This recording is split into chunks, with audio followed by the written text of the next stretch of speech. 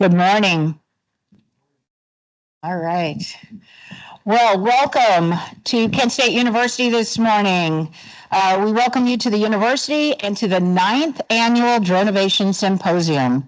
It's a pleasure to have you here today for this symposium titled Commanding the Skies, Legal Frontiers of Drone Use for Public Safety and Emergency Response. This event brings together a powerful mix of voices, leaders in law, public safety, engineering, aviation, and government, among more, to explore one of the most rapidly evolving areas of technology and policy. Dronavation has become a nationally respected forum, and that's because of the depth and relevance of these conversations. My name is Christina Blobaum. I'm the Dean of the College of Aeronautics and Engineering, and we are really honored to be able to help host this event.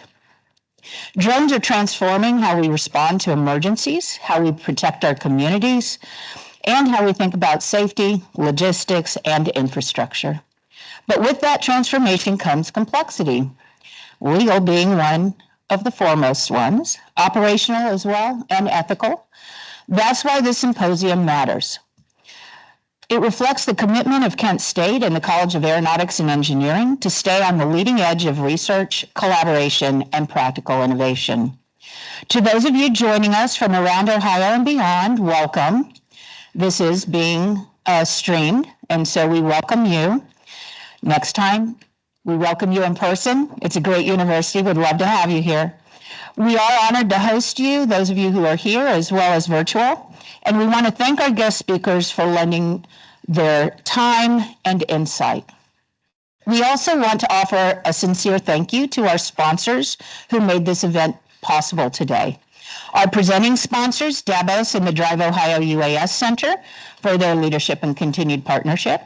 Our lunch sponsor, Ohio Drone Repair, for keeping both people and drones fueled today. Our gold sponsors, the NAMC, National Advanced Air Mobility Center of Excellence, and Gertzberg-Licata for their outstanding support. And our flash sponsor, the law offices of Robert M. Strimmer, LLC, for helping us take this program to new heights. I love ChatGPT. It helped me with those things. Your investment strengthens both our programming and the broader ecosystem of innovation that benefits the region and the state, as well as the nation. We have an exceptional lineup ahead for you, starting with voices leading UAS development in Ohio, followed by panels on campus safety, statewide strategy, first responder perspectives, and the evolving regulatory landscape. Our keynote speaker, Chief Charles Werner, brings unparalleled experience in integrating drones into emergency response. And this afternoon's sessions will push further into technical and legal frontiers, including NTSB enforcement and the duty of competence. Thank you for being part of Dronavation 2025. I hope today sparks new conversations, connections, and opportunities for collaboration. We're so glad you're here. And I would like to introduce now Professor Jason Lorenzen, who will be the moderator today and the chairperson. Professor Lorenzen. Thank you, Dean Blobaum. Thank you for that wonderful introduction and welcome. Welcome to all of you. I know we have some special guests. Please do get to know each other. I know you're going to be hearing from several members of our government of Ohio. We have a couple members from the FAA who are here on the FAA. You'll hear from them a little bit later on the FAA safety team. Those of you who are online or attorneys who need CLE credit, you'll be receiving the materials and the code number after this and a survey, so please do respond to the survey. And we'll keep reminding the attorneys for that a little bit later on as well. We have kind of an ambitious program, not that we're known to do that here. You'll see a couple of my students setting up one of our Centauro 5 drones that they're going to put in front that you can come up during the break time. They're setting that up now so you can see some of the stuff that we're practically doing here as a university and a lot of student-led research. To keep us on track, I'm going to call the first panel up, which is going to be led by Dr. Ruben Del Rosario, our interim director of our School of Aeronautics here and our director for the Center of Advanced Air Mobility, and Richard Fox. We're lucky to have both of them here. And Richard, director of Drive Ohio Uncrewed Aircraft Systems. So if I can invite both Dr. Del Rosario. There you are. I can see you right there. I'm looking for you. And Richard Fox. And we're going to lead us off into a panel discussion of what's actually going on in Ohio. And again, our whole premise of today's session is on first responders and public safety. So no better way to start off this morning presentation with both of you. Thank you so much. Thank you, Wilson. Good morning, everybody. I just want to do a quick audio check with people in the phone, in the Teams connection. Can you hear us?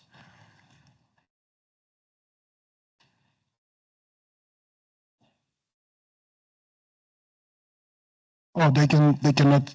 Okay, great. Thank you. So, good morning, everybody. Welcome to Kent State University. It is indeed an honor and a pleasure to have you here today. And thank you, Rich, for joining me in this conversation. Before I give Rich a few minutes for some remarks, and then we move to questions and answers, I wanted to take a few minutes of the time today to speak to you a little bit about the Center for Advanced Air Mobility and why it has been important for Kent State to bring that center. As Jason said, I am the director of the Center for Advanced Air Mobility. And the center was established before I joined Kent about 3 years ago. And it was really a strong visionary effort to bring the synergy that the College of Aeronautics and Engineering have in being able to properly support an advanced educational program and research in the area of advanced air mobility. We started with the vision that we will be recognized as an innovative and collaborative leader in the development of knowledge, skills, and the next generation of workforce in support of AAM technologies. We have been operating under 4 pillars of that synergy of education and research: regulatory framework and safety standards, the long history that we have had in working in that area, Professor Jason Lorenzo and his leadership in that forefront. Air traffic management and integration, the capabilities on artificial intelligence, system modeling and simulation that we have within the college, aligned with our historical air traffic and airspace management program, put us in a great position to have influence in that as the air traffic changes for this new generation of vehicles. Vehicle design and technologies, historical leadership in technologies from our fuel cell historical work with Dr. Jan Haidu to significant work in the mechatronic robotics area by a faculty member. And last but very important and not least is the infrastructure and support system with our aviation management programs and our historical perspective in designing and developing the aviation infrastructure for the future. Without that, Kent State can be a force in that area. A little bit of highlights of things that have been going on. We have been working significantly with the Ohio Department of Transportation to advance the capability of the low altitude surveillance network that is needed for this vehicle. Working with FAA in what we call the workforce development grant. And what we have been doing is supporting the education of teachers in the area of advanced air mobility and UAS operation, so these teachers can go back to their educational system and set up program as well. We continue to push the envelope. We do have a Part 107 waiver to fly over people. Those are not easy to get, but those are things that our students were able to get for us, and we have been using some of these drones, in particular that one that is there in front, the Skydio X10, to understand how wildlife behave around the airport and track the wildlife for potential mitigation. So we continue to bring that synergy between the engineering research capability with our heavy operational capability. But where we are heading is we are now working the advocacy of setting up what we call the AAM, Manufacturing, Maintenance, and Technology Innovation Hub. We believe that a lot of work has been done in the operational aspect of advanced air mobility. The leadership provided by the state and the National AAM Center of Excellence continue to advance the operational elements of advanced air mobility. But we believe that there is a deficit in working with supply chain, with the maintenance standards and the maintenance protocols that are needed for these advanced aviation technologies. So we have been working with partners to establish within our airport this innovation hub that will concentrate in bringing the elements of manufacturing and maintenance to support the supply chain of advanced air mobility. So that is last 1.5 years of my life in 2 minutes. But if you have any further questions about the center, we can continue to talk throughout the day. But this event is a significant part of what we're trying to do to force the proper conversations that we need to have to continue to advance aviation. So with that, Rich, it is truly an honor to have you here with us today.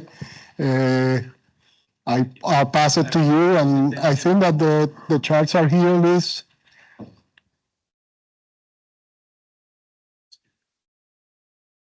Stand up from here. Good morning, everyone. Rich Fox, the Ohio Department of Transportation. I'm the director of the UAS Center. We reside under the Drive Ohio silo at ODOT. Drive Ohio was created by executive order to embrace smart technologies, so we leaned into advanced sensors and human-machine teaming. We have a fleet of 100 aircraft now, 60 pilots across the state that provide our pilots to work on our infrastructure across the state. We have a robotic assistant, Ghost Robotics 60. They just came out of research. As we look at beyond visual line of sight operations, we have deployed a Cassia G on top of the dog, so it can help us track aircraft while we're operating in remote operations. Additionally, on the ground, we use them in culverts. ODOT has over 80,000 culverts that are restricted for humans to go into. So by using technology, we're able to deploy the dog with a LiDAR and a camera to go in and do the inspections that our humans would.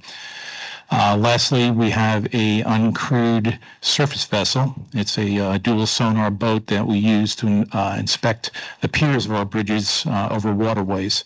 ODOT spends over $1 million a year hiring divers to physically go down and touch the piers. It's a federal requirement. But as we introduce technology into the picture, we can point the divers to those piers.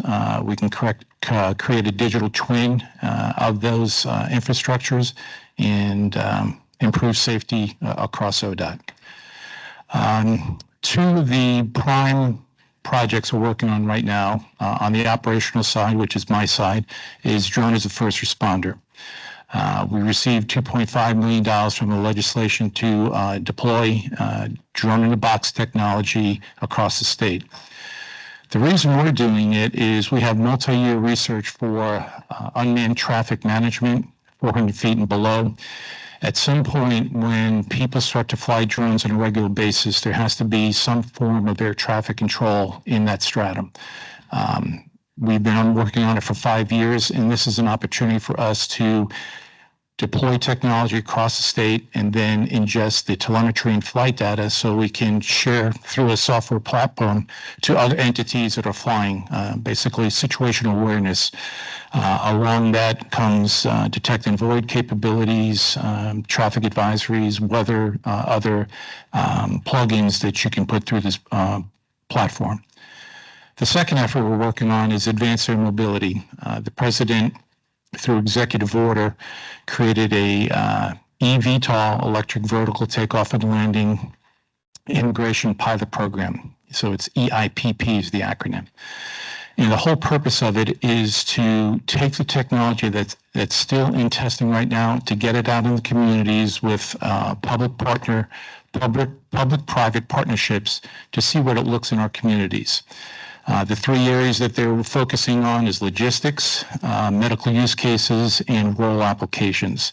Ohio's top 10 in logistics, so it's a normal lane for us to excel in. We're working with multiple OEMs.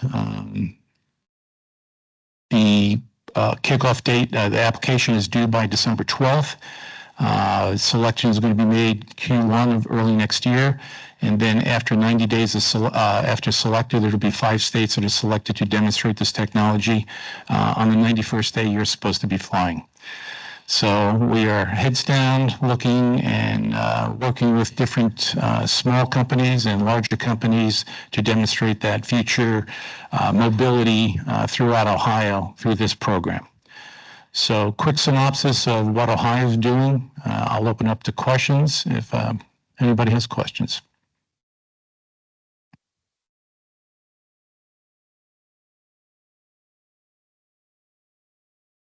I'm going to start with some questions myself, and I hope that by then the coffee is kicking up a little bit, and we have more questions from the audience. By the way, there's coffee and refreshment if you haven't gotten that yet. But Rich, thanks for the remarks, and I want you to, well, first thank you for not just a remark but for being such a key voice in advancing the next generation of aviation in Ohio. You have been doing an amazing job in leading the many entities throughout the state in a consolidated vision for the future. As you look across the center work and the recent establishment of the drones for first responders pilot program, what is the element that excites you the most in the next year of the things that are going on? What is the most exciting thing that for you right now? So my background is air traffic control, 35 years. And just what we talked about, the integration of that technology, ingesting that telemetry and flight plan data to show that situational awareness. The UAS traffic management piece is the most exciting thing to me. We've been talking about it. Companies are out there. They have solutions. We're focusing on our public safety groups. We want to provide a platform, no charge, agnostic, that we can ingest everyone's telemetry shared across the state, so we can raise the level of safety across the state. Awesome. So why was it so important that it became part of that House Bill 96? Why is it so important to launch such a program right now? So in support of our public safety group, one of the disconnects is why is ODOT administering this program, the Department of Transportation, where public safety, where people say, why isn't public safety doing this? It goes back to the infrastructure. We've been looking at how we can deploy infrastructure across the states to support small UAS operations. It's challenging. And the more we get funding and deployment of systems, that's the key. We need to have the data coming in to validate the regulations provided to the FAA so they can change standards. So it's a very comforting to have our legislatures lean into supporting our first responders, public safety through us so we can expand on that infrastructure deployment. So at the end of the program, we didn't advance the charts, but you had that perspective of your charts that talk about the program reporting window that will be between 26 and 27, right? March of 2026 and June 2027. What specific data, and you talk about the data, collecting data, what specific data or outcomes are you hoping to gather during that period? You said they will be used for FAA. How they will be used? What are the steps to ensure that gets to the proper channels? So the metrics we are looking for, cost-benefit analysis, is how does it benefit our first responders? It's a workforce multiplier. We know that, but we need it documented. We need examples of it. When we fly beyond visual line of sight, there's a waiver process right now for a drone as a first responder. The FAA has done an excellent job of approving those almost within 7 to 10 days. The normal window used to be 90 days. So they've made a quantum leap with that. And the reason they were able to get there is because of the data sets that were provided to them to show that there was minimal accidents, minimal weather incursions, minimal contacts with traditional aircraft.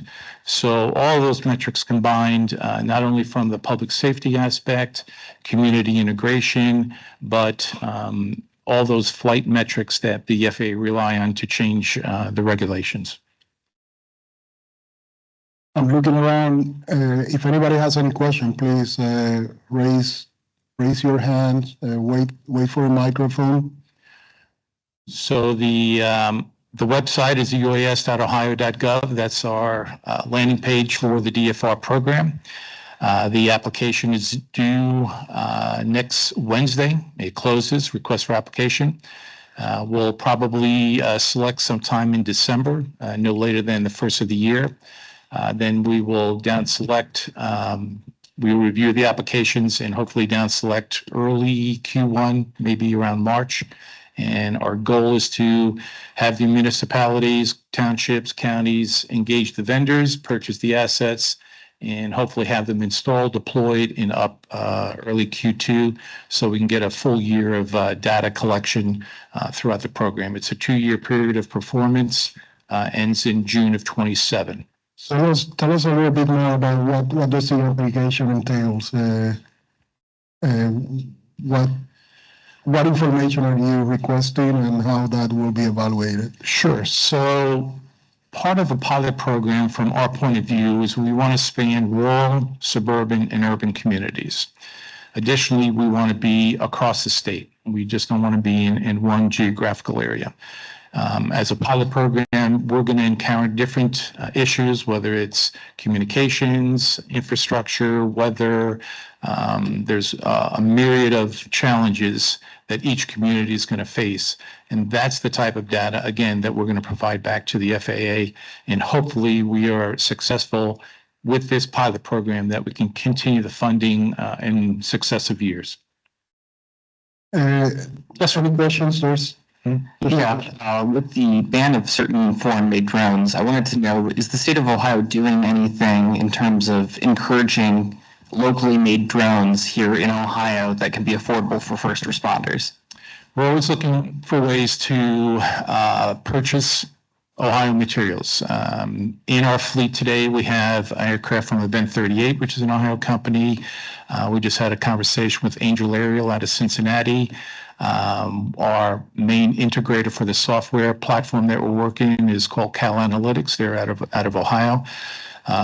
Like everyone, we started down the path with DJI products. They're cheap. They're very functional. But it got to a tipping point where, as we look at the cyber aspect of things, we had to move on. So we're moving to an NDA compliant National Defense Authority Act We have multiple blue aircraft, which are pure. We can work on federal institutions. We fly for Department of Energy. So we're probably 80% compliant. We have 20% that they're rotating out. But yeah, we worked with drone repair on a tethered project at the Mandela Juris Center up here in the Cleveland area. And we are always looking for opportunities to find something domestic that we can integrate into the fleet. Thank you. Yes. There's one in the back there.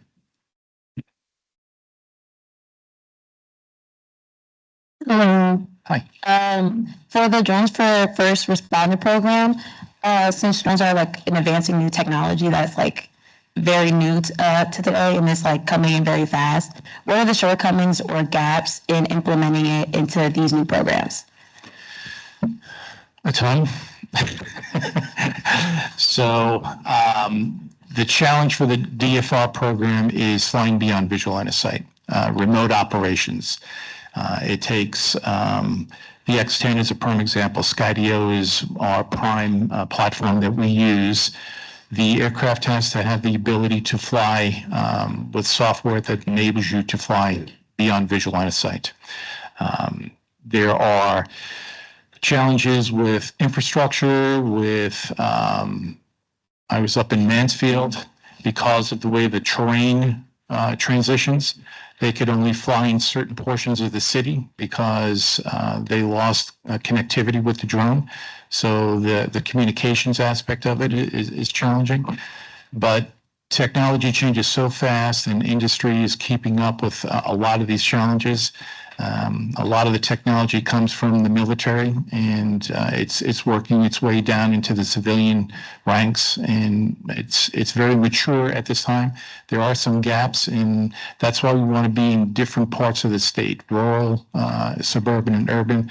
They all bring separate things. Think of downtown Cleveland, the wind vortices around large buildings that there's no way to measure that. How do you fly an aircraft, that small drone, in between skyscrapers? NYPD is flying that asset right now through there, and that's one of their biggest challenges, is not having micro weather available to them. So when they do a risk assessment before they fly, to encounter those situations. So it's kind of a yin and a yang, and depending on where you are, it's harder in some areas, and some, if it's flat, it's pretty easy to deploy that technology. Thank you. Welcome. Wait for you. You did not mention privacy concerns or public perception concerns or not in my backyard kind of concerns. I know that you have been operating within the center for a long time. What are some of those challenges that you have faced, and what have you done to address some of those challenges? So for ODOT, not that it's less important, we do a lot of construction monitoring, under bridges, looking down at construction sites, so we don't have a large exposure to collect personal information data. As public safety starts using drones for that, community integration and community engagement is huge. We have to be out in front, tell them what the technology does constantly at the beginning of it, through it. There are multiple police departments that are very, very good at, they have YouTube channels. They go to every local meeting they can to share data, video.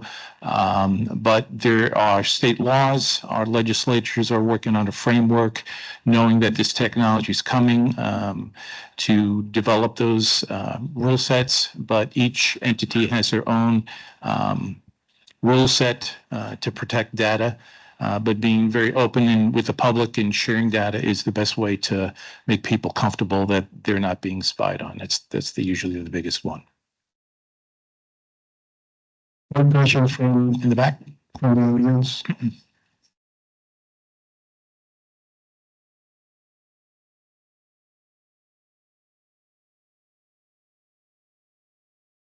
Good morning. I'm a senior risk consultant for the Public Entities Pool of Ohio, and we insure about 610 public agencies with about 210 law enforcement agencies in that group. I'm just curious from a legal aspect, what you're seeing and who for this particular program would be covered, like who's covering the insurance on that? So for us, we insure all of our aircraft depending on the size of the aircraft. Some we just do hull insurance, other we do pure liability. As Ruben said, when you're flying over people and vehicles, we elevate the insurance there, especially for this larger one. We have the same capabilities that Kent State does to fly over people and beyond visual line of sight. But the insurance aspect, what the role of ODOT is, we are basically reimbursing the municipalities when they purchase the products from the vendors. So it's going to be incumbent upon those communities, townships, counties, whatever, to use their insurance mechanisms. I'm not that familiar with what that looks like, but we're kind of a pass-through to this program. We're not contracting with anybody. We're not buying anything. We are just selecting municipalities to deploy this equipment and then reimburse them when they select a vendor of choice.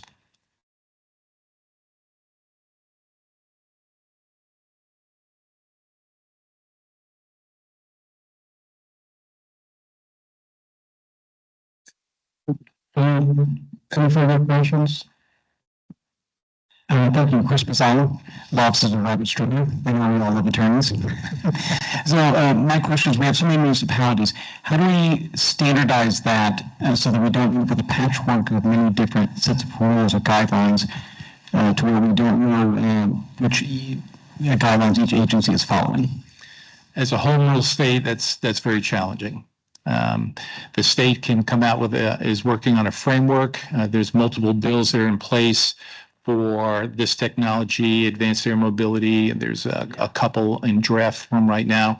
But it's going to come down to the locals, what they want to see as far as the legislature and laws are concerned. It's a mixed bag, truthfully.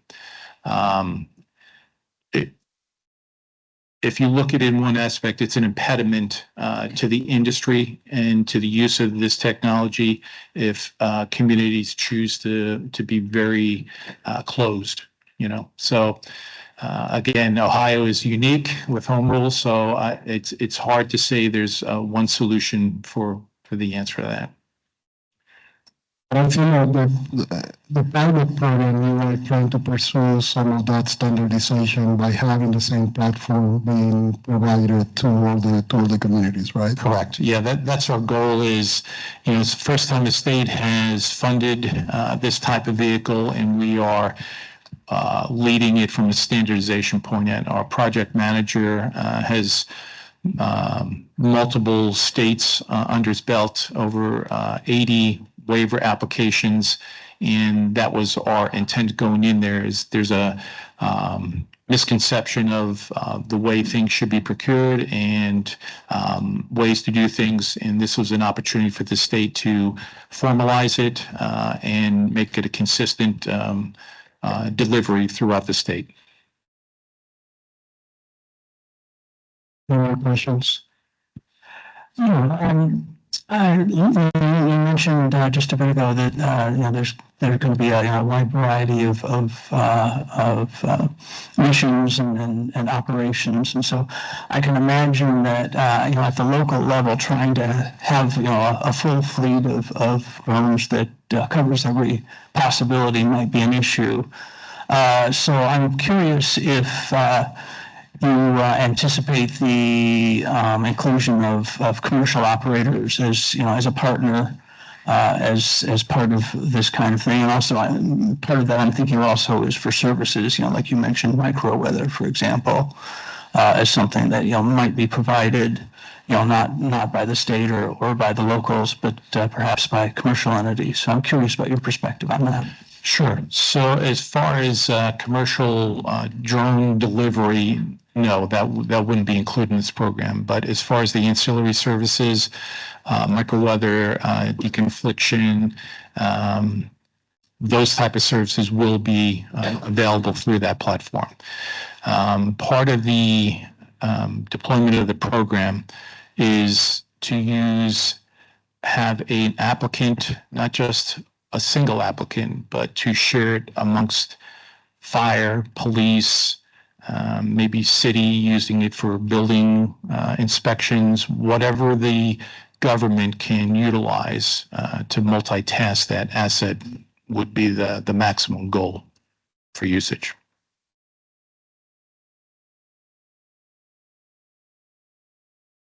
Which somewhat related to the DFR program, but a little bit broader. I know that for the last few years, and we have been working with you in trying to understand the how healthy the low altitude surveillance network is for the state, and we have more capabilities in some areas than others. How do you categorize the state of Ohio? The state of the state, I guess. The state of the state as it relates to those sensors and that capability that is needed to perform visual line of sight throughout the state. So we're very fortunate to be a partner with Air Force Research Labs. We're located at Springfield Beckley Airport. We have an asset there called SkyVision, and basically, when you fly in the National Airspace System, you have to see and avoid other aircraft. Well, when you take the pilot out or you're using a drone, how do you do that?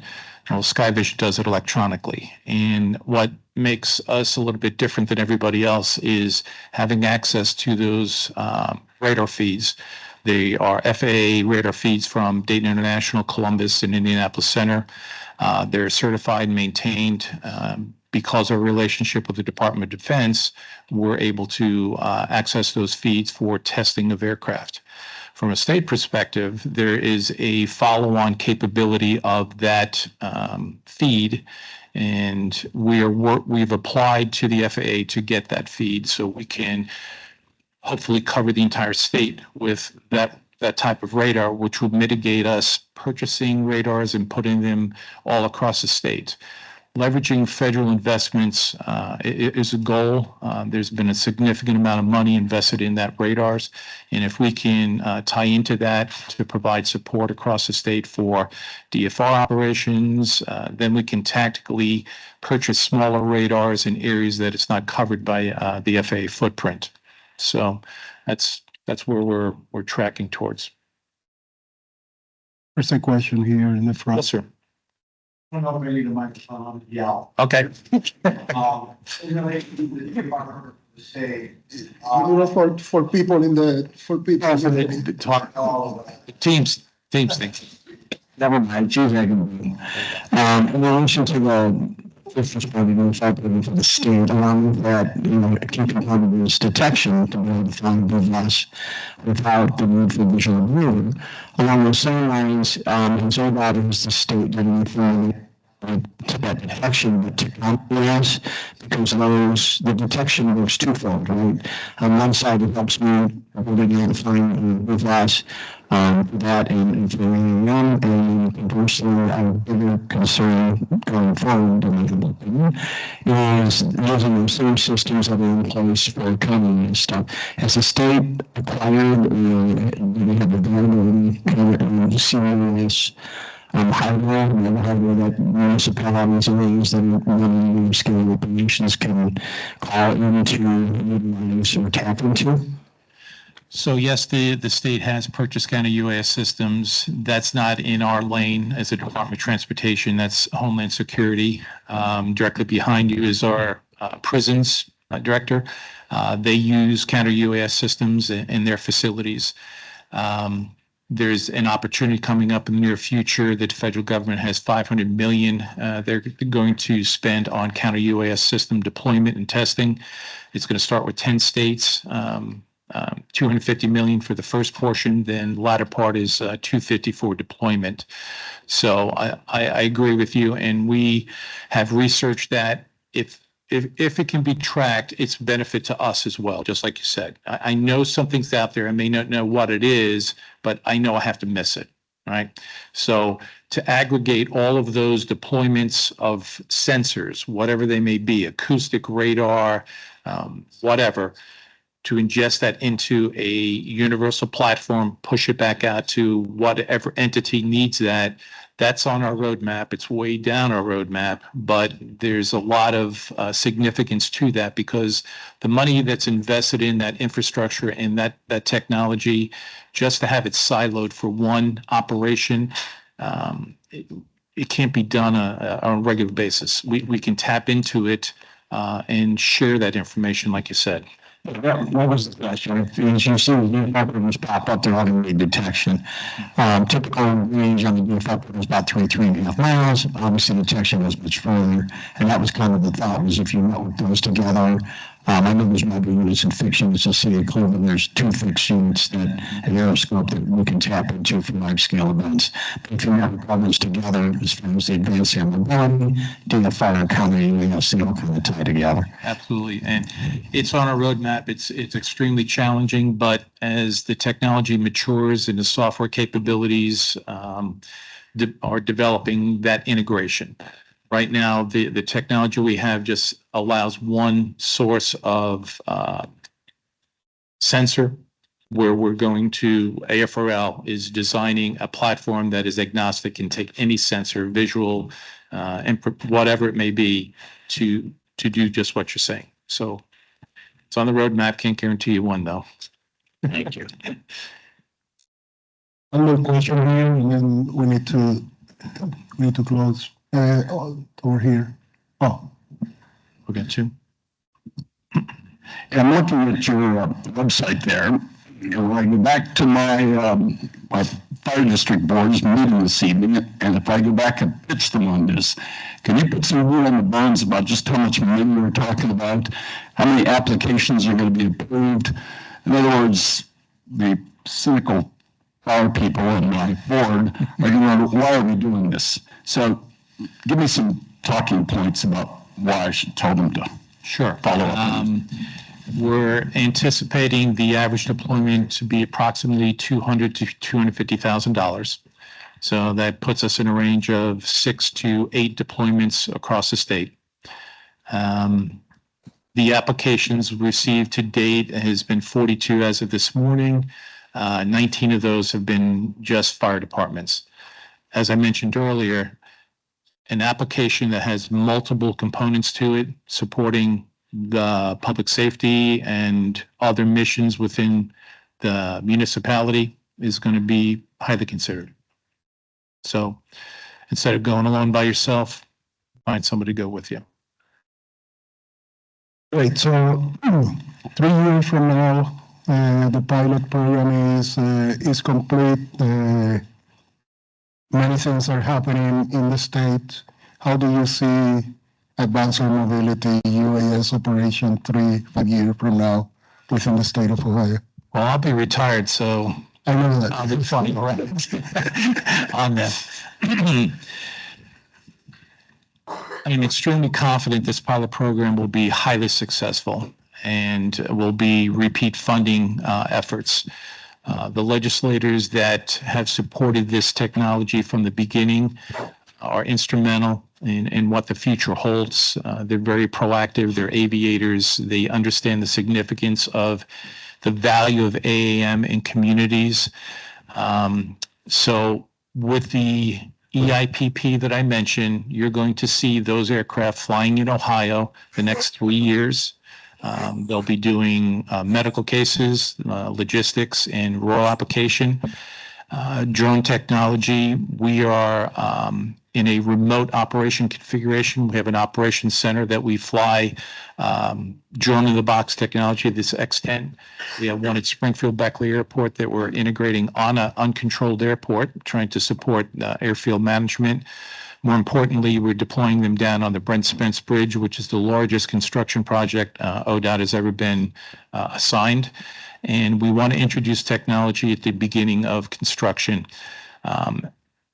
Our moonshot is to have an aircraft fly every construction project every day across the state and provide a data set back to our engineers so they can stay up to date with the challenges of that construction.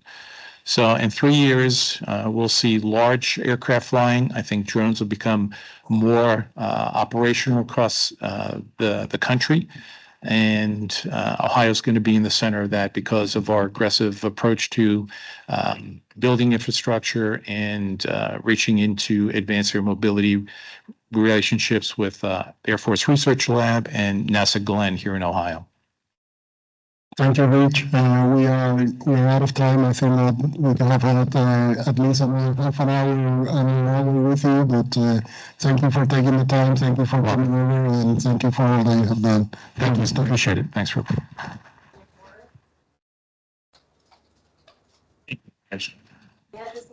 Thank you, Dr. Del Rosario and Rich, for a really good beginning to our day. Our next presentation, rather, kind of important for us, especially as one of the spaces I'm working in on campus public safety and drone use. And we're really lucky to have David Ingram here with us, the Senior Associate General Counsel from the Ohio State University, who just recently I've been working with him on the Ohio State policy, and Vincent Marino. Come on up. Vincent Marino is our Emergency Management Coordinator at Kent State University. We're going to have a pretty good discussion on, we'll put up the slides here in a second. We're going to have a pretty good discussion on how campus drone policy has developed, especially here, just to give us the stage. And as an attorney, I always had a pretty good idea of what, Part 107, what the law and regulations are.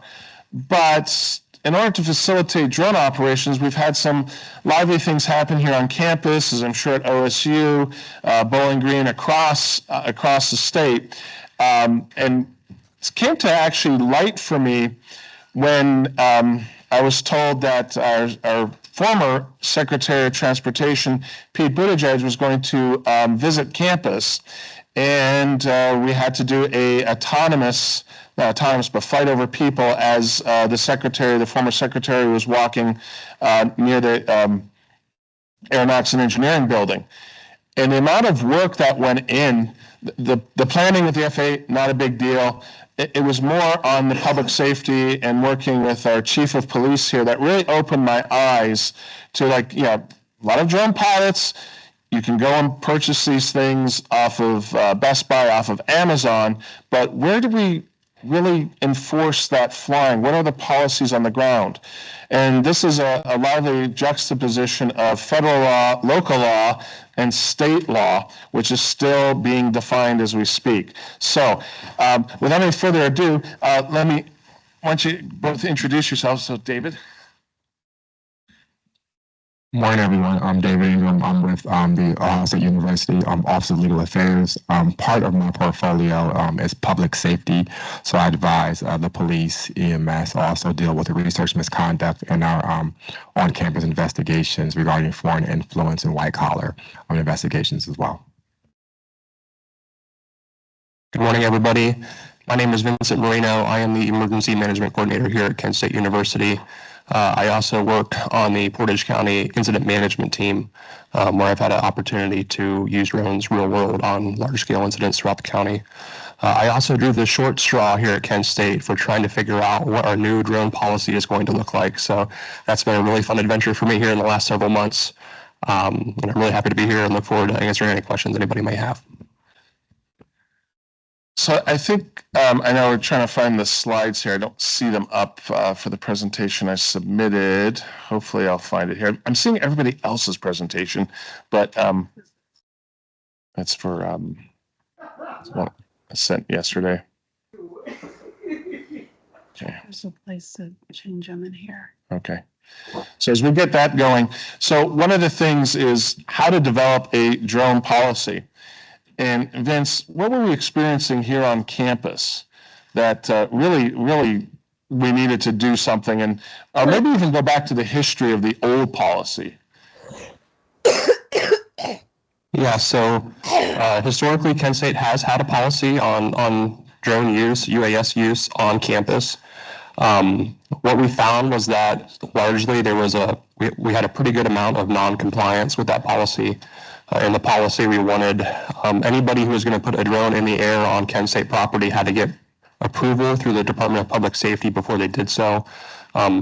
Believe it or not, most of our students actually don't flip through and read all of university policy. Most of our employees don't flip through and read all of university policy. So it was really up to the enforcement leg to go out and try to find somebody who's, or not try to find somebody, but when we get reports of somebody using drones and a not so great way to go out and strike up a conversation with them, which was really challenging.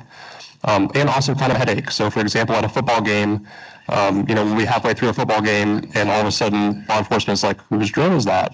What's it doing? It's flying over a bunch of people. Is it our drone? Right? So you're asking all these questions, you're trying to find the operator. As we're in policy, it states that, hey, if you're putting a drone up, you're supposed to get prior approval. That was not happening. So that was a huge thing that we had to address going forward with this new policy. Obviously, drones are the future, right? And we want to encourage drone use, especially with our students on campus. We don't want to pull that away from them. But we just have lots of silly things happen on a college campus, as you could probably imagine. For example, we had a student, he sent the drone out of his dormitory window. It's a several-story building. Whenever he clicked return to home, the drone doesn't understand levels of a building, right? And had to return to home through a window. So it landed on the rooftop of the building. Then the student called the police department asking for access to the roof so he could retrieve his drone. So we have lots of silly things like this happening. That was really kind of an eye-opener that, hey, we really need to take a step back and look at our policy. Is it working? What needs to be updated? The laws are changing quickly, and we really just had to go through and figure out how to make these policies more current and usable for Kent State. So David, what about the policy at OSU? What did you guys experience down there? Because you have something in the fall that's really, really important. And I think that's probably, correct me if I'm wrong, but that's probably what sparked your interest in updating the policy at OSU. Yeah, football. So much like you, we had an event last year where there was a drone flown over the stadium and it stopped the game. And of course, when you stop an OSU football game, it draws attention, and the governor's office got involved, and we had to quickly adapt to the very next game and putting a plan in place on how to handle that. And of course, also, you will have companies who do want to shoot footage during the football games, but there was no real concrete policy in place to really govern approval or use. So that's what necessitated our need to have a drone policy and stand that up relatively fast.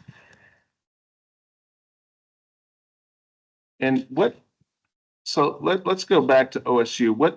How did the process work at OSU? Because I know when we've been at different conferences at OSU, and we've had the same issue here at Kent, and I love working with our engineering faculty. And of course, being a pilot and being a lawyer, and we know how important it is to follow the rules, the engineers, and I found this and it's something you shouldn't do unless you have permission, but they like to crash things. And your engineering students were doing that, so are ours. And once we found out about it, no, let's make sure we do this properly and appropriately. And that was one of the interesting things that we're finding here on our campus. But how did you actually end up precipitating that change at OSU? First I'll say the risk and insurance team didn't take kindly to OSU property getting crashed and destroyed, so they had to be brought in as well. There was a robust discussion on where the policy would land. Would it be with the engineering department, aeronautics, and the decision landed on the Office of Public Safety to facilitate that. So our current process, what we're doing right now, just explain our policy process. We have sort of the longer process where we have to go through university discussion and comment period because of the need to stand this up, and we're looking to implement our Drone for First Responders program as well. We did the interim policy, which is an expedited track to have it approved on campus. We just presented at cabinet yesterday after working with Jason to get it in place.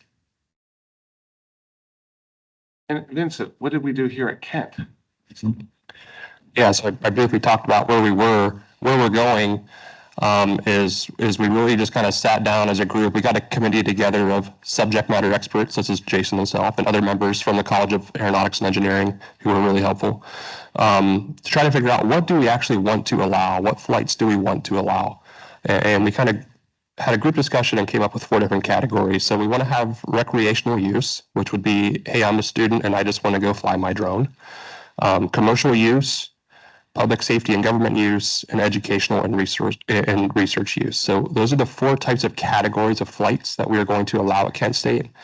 We then sat down and had to highlight what are going to be our requirements for each of those 4 categories, because obviously we're going to have more requirements for somebody flying a commercial drone over campus than we are for a student who wants to go fly their $15 Amazon drone. So we went through and designated certain requirements that we're going to ask from each of these individuals who want to fly a drone. And we're trying to incorporate this into an online workflow. So if you want to fly a drone, you just type in like kentstatedronefly.com, right? Ideally, this is the way it's going to work. The link will also be found on the Department of Public Safety's webpage. You you go through the process, right? Hey, what kind of drone flight are you doing today? Recreational. Okay, you can fly at Allerton Fields, is our designated recreational drone flight area. Nowhere else on campus can you fly your recreational drone. You punch in your information, you submit. That application then goes to members from the the College of Aeronautics and Engineering, as well as individuals from the Department of Public Safety. We get together, we approve or deny the flight. You, as the pilot, you then get feedback whether your flight was approved or denied, and you now know if you can fly or not fly. So that's briefly in a nutshell what our workflow is hopefully going to look like in the future. And hopefully we get a lot more compliance because it's going to be much more usable. What's the process going to be like at the OSU? Much similar to that process. It's funny is we didn't work together, but it seems like our swim lanes are about the same there. And of course, education, research, public safety generally, athletics events, commercial events. So at our table, we had comms, our communications team. We had public safety. We had the research departments that do use it. We had, it was like an entire just massive group of people at the table to make sure that we met all of their needs. But the way you explain the operation is much the same.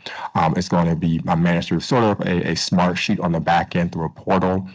They fill out the approval form. It gets submitted and routed to an individual who's our director of emergency management, and he does the approval for all of the drone the flights that occur on campus. And how long does that process usually take? So if I'm going to do all the right rules and I'm coming on, let's say, and I know we had this here at Kent, cleaning windows.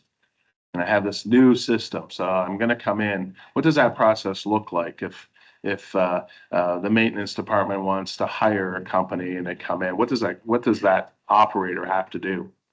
Like I said, complete sort of the approval form to allow us to know that it is flying on campus. So our drone detection system does an alert, and then our police respond to figure out what is going on there. Specifically for anything else, I would say the time period is relatively fast. Doesn't need much to get things moving along for your approval. How about our policy here at Kent? Sure. So when we're talking about really anything other than recreational use, some things that we're going to require in the application is a copy of their 107 certificate. So we want to see proof that they are legally allowed to fly commercially. We're also going to want to see things like their insurance, right? Copy of their insurance. We're going to want to see their flight plan. We want to see that they have looked into the weather for that flight operational period. Certain things like that are all things that we're going to be looking for in the application. We're hoping, right, and we really want people to try to get these applications in at least 2 weeks before they want to fly. I think we'll have pretty good compliance with that. I think the only area that might get a little bit wonky would be recreational flights, because that's kind of more of a spur in the moment kind of thing. But those applications are much easier to approve. So I think we'll be okay with that. But really, we're hoping within 2 weeks we can get these applications approved for things like commercial flights on campus. One of the things I learned this whole process course, having, I think at least they tell us philosophically, lawyers are like the thread that keeps society, the fabric of society together. And I kind of felt that in this project, working with Kent, working with OSU, which was really exciting. That the policies were very similar, and then taking a look at someplace even like Bowling Green, that's in the administrative code, which is very specific. But nevertheless, let's say somebody just walks on campus, starts to fly over people to take pictures. I know we've had this happen here. And this was the one big thing I learned is who actually enforces that? And what happens if there is a non-compliant actor coming on campus? I think you have a bigger issue, during Saturday football games. So what happens in those instances? So, David. Our law enforcement will respond in that situation and determine, of course, whose drone it is. But of course, we have not had a case just yet that we have sent down to the prosecutor's office here. So it is relatively new for us. And of course, they're scared of making new case law. So they're always, David, what should we do? How should we respond? And as you know, the prohibitions just went into effect in April, but we have not had a particular case just yet that we have prosecuted. So if we get a call, that's going to go to the Department of Public Safety here on Kent State's campus. So KSU PD is going to go out and have a conversation with the operator, see what they're up to. If they're not doing anything nefarious, then we're not out to get people, right? We don't want to charge people, but we also want to make sure we're keeping people safe. So if they're flying a commercial drone, right, they're making money off that flight, they're doing something like that on campus, they don't have a copy of their 107, they didn't get pre-approved, then we will ground that flight. It's most likely what's going to happen here at Kent State. So one of the things I was working on both policies, of course, the Ohio laws just came out in last April, revised code 4561.50.4561.53. And those of you who are doing this for CLE credit, you'll be getting a copy of these slides shortly. But the big things are addressing safety, privacy, and the balance between recreational, commercial, and public safety use of drones. Of course, avoiding critical facilities and empowering local governments to make up these rules. One of the things that I found really interesting, one of the things I know we're working on at OSU is if somebody launches a vehicle, and this is kind of an 800-pound gorilla in the room, and here as well, and they launch it from a non-OSU property onto OSU property, and we have I think both campuses have they're essentially no-fly zones with the exceptions. And the exceptions, of course, are the approvals that our both processes give.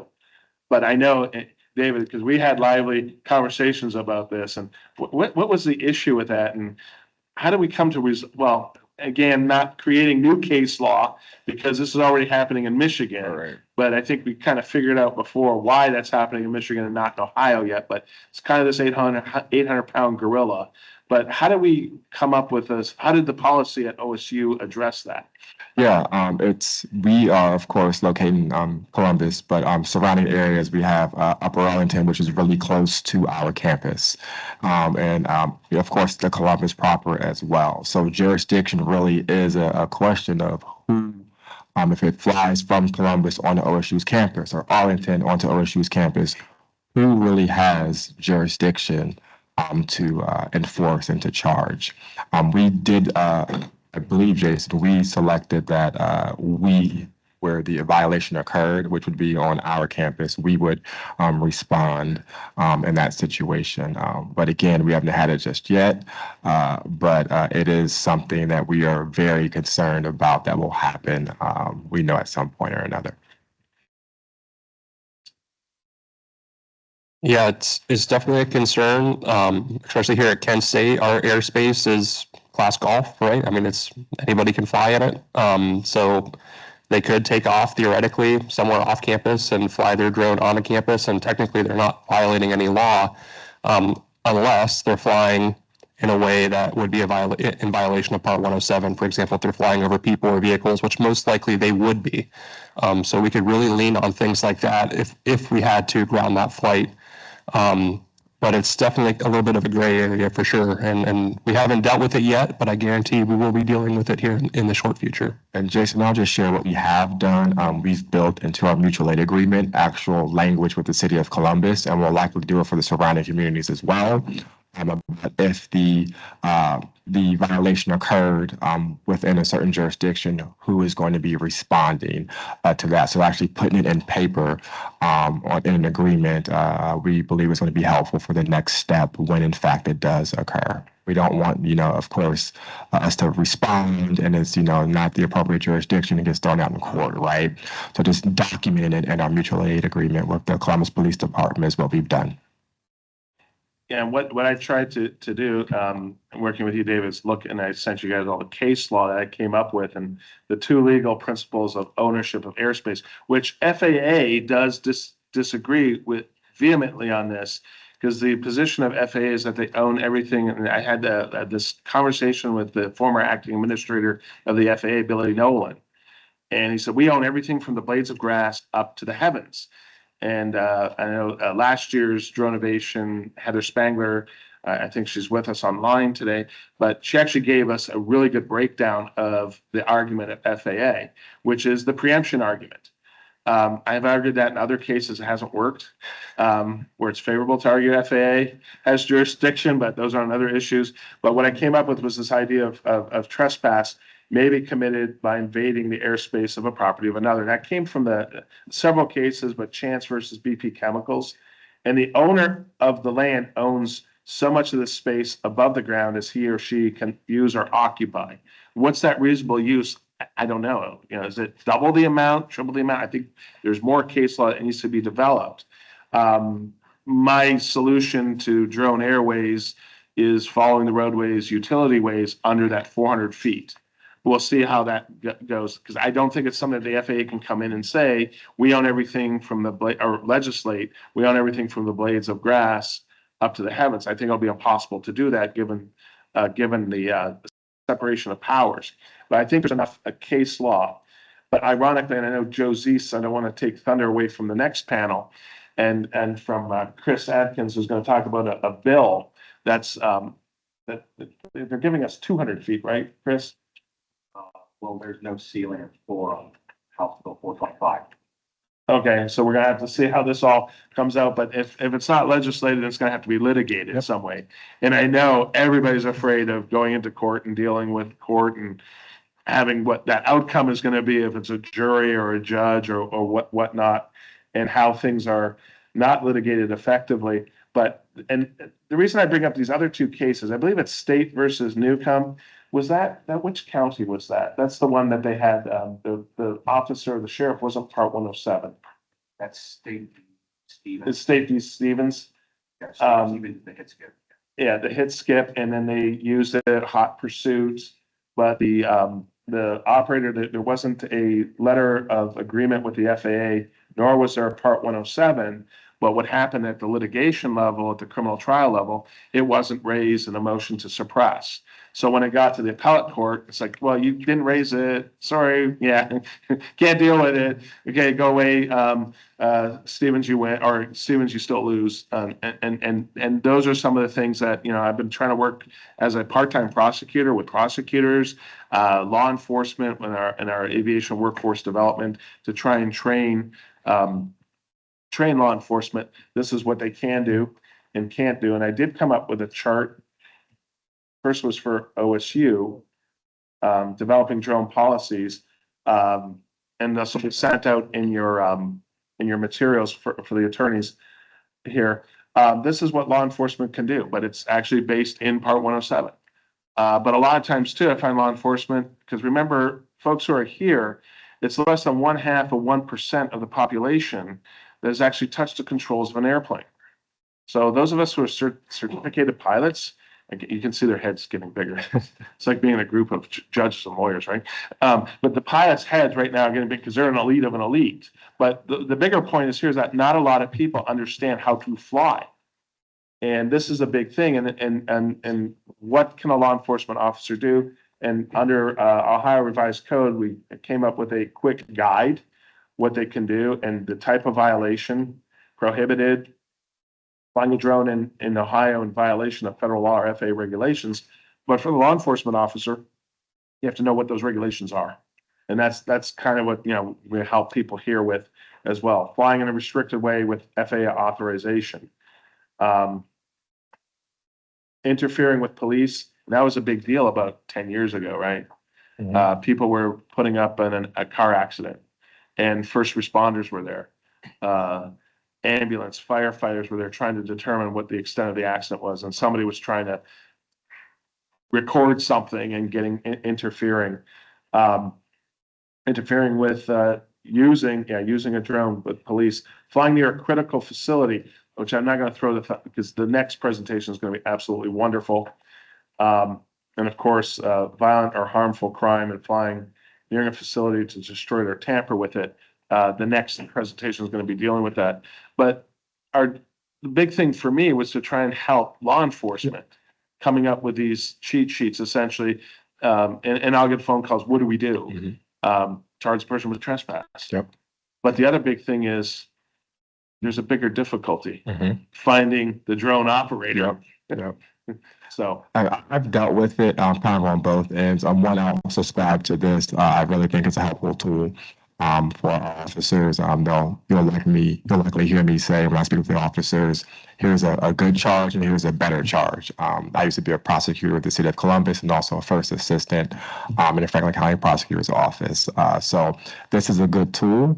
I will say one complex case that I did work on, you may have heard of it, that dealt with drones, kind of a first of its kind in Ohio, was a group of drug traffickers used drones to drop in drugs across the state at the prison facilities. It was a really cool case. So when OSP brought it to me, we discussed, okay, how do we really approach this case? They would wrap up the drugs inside and drop them in the yard. They'd go out in the yard, pick it up and take it inside. But at that time, it was really, really new. But I think, looking at the new law, the new code, they were definitely violating federal law when they were flying these drones in these areas and dropping the drugs in there. But it was just a state charge that they were charged with that they recently pled to this April. But I think if we had to do it all over again, I think federal implications could definitely attach there. And that's really interesting you say that because I had a student, I'm always like a drone magnet when I'm flying. I usually encounter these things at 8,000 feet over Cleveland Hopkins. The last one was actually with a student about a year ago over Portage Lakes. And of course, for the pilots in the room, when I reported it to ATC, we're coming back around to Kent State flying the BR Alpha approach. And the ATC came on, when you have a moment, or can you please take down this number? Which for pilots, we know the Brasher warning, that's usually a serious thing. I'm like, my poor students, what did we do wrong? I said, we didn't do anything wrong. When I got on, I said, they're going to call us. They want to see if we have any more information. And when I got on the ground, called the supervisor, ATC, said, hey, this is what's happening. We want your name, your phone number. The FBI, this is going to go up to the FISDO, the Cleveland FISDO, and it's going to go to the FBI. And like how many cases I dealt with as a defense attorney dealing with the FBI, I'm like, the FBI doesn't have the resources to figure this out. So the anti-drone technology kind of sets us up for the next presentation. I guess at this point, is there any questions for this panel? Thank you, Jeremy. Somebody used the term drone detection system. Could you talk about what a drone detection system is, in relation to what you're trying to do there? Yeah, so we currently we have an RFP. I believe we have selected a vendor for the detection system. So I'll give you an example of just what we experienced for that football game. We were kind of working with this specific company, and they set up sort of devices across campus that created sort of a system or a barrier, if you will, across campus. And if the drone was not properly registered with the university that flew into space, it would alert their system. So that's what happened and alerted. We got the alert from the vendor at that point in time who alerted our law enforcement that this unknown drone was in the space. There was some things behind the scene that didn't appreciate.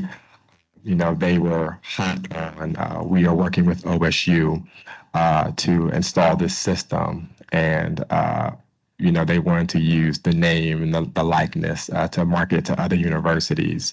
And unfortunately, when that happened, they saw it as an opportunity and they posted on Twitter. So needless to say, we went in a different direction there. But it's really just, I would say, probably the simplest form, just a barrier across campus to detect flying objects that it'll pick up. Thank you. Daniel.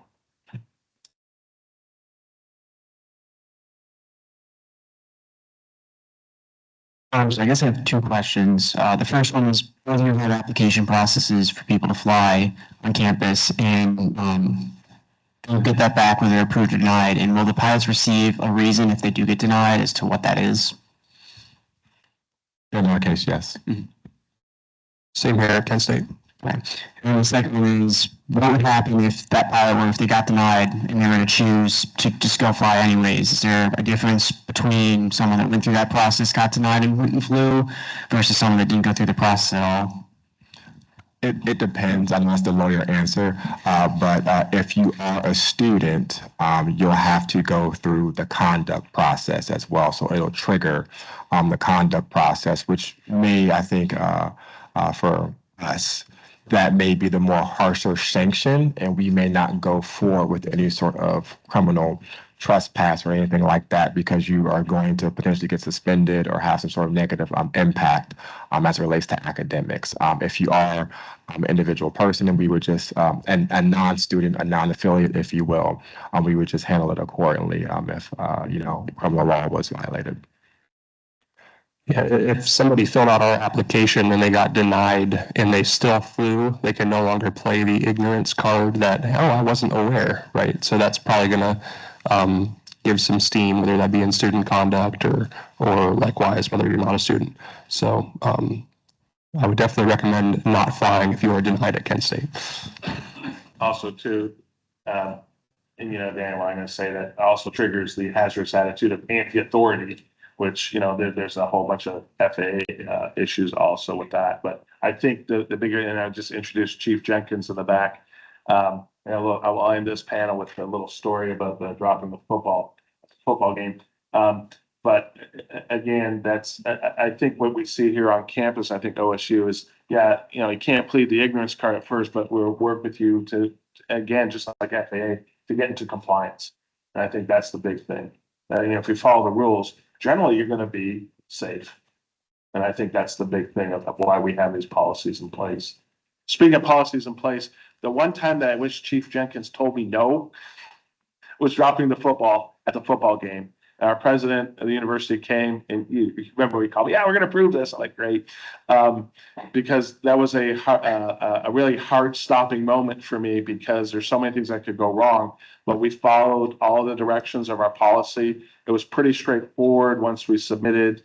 My team, led by Amy Allretz, came up with the whole plan, our mitigation plan, submitted it to the chief for approval. He looked at it, yeah, we're going to approve it. I said one time. I wish he gave me a hard time. He didn't. And it went off okay. And I did also call the FAA. I think, Arnie, I called Sarah, and I said, Sarah, we're doing this because a week before, and this is how important this stuff is, I believe she was at a football game in Medina, and a Mavic Pro went into a tuba, from what I was told. And we're trying to work also with the school systems in this area, how to do things safely. But I called Sarah, our manager of our Cleveland Piz, and I said, this is what's going on. So I know you're going to see it on TikTok. I think the Kent Stater put it on some other social media, and that's how FAA finds out. And I just gave everybody notice that we're doing this, we're complying with this. Visual observers were underneath as we dropped the football. Of course, it was very successful. That next year we're told we're going to be doing it again. So policy does work, and when everything flows, things are generally going to be working in the right direction. So thank you to our panel. Thank you for coming up, David, this morning from Columbus, and thank you again, Vincent, for all of your hard work, and Chief for being.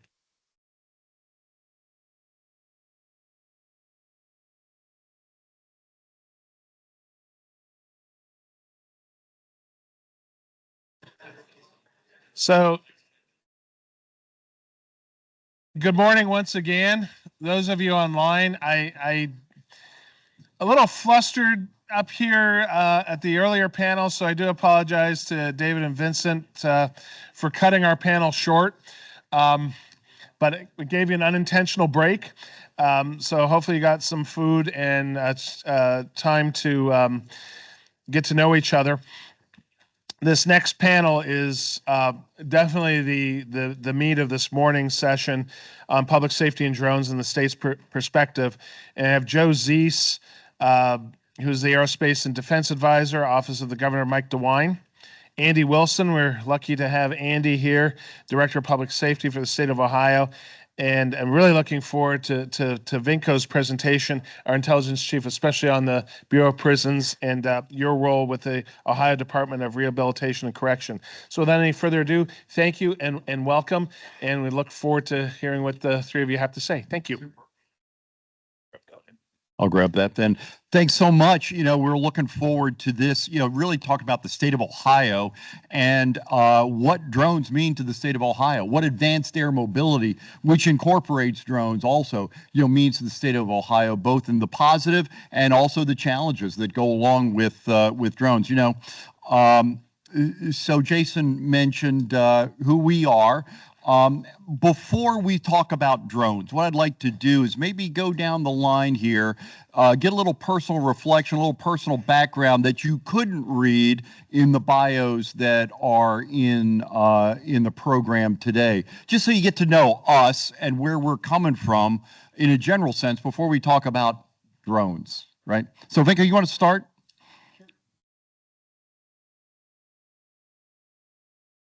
No. That's better. Okay. So good morning, everyone. My name is Vinco Kucinek. I'm the Intelligence Chief for the Ohio Department of Rehabilitation and Correction. I've been with the state 31 years now. And as part of my role as the Intelligence Chief, I also manage our counter drone program, and we'll get into it here during our panel discussion. But one of the biggest challenges and threats that we are dealing with is the threat of drones, UASs, being used to deliver contraband payloads to our facilities statewide. So we'll talk about that, the challenges, and some of the counter UAS technology that we have deployed. So thanks for having me here. And I'm Andy Wilson. I'm the Director of the Ohio Department of Public Safety. Let me break down public safety for you. First of all, in public safety, we have 10 divisions, about 4,000 employees. Our biggest division is the Ohio State Highway Patrol. We also have Ohio Homeland Security, the Ohio Emergency Management Agency, the Narcotics Intelligence Center, the Ohio Traffic Safety Office, the Office of Criminal Justice Services, the Division of EMS. So we basically, and the BMB, which is kind of just a throwdown for me as well. We basically have our fingers in everything related to keeping Ohioans safe. In addition to running the state agency, what the governor has me doing, really the majority of my time, is working with our local stakeholders. So I do a lot of actual in the trenches work with law enforcement agencies, sheriff's offices, police departments, our federal partners in law enforcement. And then I also do a lot of work with our county emergency management agencies. So I get to see kind of both sides of the drone issue. I get to see the use of drones in emergency management. I get to see the use of drones in traffic safety. I get to use to see the use of drones in law enforcement, and we'll talk about some of those observations and some of the really good things that you all know that we're doing, and the potential for further use or future use of these tools. But I also get to see the other side of it from the Homeland Security and drone defense side. And I would like to spend a lot of my time today talking in that space because I have a lot of thoughts on that. So It's an honor to be here with you today. Really, I used to say this is the future of law enforcement. It's the future of terrorism, really. But that very quickly became the present and is what we are dealing with right now. So thanks, Joe. We're so lucky to have you two gentlemen here today.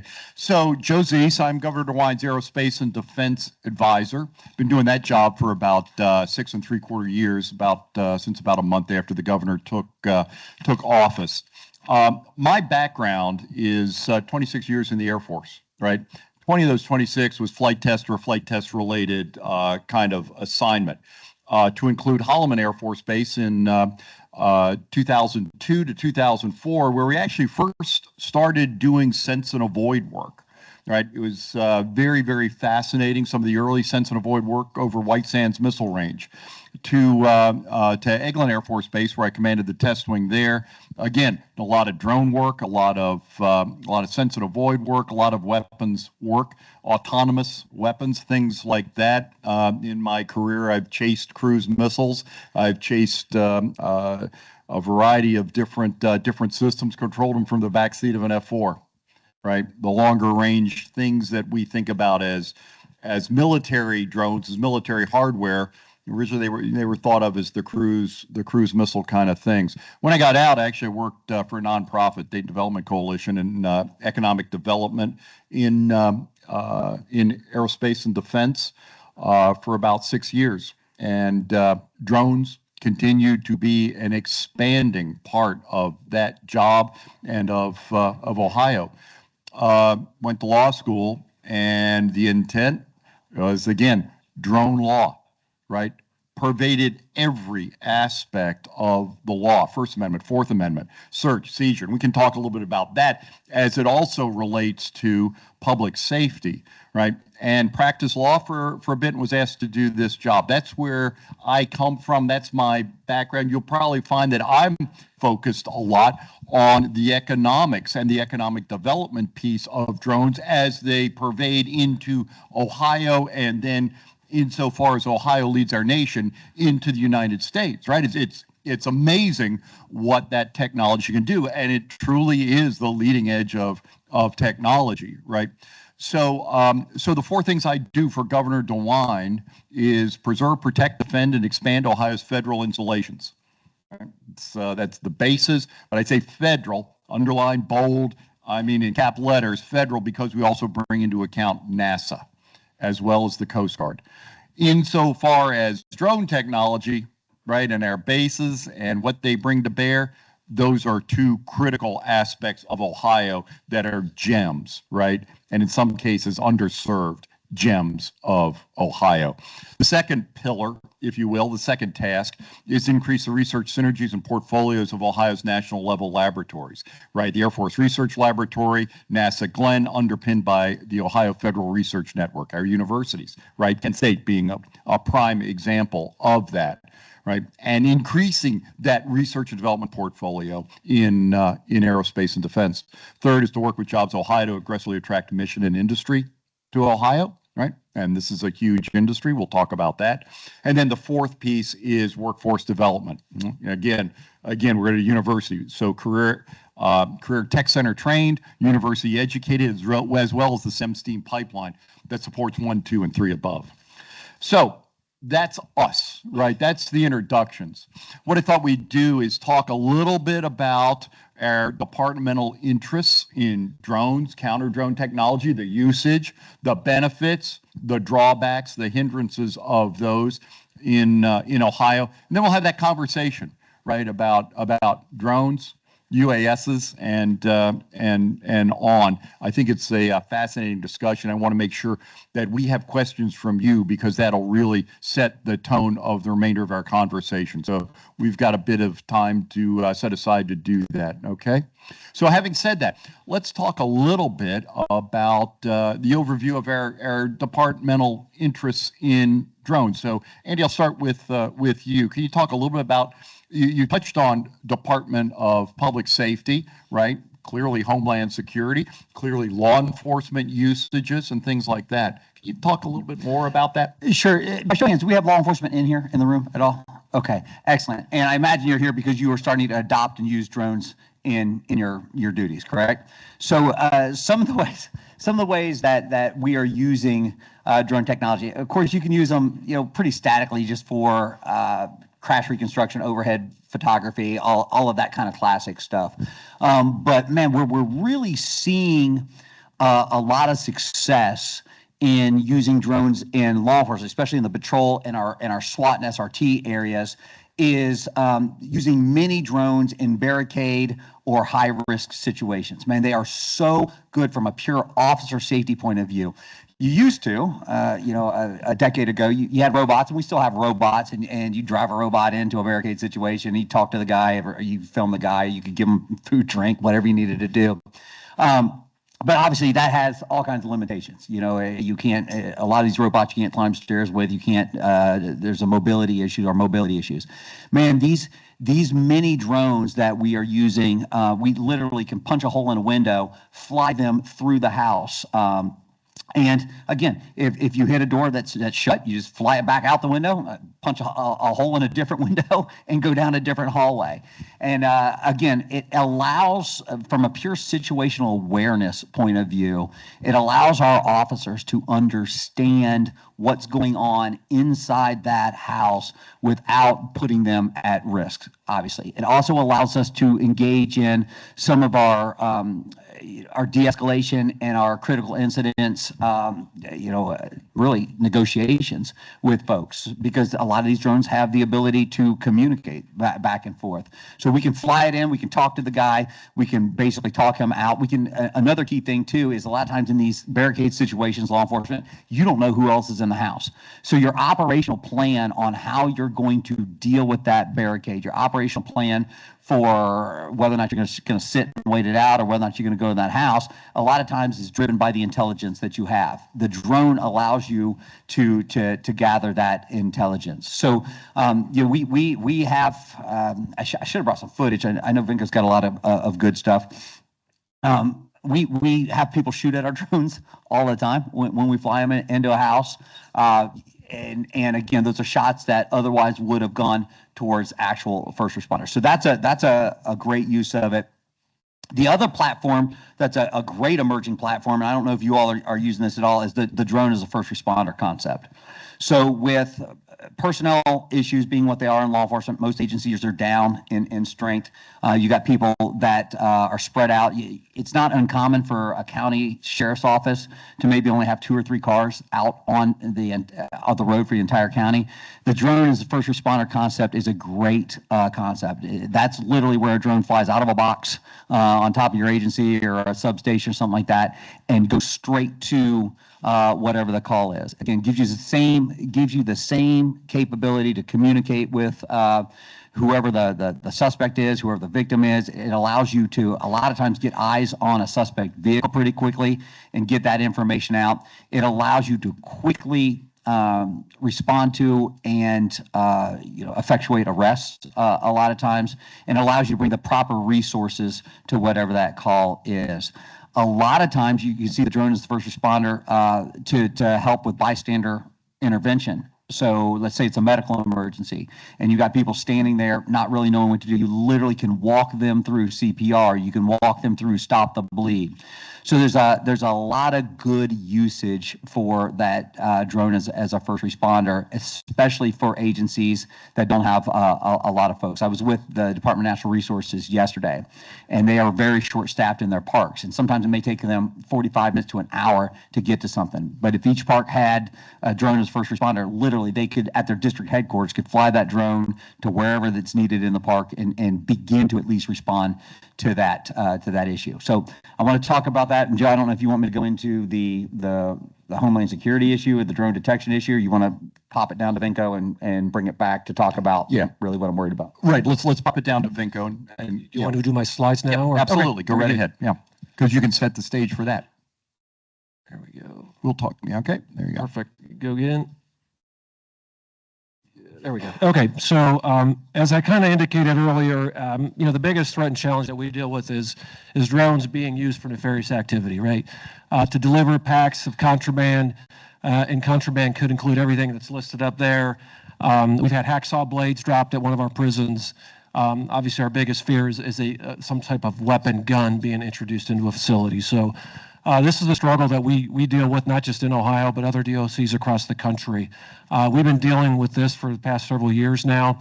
And I'll kind of get into, I'll show you some pictures of some of the things that we're seeing with and dealing with. But anytime contraband is introduced inside a facility, usually bad things happen, right? It can fuel violence. Obviously, typically, it supports criminal activity, addiction, right? Remember, we have about 28 facilities. We have 28 facilities statewide. We have 45,000 incarcerated. Our residents don't want to be there, right? We don't get volunteers, the folks that want to come to prison, usually. So, we're a microcosm of society. Everything you see in the streets, we have inside of our facilities. So drones is just one avenue of the way contraband is introduced into our facilities. As far as trends, we've seen high altitude drops over 1,000 feet. We've seen low altitude drops. We've had window deliveries. I'm going to show you a video of that happening. I call it a DoorDash, or call it Drone Dash instead of DoorDash. It's crazy to think, someone can fly a drone from a mile or two away at night with a pack hanging from it, deliver it to a window. And the incarcerated individual takes it. And if we detect it, obviously we deal with it, we investigate it, we work with the Ohio State Highway Patrol to prosecute. But drone detection and counter UAS is complicated, and we'll kind of talk about that a little bit.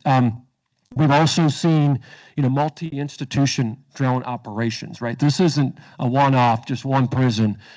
If you're a good drone pilot, bad actor, this is pretty lucrative, right? And according to our sources and things like that. So those are things that we track, we monitor, we chase, right? And the other thing I wanted to kind of mention there at the last bullet point, when a drone flies over a critical infrastructure or critical facility, from our standpoint, obviously that's a concern, right? We don't know what's in the pack. We don't know what the drone is doing. Could it crash? So we've got to shut down the yard. We've got to clear the yard. We've got to do yard sweeps. We've got to typically do roof checks. And it, like I said there, it disrupts and undermines our rehabilitation efforts, right? Schools closed or shut down, or there's a lot that goes on when we respond to a drone or UAS flying over our prisons. So go ahead, next slide, Andy. These are just some examples of articles, here in Ohio. On the left there, those are 2015 articles. So again, we've been dealing with this for quite some time. We started our counter UAS journey back in 2020, right in the RFP solicitation going out. 2022 is when we started deploying, excuse me, to our institutions. And but again, those are just some articles. The article there on the right, this is a case that we work with the Ohio State Highway Patrol. Those pilots are now our residents in DRC. So, but you can see, look at all that contraband, right? I mean, this is prepackaged, ready to go. They know where they're delivering this. Again, it varies from high altitude to low altitude to window deliveries, things like that. And I'll show you some pictures here in a second. Go ahead, next. Again, just some more examples. Folks, we're dealing with this. The threat is real for us. It has been for a few years now. Again, I just want to kind of highlight some of this, through these articles here. But go ahead, next slide. So this is a good example of and I don't know if you guys can see, I might stand, but what you're looking at here is this is a pack that's hanging from a tether from a drone being delivered to one of our windows at one of our facilities. And this is post-incident. We obviously we do things, right? We review things and try to identify, obviously, who did it, why did they do it, who did it go to, so on and so forth. Next slide. These are just examples of some of our packs that we've recovered. They come in all shapes and sizes. You can see here, not very heavy. Some of the drones can carry very big payloads, especially now some of the agricultural drones and things like that. But a few pounds here and there. They vary in tether size. So in other words, when you see a lot of string like this, that typically means it's it's going to be a high altitude. The drone's going to be high with a tether hanging, dangling. and trying to possibly deliver this to a window. You can see here, that's kind of a short tether. That's just going to be typically a drop to a location and where the pickup's supposed to occur. You can see there, they try to camouflage them, wrap them in grass, you name it. We've seen it all. Attempts to being delivered. Go ahead, next slide. This is I kind of mentioned earlier about how lucrative this could be. This right here is a case that we worked jointly with the High State Highway Patrol. At the time when we recovered all this is over $1 million of prison value. You've got packs already, prepackaged. You can see the grass on them. You got all kinds of contraband phones, obviously soaked paper. That's a thing inside of our facilities, right, where they'll soak just regular paper with some type of, it could be anything, bug spray. We've had formaldehyde, aquarium cleaner, anything is liquid that can put on paper, dried, they'll smoke it, right? So that's contraband inside of our facilities. Again, just kind of a sampling of what we're dealing with. That's an autel. We see autels a lot. We see DJI drones a lot. We've seen soil pros, things like that is what we deal with. Go ahead, next slide. Here's a couple more examples of the recovered drones. I wanted to kind of show you this one. It's hard to see in here, but this right here, so at the bottom of the picture on the left, for those of you that are online, that's paper, pieces of paper rolled up into a tube. On the end of that tube, that's the inside of a pen. If you can see the hook, that's a prison-made grappling hook, right? You can stick it out a window and pull the pack in. In here, there's tobacco, but it's hard to see right here, this white portion, those are hacksaw blades being delivered into our facility. So we thankfully recovered it and we dealt with it. You can see that's a DJI drone over there, but just some examples of what we're finding, what we're recovering, and what we're dealing with. Go ahead, next slide. So this is a video. What you're going to see here is this is a DJI drone. You see the tether with the pack hanging there. This is the incarcerated person's hand sticking outside the window. This is a pack that missed, right? So they attempted the first time, came back about 20 minutes later and tried to do it again. So if you can hit play. There we go. Let's watch what happens.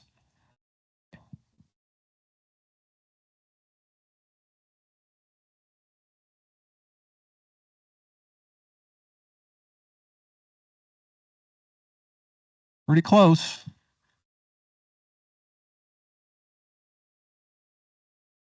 Trying to reach.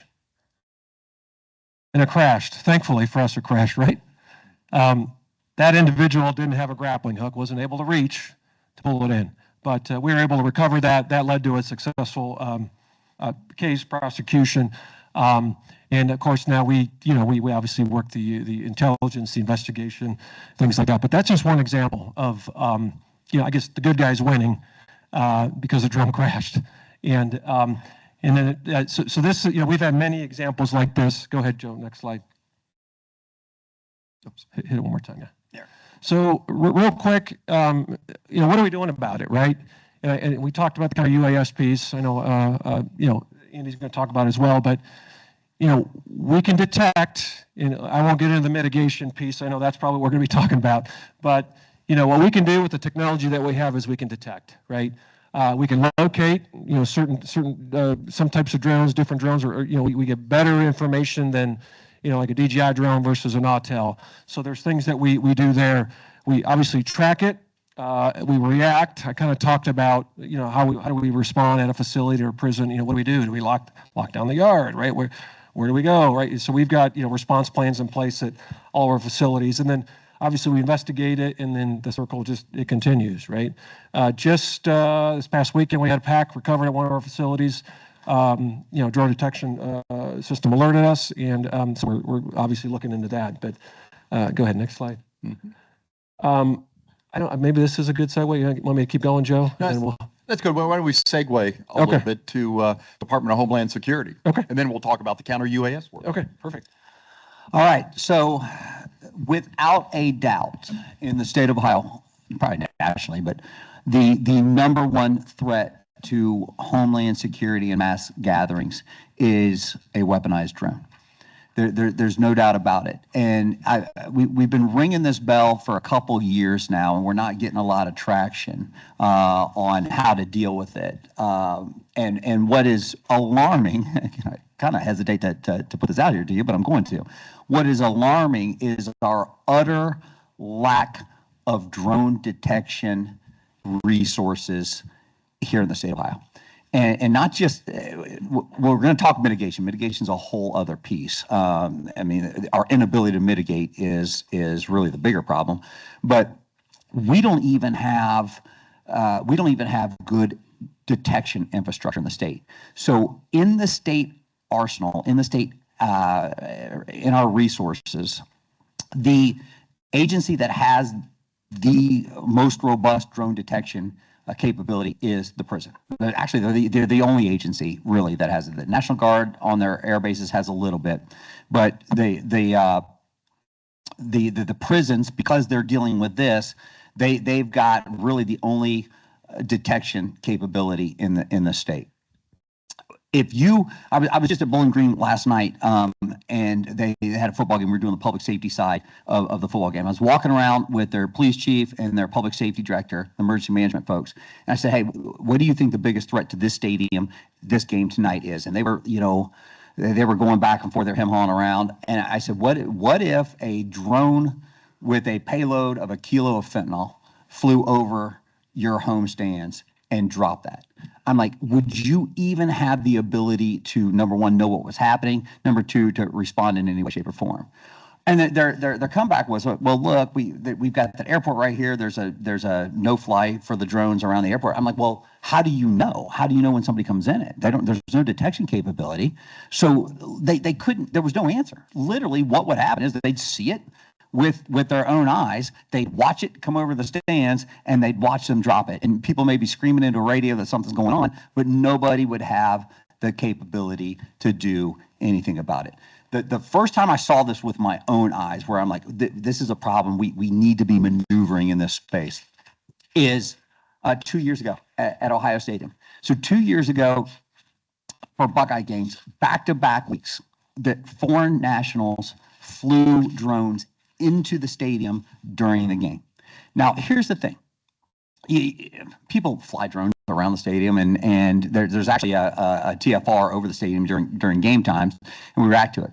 This was different. One of the guys was from Somalia. He parked his car on the other side of the Canadian border, walked across, was picked up by somebody. The game was on a Saturday. He was picked up on, he did this on a Thursday. He comes to Columbus. He's across 315, hiding in a parking garage when he flies this drone into the stadium. All right. They had to stop the game because of it. They had a vendor that was doing a pilot with them on drone detection on the stadium at the time. So they were able to track back to where the drone was being piloted from. They were able to get a unit over to the parking garage. They find this guy hiding. When they actually download the drone, they find pictures of him learning to fly the drone in Somalia. That was the second week in a row where that happened. Now, what's interesting about that is the following week was Ohio State Penn State, which at the time was like a 1 versus a 3, 1 versus a 5, something like 2 versus 5, something like that. It was the biggest game in the country. It was game day, Fox big noon kickoff, like all of it was going to be a packed house.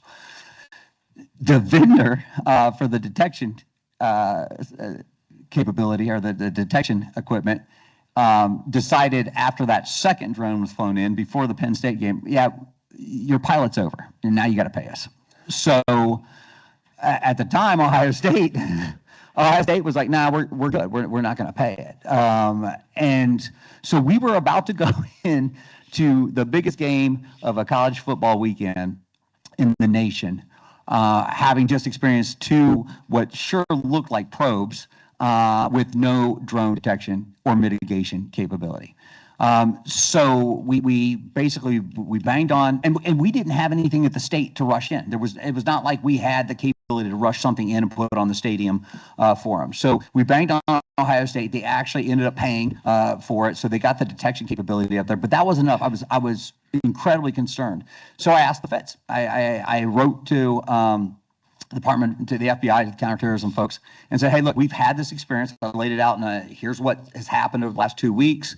I would like for you to send a mitigation team, because you probably all know, you're not allowed to mitigate. You're not allowed to bring these drones down. They treat it just like you're taking down an airplane.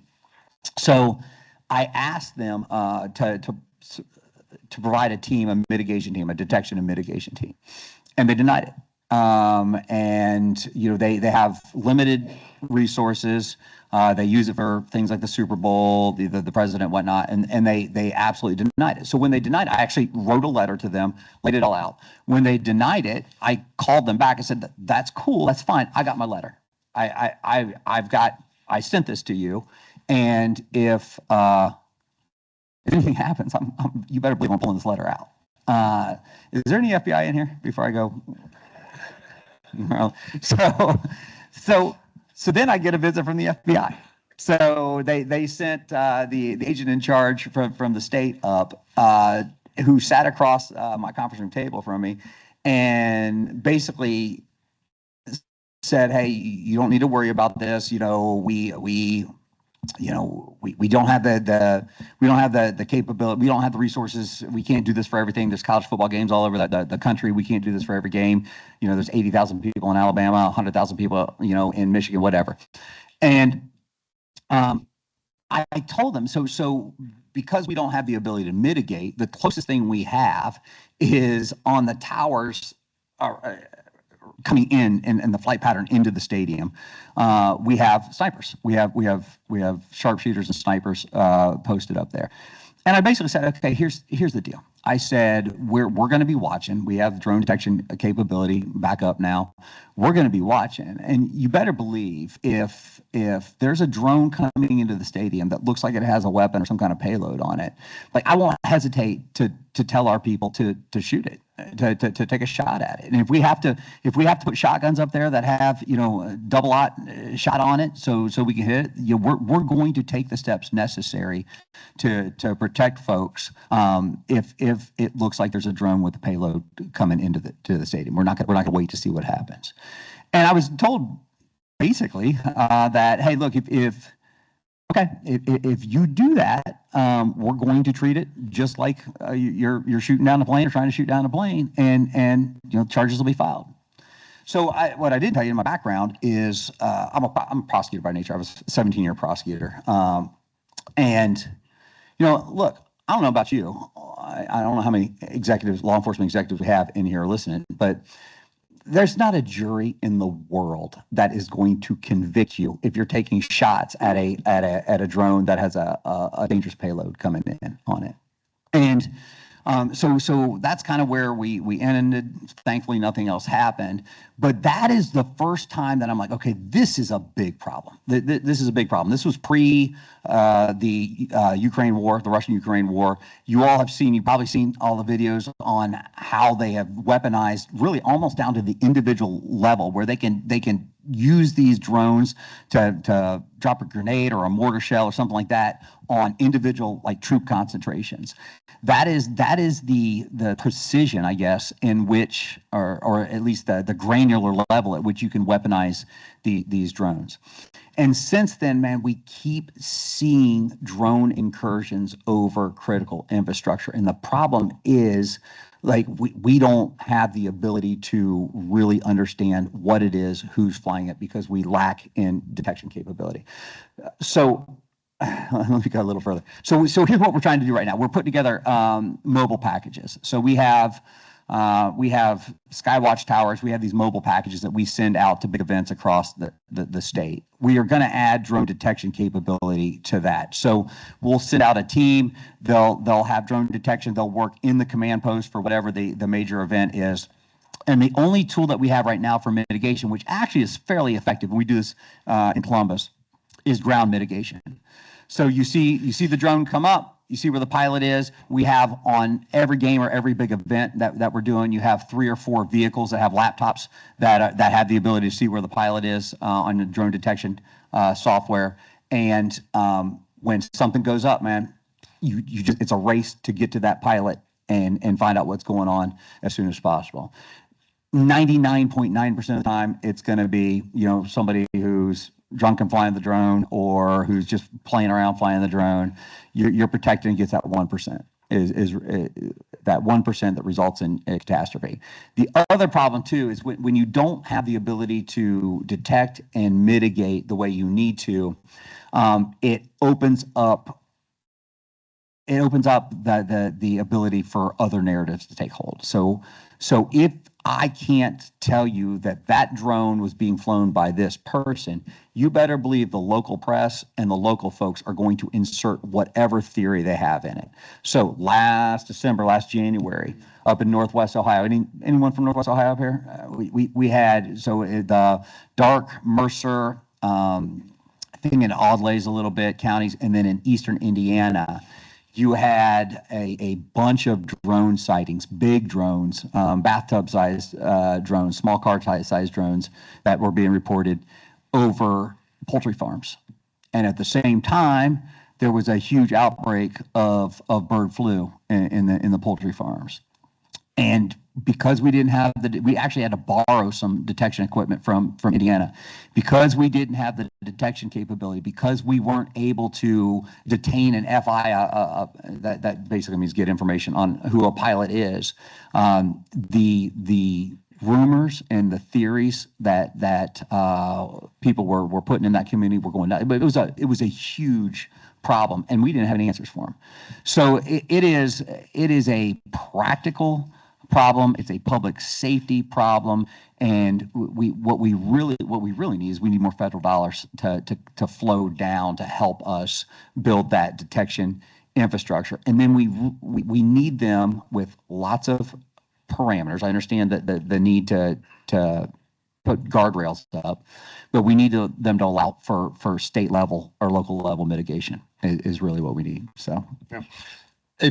Great. And what you've heard really is two of the directorates of the Ohio Cabinet and how they operate and how they need to operate in both drone and counter-drone technologies. Realize that this exists across the Cabinet of Ohio, right? It's not isolated to the Department of Rehabilitations and Corrections or the Department of Public Safety, right? It's the Ohio National Guard.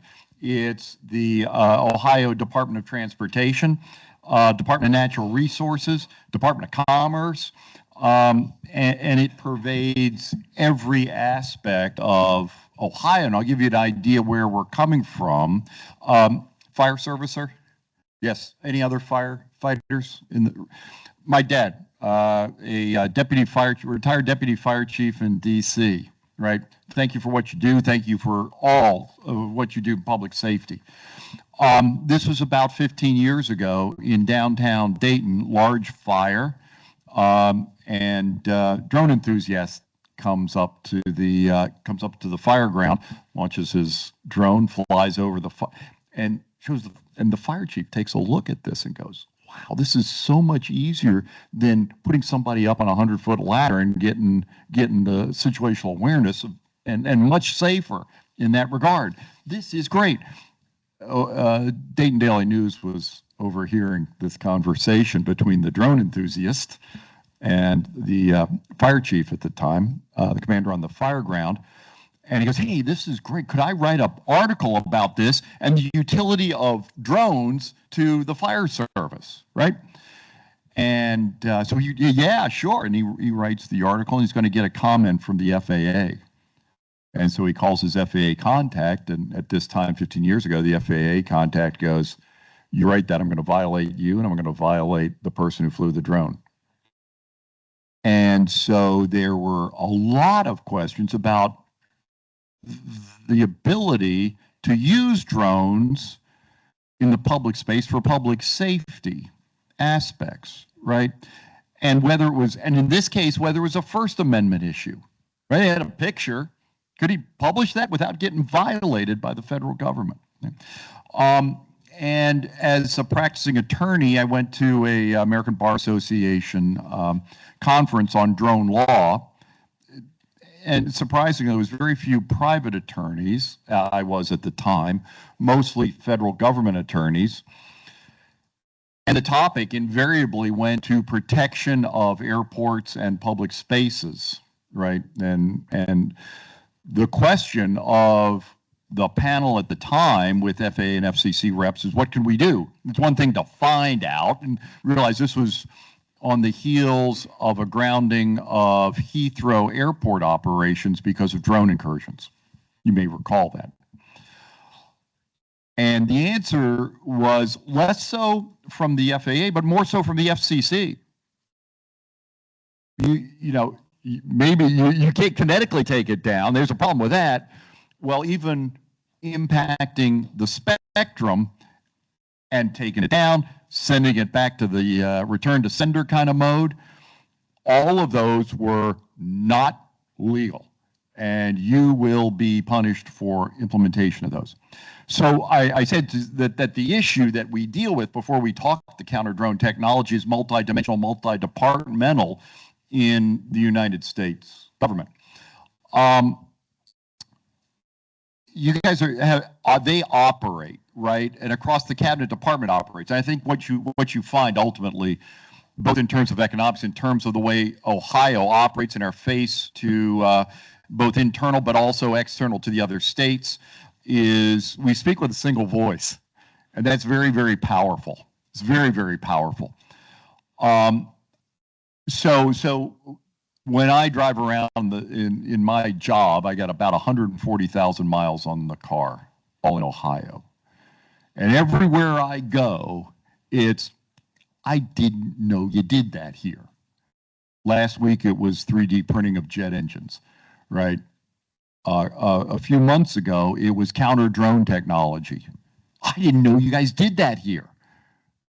And it was technology that, yes, could identify, could also mitigate, right? Take down both kinetically and otherwise, but can't be used in the US, has to be used in theater. So it's fascinating what we have and the opportunity. And the reason why I go to the fire service example on top of what Vinko and Andy have talked about is that really as a strategy for the state of Ohio, it's taking these and becoming the pathfinder, right? I mean, not wait for the laws, but to spiral develop the law and the technology and be the pathfinder in advanced aerospace concepts, right? And in this case, we're talking drones and counter drones, right? But we want to be the pathfinder state in advanced technology. And why is that important? Well, for a couple of reasons. I told you about the 4 pillars of Ohio, right? And the governor's aerospace strategy. The first is preserve, protect, defend, expand Ohio's federal installations. Couple things come to mind and bring to bear on that. Number one is the Northwest Ohio unmanned aircraft, sightings.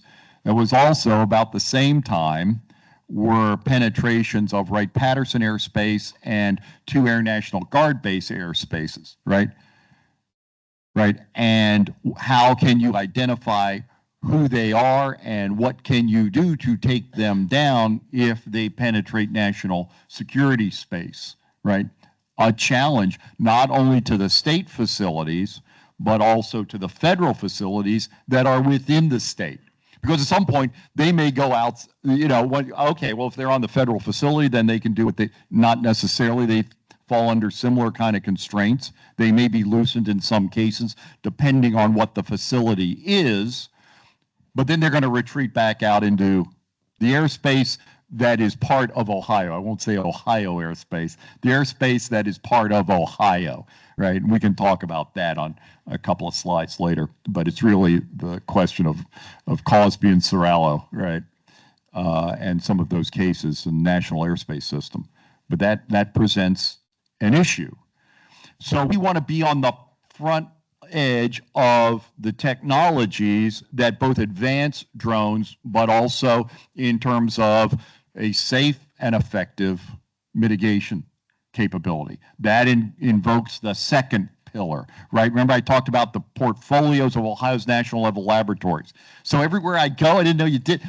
Right, so one of the gems of Ohio is the Air Force Research Laboratory. Guess what? Their air vehicles and sensors directorates are heavily involved in. It's what you're looking at over my shoulder. how do we implement that in the context of Ohio, at the Ohio UAS Center, at NAMC, right, the National Advanced Air Mobility Center of Excellence? How do you do that? How can you play on the leading edge of being able to safely secure airspace? Research laboratory. And oh, by the way, it also invokes the third pillar piece, right, which is attracting the industries that are interested in these type of technologies, both counter drone, right, but also drone, right? They're intermingled. They're highly intertwined, clearly, and you don't want to subvert one of those technologies at the expense of the other, because there is so much opportunity space that exists with drones, right? We can talk about that. We can talk about the Coast Guard and the use of drones, of UAVs over the Great Lakes, right? And the ability to kind of connect the dots. My job ends up being connecting the dots, right? They provide me some of the dots, driving around and seeing industry provide some other dots. Give you a prime example of that in terms of public safety, and that is the Ohio Air National Guard flying advanced RAF missions. And that advanced RAF exercise, they actually flew in to Springfield Air National Guard Base with MQ-9 Reapers, thanks to Rich Fox and Sky Vision. We were able to fly those in without chase planes because we have an Ohio invested in the Sky Vision capability, right? And so they're going to exercise for 2 weeks with MQ-9 Reapers out of Springfield without requirement of chase planes. Incredible technology, capability, and foresight to get that piece of equipment co-invested by Ohio ODOT Air Force Research Laboratory and the FAA. Incredible capability. An invitation from Ohio to the Coast Guard and the Ohio Air National Guard, and the Coast Guard gets to fly 2 of those missions over the Great Lakes. Do you think that impacted what they were able to do, right? And what they're able to see in terms of search and rescue over the Great Lakes, using the assets of Ohio specifically, right? We'd love to expand that as Rich described in terms of expansion. But it's incredibly important that we look at how you can connect all of the dots and make this happen in terms of Ohio strategy, Ohio policy, and our engagement with not only the General Assembly of Ohio, but also with the cabinet departments and our and the congressional delegations, right? That's important to project Ohio's needs. And insofar, remember what I said earlier, insofar as Ohio leads the nation in aerospace and defense, then we provide a platform for projecting advanced technologies, right, into the airspace system for the benefit of the nation, right? So having said that, you look at, like, for example, the Air Force Research Laboratory, what they are developing and what they're able to trial in Ohio, and go, we've got practical case studies. We can be your leader, Air Force, FAA, FCC, in terms of implementation strategies on behalf of all the prison systems, right? Or on behalf of the universities who have football games in big stadiums, because it's not isolated to the SHU, right? So having said that, let's talk a little bit about that technology. Vinko, you want to talk about your counter UAS technology slide there? Sure. So the hardware and equipment that we have deployed statewide is our platform is called AirGuard. I know there's a lot of vendors out there in this space, but that's who we went with. We worked with the UAS Center at the time. We did evaluation and testing, and they were great partners with us. It is we have fixed and mobile units. Having mobility is a great thing, like the director mentioned. It's a passive system. It doesn't emit any signals, right? We are not in the mitigation business. We are not allowed to be in the mitigation business, although in the prison setting, we get a lot of volunteers that want to shoot drones down. Can't do that. What do you mean you can't do that? We don't want to do that. We can't do that. And that's one of the challenges, right? I know the American Correctional Association is working with folks and trying to get mitigation authority, just like law enforcement is trying to get some mitigation authority. So I'm hopeful that somewhere down the road, at least at the prison setting, right, we'll be able to have that authority to deal with a drone that's above our prison with a pack hanging from it, right? And we know it's up to no good. So some of the challenges with that, and I kind of we hit on some of this already, but we have all this cool technology, right? One of the things that we kind of learned as we deployed is how do you operationalize the response? And I suppose that the same thing can be said in your jurisdictions, your communities, right? You see a drone over a football game. What do you do, right? Who do you notify? How do you respond? Do you evacuate people? For us, I think we've got it down to a science now at our facilities, but that's something to really, really think about. We mentioned some of the FAA, FCC regulations, and I won't get into all the weeds there, but this is complicated. I tell people it's complicated. And then, the whole detection versus mitigation. One of the things that we did in addition to counter UAS technology at our department is we train folks. We train all of our employees. What is a drone? What's the different type of drone? What do they look like? What do you do when you see it? Where do you report it? Who do you report it to? All that's important, right? Because they're the eyes and ears. They may see or hear a drone.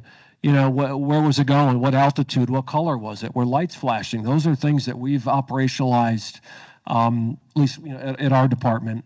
And then I kind of mentioned there, this isn't perfect, right? There are limitations.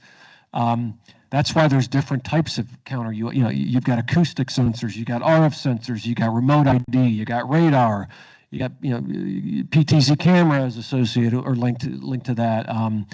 Again, if there's a perfect solution, I'd love to talk to somebody before I leave today. I'll give you my business card, but I think you all get the idea, and I think that's why we're all here to really talk about this. And if there's anything that we're missing, at least at the prison side of things, at the Ohio Department of Correction, if there's technology out there that that could help us, please let me know. Andy?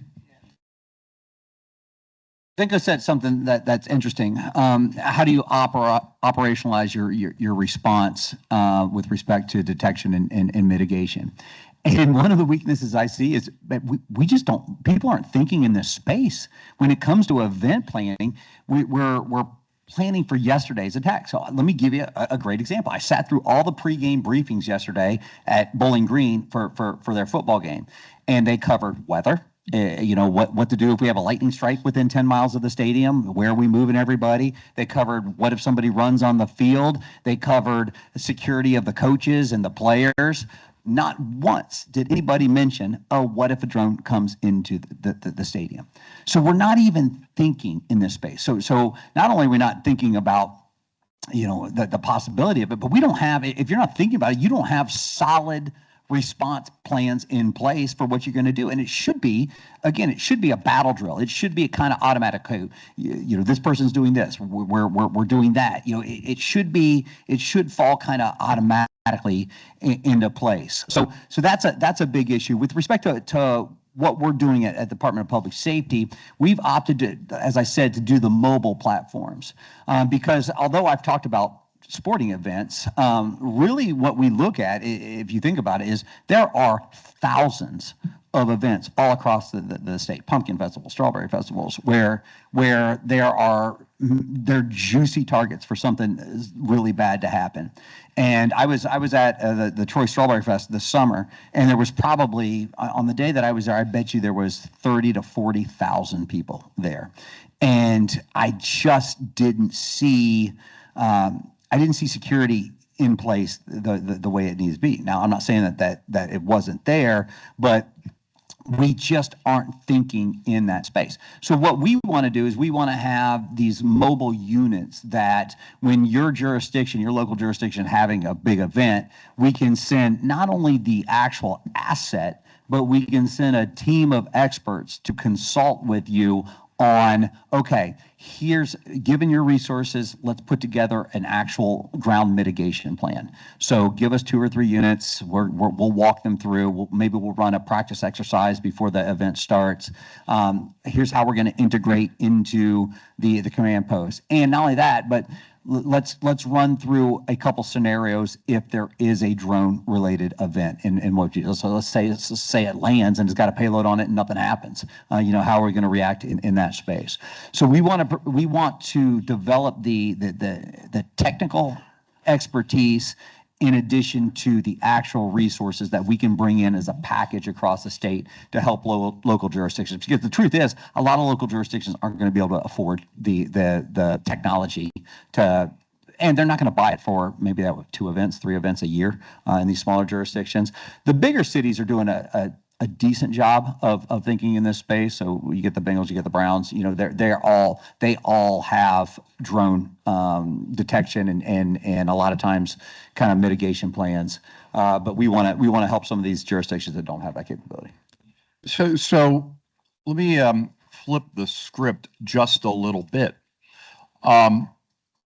Drone usage, the use cases of drones, is doing nothing but expanding, right? It's increasing rapidly, and catching the law and the technology up to those use cases is both the challenge and the opportunity that we face. When I look at the use cases of drone technology, before we spin off into advanced air mobility, right? If you look at the use cases of drones, you're going to see more and more use. It's going to be more and more prevalent in society, and that's not a bad thing, right?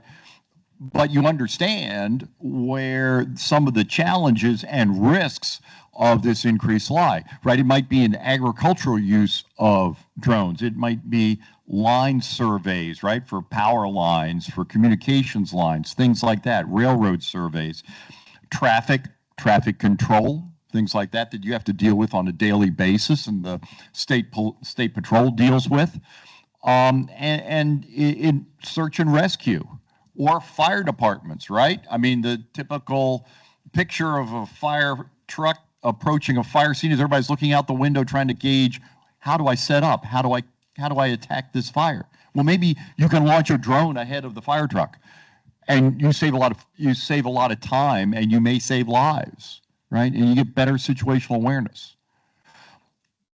But then you have to wash this with, well, what are the challenges of drones in general? And can we control the misuse of those drones and enhance the opportunity of the beneficial use of those drones? That's important. It's important in terms of both use case and public opportunity space, economic development, technology development. All of those piece parts play into this. And what you find is Ohio's leading the way in a lot of those parts, whether it is the composites, the structures, the aerostructures of a drone, whether it's the sensor development, right? Whether it's demonstration of the use case, that's critically important. And you see that Ohio is one of the leaders in the nation in advanced air mobility, right? There are 2 transformational pieces of aerospace, at least in my mind, in our Ohio strategy, and they exist at opposite ends of the speed spectrum. One's hypersonics. We can talk about that later in hypersonic drones. That's not, I think, in the scope right now. But the other's at the very low end of the speed spectrum, right? It's electric aircraft. It's advanced air mobility. And if you looked at some of the most recent Joby announcements in defense news, you'll see their aircraft in a unpiloted application, flying missions that are for the Department of Defense and potentially for spin out to civil agencies. Huge opportunity space, right? And so to turn the issues associated with drones is I think critically important for us as Ohio moving forward. And those relationships are critical. Like I say, stay on the leading edge, but that leading edge is not just technology. That leading edge is legislative, regulatory, and integration, right? And that's the challenge. So what you are doing, and Jason, what you are doing at Dronavation, the idea of educating ourselves on each and every aspect of this is important, right? Because we want to get in the minds of the decision makers, whether it's drones, advanced air mobility, or counter drone technology, with a solution to a problem that they may not know they have. That's our goal, and that's how we intend to and have over the administration lead the way in this type of technology. You've heard us talk a lot about our views of drone, counter drone, opportunities, risks, and benefits. I want to save some time for some questions. Are there any questions in the audience that we can address at this point for you? Dr. Dusser. Go ahead. Yeah, we can do. They won't hear you. They won't hear you. No. I think they got one right there. Yan Haidu from this College of Aeronautics and Engineering, and thank you for the powerful panel. Last panel discussed the safety on campus, and this panel you discussed the perspectives statewide. And the drones are booming technology and business. While it's have a lot of good use, how we can avoid drone being weaponized. So you talked a little bit more about the detection. Are there any other possible measures we can put there and encourage this business grow healthily? Thank you. Do you want to take that? Yeah, well, yeah, so obviously, I'm a big believer. I think detection and early mitigation is the best way to keep people safe. One of the other things I saw, though, and I don't want to, this is probably an entire other panel for you all, is I have the Bureau of Motor Vehicles underneath me. So I actually had a meeting last week where folks came and sat down with me talking about the future and setting up air mobility corridors where drones basically would be able to, you'd be able to, it would be regulated. The space in these areas would be regulated. You would have to have a license to get in there in business districts. And I think, I bet you, like, this is probably the future of what's coming in some of these commercial districts. And what they talked about is, you know, the government would be in charge of licensing and registering the drones. And then I think the concept would be, if you're not licensed and registered, you can't even pop your drone into the air mobility corridor. So the ability to almost geofence some areas, I think is the future of keeping people safe. I think you'll get to the point where you'll be able to lock down certain areas where nothing can fly. I mean, you could do that right now, but I think the feds will.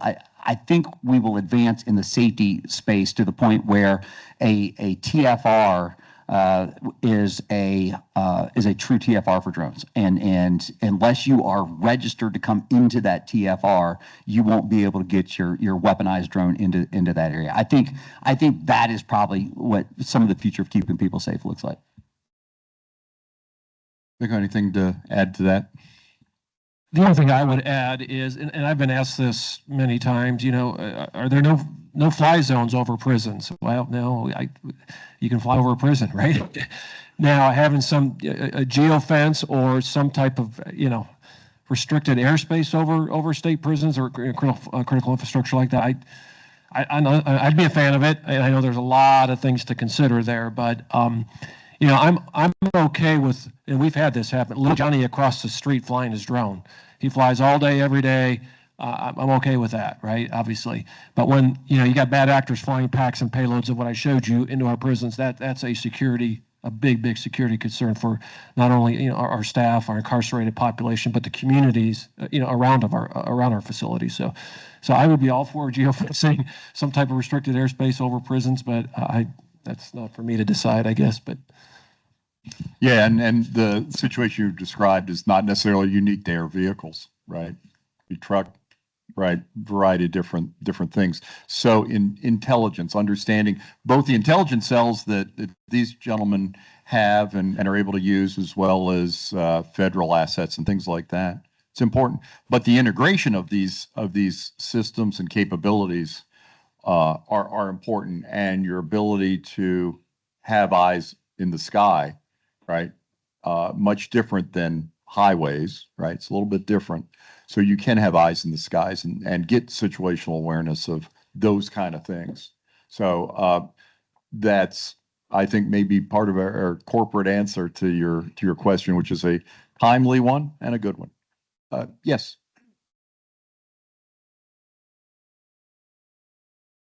I was at a local high school football game, and someone successfully landed a rather entertaining inflatable on the goal line as the team was about to score. And though it was cute and witty and phallic, it's pretty scary to think about that can happen. I have not had inflatables delivered to our prisons yet, so that's and listen, probably a good thing. What I hope, though, is even though it was a joke and whatnot, I hope the local law enforcement agency was like, well, wait, like, we don't really have a plan for dealing with if this had been an actual problem. And hopefully that not only stimulates thoughts in detection and mitigation, but let's run some exercises. Let's actually practice this stuff. And that's a really interesting point. I wrote about that actually when I was practicing.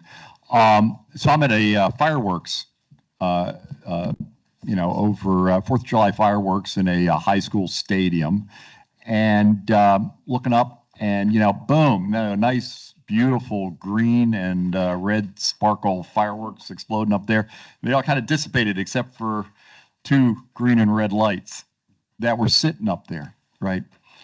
And you think, okay, well, that's somebody, trying to get an aerial shot of the fireworks over this high school. All great. But then in the public safety concept, number one, I mean, it could be a risk. Yeah, okay, got it. Could be a viable risk to the folks in that stadium. But the other, it could be an unintentional risk to folks in that stadium as well. So a lot of what we've described and what we've talked about is public safety aspects of intentional use of a drone in a malicious manner, right?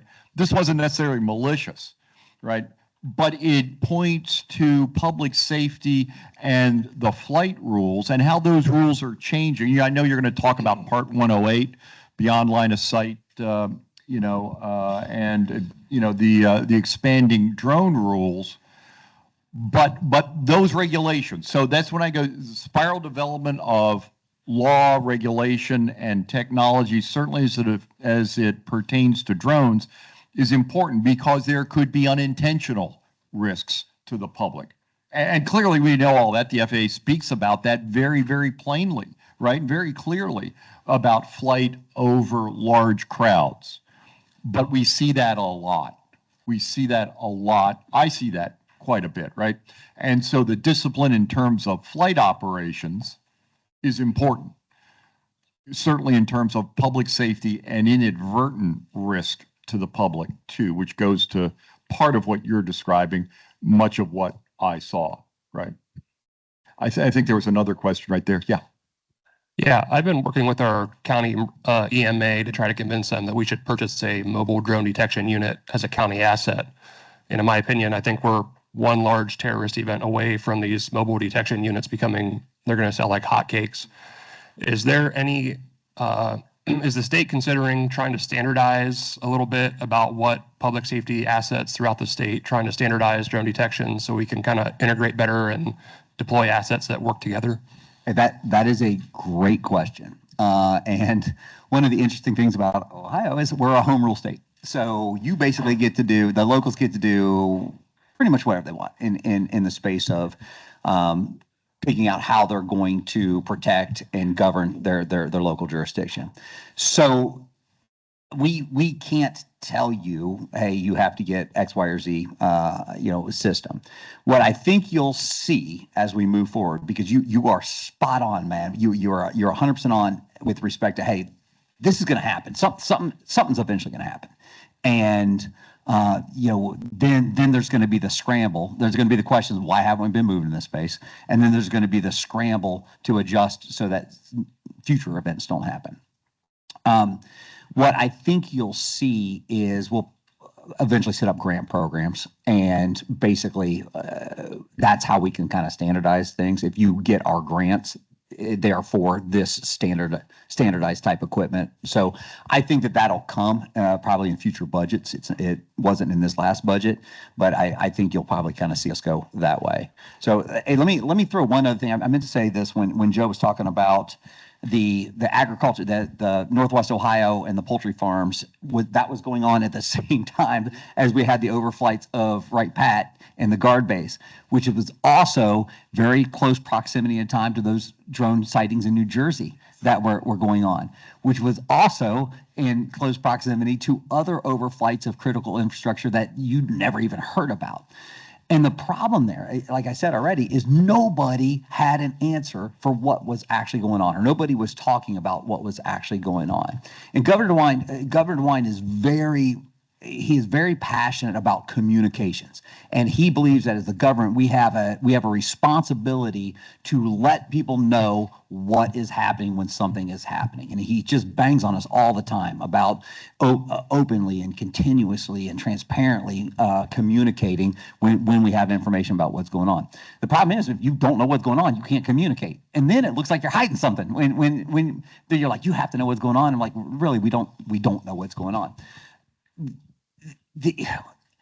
It looked like we were trying to figure out, I think Vinko said it, we were trying to figure out if it was connected just by collecting information. How big are the drones? What kind of patterns are they flying in? How many are flying together, to see if there were similarities between what was happening at the base and what was happening in New Jersey and what was happening. So we were trying to draw pattern recognition to try to figure out if they were linked. But I just found out yesterday, as a matter of fact, I was talking to somebody about this in the federal government. They just briefed me up on, at the same time, one of the overflights was of a refinery complex up the Toledo area. And they were finally able to get to the bottom of that. It was a competitor that was, just flew from, not line of sight, flew from somewhere else, that was just checking out that refinery to see how they were doing certain things compared to how this competitor was running their refinery. So again, it wasn't a foreign bad actor. It wasn't all of those things that people thought it was. It wasn't a terrorist cell poisoning the turkeys. It wasn't. But we couldn't explain that. And when you can't explain it, man, it puts you at a huge disadvantage. And I would just add, if you don't mind, so your struggle there trying to figure out what to buy, counter UAS. So that's the same thing I deal with on my end. I've got other DOCs across the country that I talk to, my counterparts. They're reaching out to us. Hey, what are you guys doing? Do you have a template? Do you can we see your RFP? Almost, if we could have some type of counter UAS center of excellence or something, I don't know where you can go to okay, I need maybe that's something we can do. I don't know, potentially. I think we'll ultimately set that up. Yeah, I think we'll set a consulting node that say, hey, look, if you're going to maneuver in this space, here are best practices. Here's what you should look at. Here's how you do ground mitigation if they're not letting us do regular mitigation yet. I think all of that will come when we move further into the space. Yeah, exactly. And that's part of the strategic goal of the National Advanced Air Mobility Center of Excellence, UAS Test Center, is right. How does one expand into the counter UAS space, right? Because those assets that are used for development of UAS, right, same assets that you need to use for development of counter UAS, right, in terms of a research, development, test, and evaluation kind of thing. And realize Ohio's strategy in a lot of the aerospace and defense world is come here to develop and then stay here to build, right? So that's why we engage as early as possible. That's why I said Pathfinder is important, whether it's counter or whether it's the beneficial UAS kind of thing, or not. or whether it's piloted or unpiloted, whatever the case may be, we want to stay on the leading edge. And so the ability to do that is vitally important to us. But come here to develop, stay here to build, same kind of things. So I hope that answers your question. The other piece I would just add, and especially for communities that are thinking about this kind of investment, and this is why it's important that one, get the best practices and understand the systems themselves.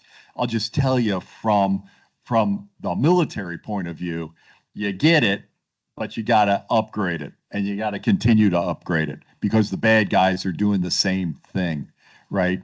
So the fact that maybe there's a system on base that catalogs all the UAVs so it can tell what that is and then take appropriate action. Well, somebody else is going to come up with a system that's not in their catalog, right? So the investment is not just an initial one, it's an ongoing one to maintain, operational effectiveness.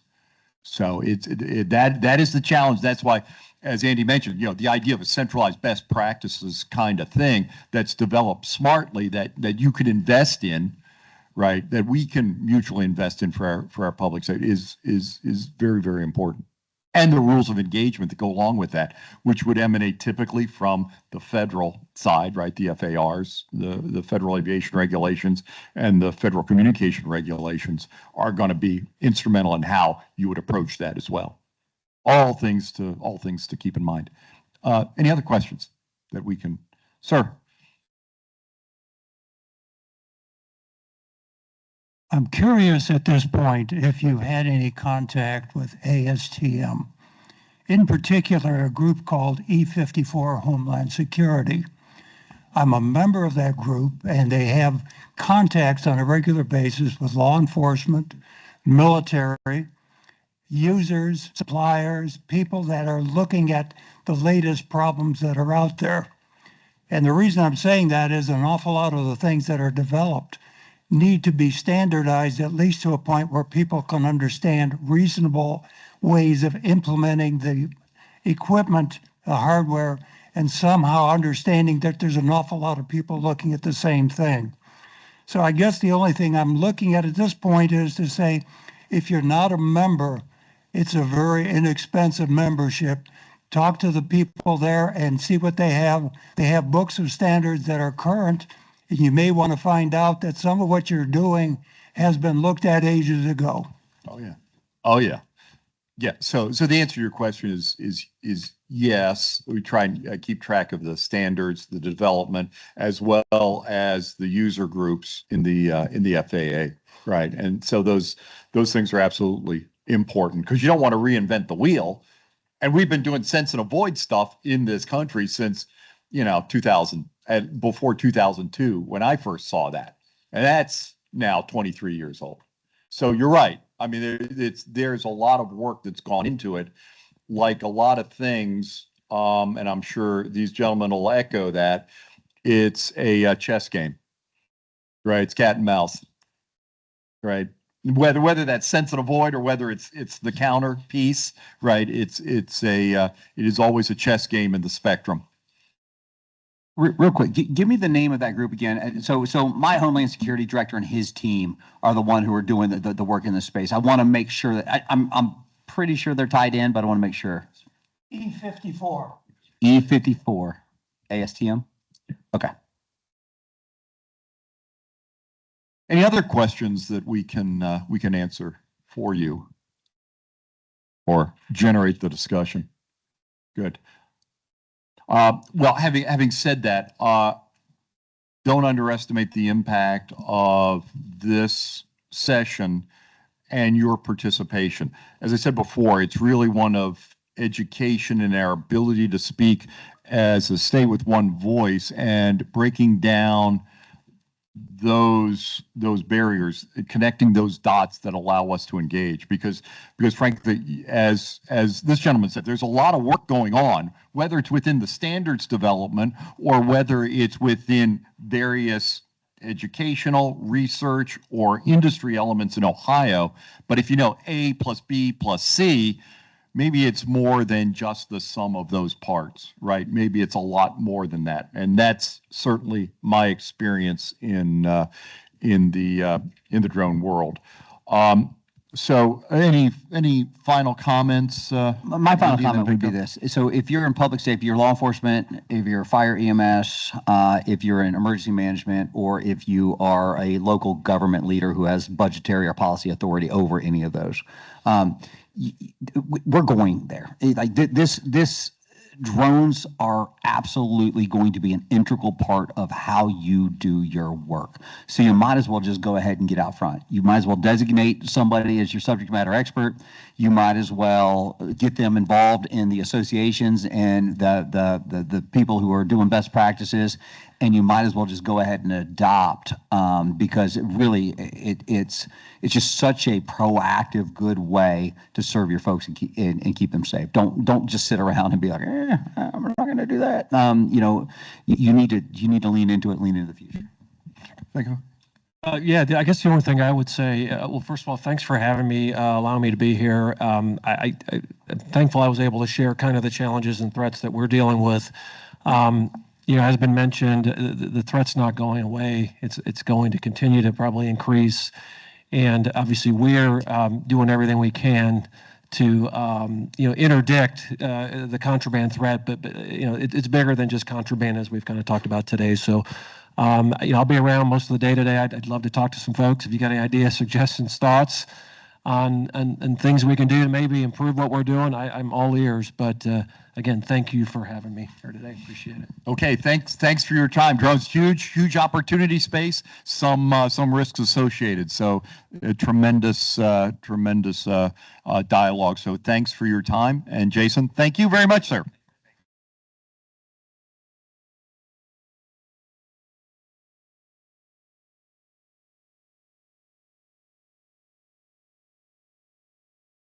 So thank you to all three of you, Andy, Vinco, and Joe, for spending your time with us. If you need a break, we're going to go right into the next panel, because we've heard from campus drone use, the state's perspective. Now we're going to go down to the local perspective. And students coming in, come on, there's seats around here. You can come down. Don't be shy. Okay, so I want to introduce, we're going to also hear from the FAA a little bit later, from the FAA safety team. Thanks, Michael and Arnie, for being here. I know he's stepped outside. They're going to talk about the FAA safety team a little bit later this afternoon. But as I introduce David Pace, there you go, Officer Pace, fellow drone pro. We're both on the FAA safety team. I'm so happy he's here. He's going to tell you a little bit about what he does. Chief George Seifert, and there you are, Captain Chris Adkins, who's with the Brimfield, Ohio Police, and he's also an adjunct faculty. And they're going to tell you a little bit about themselves and how they use drones as first responders. Okay, so no problem. Thanks. And we're going to switch. SSI. I'll put your slides up. There you go. Thank you again. Here you go. Thank you. You guys can go ahead. Hey, good morning, everybody. I'm going to go down the line here. We'll introduce ourselves, give a brief introduction on what we do, and how we're using drones every day. We kind of talked about kind of the counter-drone aspect, and I like to look at this presentation as how law enforcement and public safety are using drones for good. So we'll kind of just get into everything and kind of go from there. Just to start off, my name's David Pace. I'm with the Olmsted Township Police Department outside Cleveland, Ohio. I also teach as the lead instructor at the Public Safety Training Academy over at Cuyahoga Community College, and I'm a police officer over there as well. I kind of got into the drone business, first initially started in real estate, and then when they became very popular in law enforcement, I started up a program at our department and has kind of taken off from there. Been in law enforcement 28 years and currently assigned to patrol, overseeing our drone team of 8 pilots and 5 aircraft. Good morning, everyone. I'm George Seifert, currently the Richfield Fire Chief. I've been the fire chief for 5 years. I've been in the fire service for 40 years, which makes me feel real old. Graduated from the University of Akron. I was actually in the polymer field for 15 years. Then I got out of that and then was part-time in the fire service and became full-time. About 3 years ago, trying to update our department and get them on the forefront. I teamed up with the police department and we formulated a drone team. And I will speak on the pros and cons of that and the political ramifications of dealing with mayors and council people and budgets and some of the pitfalls and shortcomings that we hit, and then the support we got also.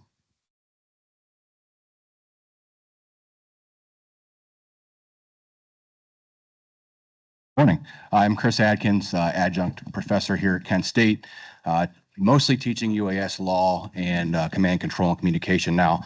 I'm a captain of the Brimfield Police Department and a member of the Metro SWAT team. I've been flying drones since I could afford to fly drones. My transition at faculty here went from programming instructor to drones, became a natural transition, running my department's drone team and then flying hundreds of hours for the SWAT team.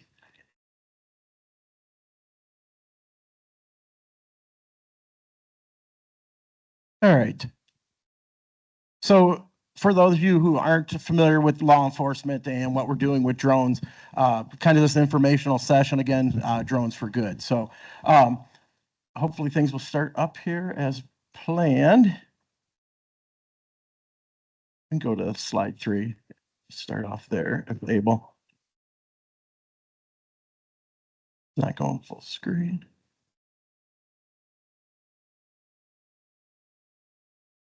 All right. Well, I can kind of just expand on things as we get things going here. So benefits of a drone program for law enforcement and public safety in general is it's keeping us out of harm's way and allowing us to access areas that typically we wouldn't be able to see with our human eye without putting officers in danger. Also, it's very cost effective compared to a manned aviation program. A lot of departments, we have 88 departments in Cuyahoga County where I'm a police officer at, and for any of the departments to have a manned aviation unit would be very, very costly and quite honestly, not able to be done. So for smaller departments and departments who are, I can just do it like that. So departments who are kind of on a limited budget, drones are an excellent tool for us. Just so everybody knows, starting a drone program for law enforcement, we're still under control. I hate to say control, but we're still under supervision of the FAA. We're not exempt from any laws or regulations. To operate in the national airspace, we have to obtain and license us as anyone else would with 107 or through a COA, through the COA. Again, just like I said, public safety is subject to all laws, regulations, guiding operations of unmanned aircraft. We can get exception to the law that normally recreational pilots would have to adhere to under emergency situations. We are able to get exceptions to that. One of the things that we do run into is proper training. I know we talked in the last presentation about training and being all on the same page. That's kind of a hurdle for us in law enforcement, is to be able to have uniform training, and we're working on those standards through the college and on a national level as well. On training in Summit County, there's so many individual departments that have the drone program that we're actually starting a regional drone team also, and it's broken up into northern part of Summit County, central part of Summit County, and then southern part of Summit County. And that helps with whoever's having the incident free up their resources, because we have other drone pilots coming in as well. So you're seeing, like he said, more regionalization of that resource because the limitations of drone pilots. I only have 4 in my departments out of 40 guys. So it helps alleviate some of the manpower shortage when you have a big incident. Yeah, and as Chief says, there's a lot of regionalization right now going on in Ohio with drone programs. So in the Northeast Ohio area, we have what's called NEOP CERT, which is Northeast Ohio Public Safety Unmanned Response Teams. And that has kind of branched up into the state level with Ohio GRU. It's Ohio Coordination Group. And basically what that is doing is dividing the state into different sectors and combining those sectors up into managed group at the state level, which is allowing for coordination of drone assets throughout the state. So a couple things I did want to touch on. We talked about challenges for UAS, standardized training, also buy-in and support for the department and getting that up to speed for your department. It is hard for a lot of smaller departments to fund these programs. So that's a challenge that we're looking at the local level. 2 or 3 years ago when I presented this program, first idea, it's kind of a step-by-step process when you're dealing with your county or local government. I report to a mayor and a city village council. So our up costs on the drones alone was a little bit over $20-some thousand. And when you go in to ask for 20 grand for a drone program, you got to do a lot of homework. And that's not even counting what we had to invest in training of both police and fire officers. So all in told, we were asked roughly $30,000 to come out of budgets that they want to put sidewalks in, roads in, parks in. You're trying to pull that resource from to start your own program. And we broke it out step by step. Obviously, like he said, it's the keeping the officer safe. In our instance, we cover the police officers if they're searching, and then they're covering us on large incident fires. But also we use ours for pre-planning buildings. We have a lot of high hazard in our area, and we take the footage and we can download it into our computers on our trucks. So we laid out that whole process for council and the uniformity between the two departments to really get them to buy in, and it went well. But all in total, we're into like $30,000. Then a reoccurring cost of about $5,000 each year because we do fly drones into trees, walls, things just happen. And so you got to get them repaired. Wind come out of nowhere, and next thing you know, your drone's hitting something you weren't supposed to hit or whatever. But it's been going well with the budget. Yeah, and currently there's legislation in Ohio. Chris is going to kind of touch on that a little bit, but public safety in Ohio right now, it's kind of a little bit dire for us. We're at risk of losing. We estimate through the Ohio Coordination Group between 85 and 90% of drone use for public safety may become restricted through current legislation in Ohio. So we're working on that now, hopefully to have Ohio legislation kind of changed a little bit to not put us on the ground. But currently, right now, there's no replacement for funding or anything like that. I don't want to go down the political rabbit hole, but Chris will address that a little bit later. So Chief did talk about what are we using public safety drones for. We'll see some videos later on here, but we use for event monitoring, search and rescue. That's probably the most used aspect of drones in law enforcement and public safety is search and rescue, water rescue, hazmat, crime scene investigations. We use that a lot. Also modeling and mapping. What we're doing now, instead of having like a Faro reconstruction system on the ground, we're actually putting drones up in the air and mapping accident scenes. It puts the officers off the road much quicker and allowing for a model to be created with precise measurement. Also, natural disasters, pre-planning of events, accident reconstruction, DFR, and tactical. So probably search and rescue and tactical are the two most common areas that we're using drones in public safety. And tactical for fire is usually either a rescue, like water rescue, search and rescue, and or a structure fire. We had a large structure fire earlier in the year. Of course, it's over every channel. We had a fire that consumed a 15,000 square foot home that was hoarders, and they had a fire in their Sunday on Easter Sunday. We were able to take our drone along with our handheld and map that whole house and show there was no hot spots. And then 2 days later, it caught on fire again. And so we were grateful and lucky that we had the previous fire to show that, it was not rekindled and it got turned over to the state fire marshal on that asset as well. But we also have a lot of high hazards. We have the Marathon Tank Farm, which is the crude oil for pretty much Northeast Ohio that gets shipped all your gas station. So we fly the drone over that, map that, it's all preloaded. And just the basic stuff like your office buildings, we take pictures of the roof, we download that in our pre-plans. So when guys are there, if we do have an incident, hey, we know we have an HVAC unit on this side, we have this, skylight here, we can let guys and gals know who's fighting the fire of hazards that are above them, or if they're on the roof, hey, be careful if there's a skylight 40 feet off the northeast corner. So as much time as you put into using your drone is the more benefits you'll get out of it. Yeah, you can see here, as was playing behind the chief here, what you saw first there in the black and white was this basically an optical drone. The camera on the drone is allowing the fire department to see where their assets are and where they can attack that fire from. What you're seeing here now is the thermal imaging on that drone, showing the fire department kind of to the left there where the smoke's coming up, where the hot spots are, and where they need to attack the fire at. So again, very beneficial for public safety operations to have this knowledge without putting guys at risk. And hopefully this will go. So this is Overwatch, K9 Assist. This is what we do on a routine basis. This is on patrol level.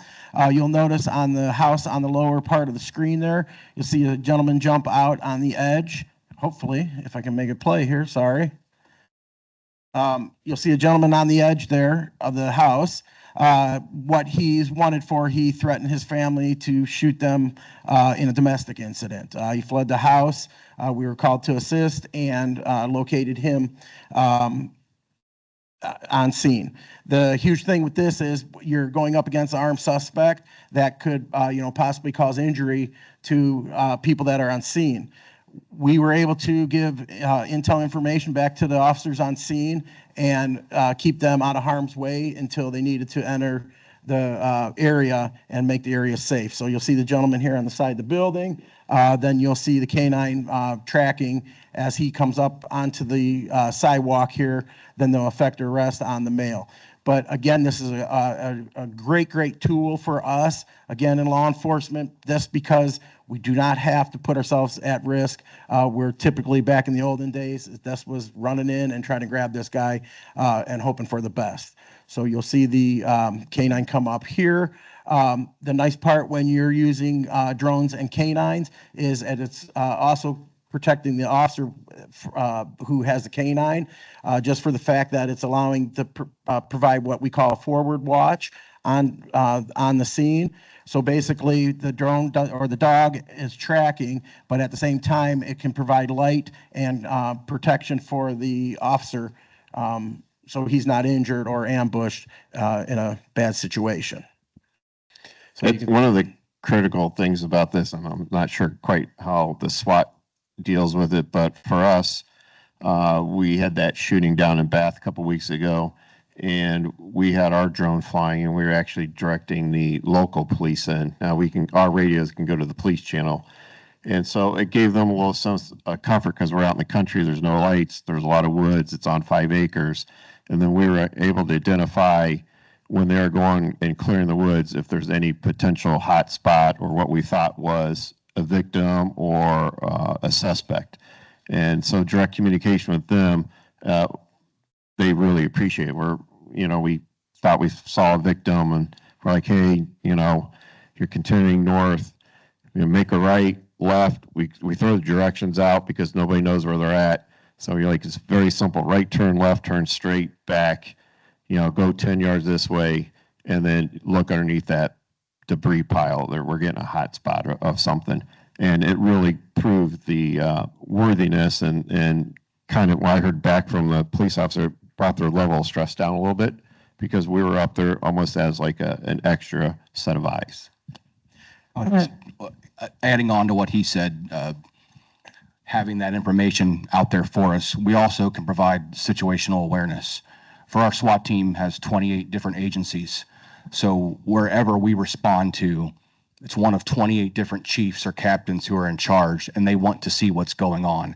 And that's the first thing they ask for every time. Is there a drone up? Can we see the video? And with some of the streaming services we have out, like Drone Sense, we give them the information right now to make their decision. We're flying, we're in the air, they can be in the command post watching the entire time.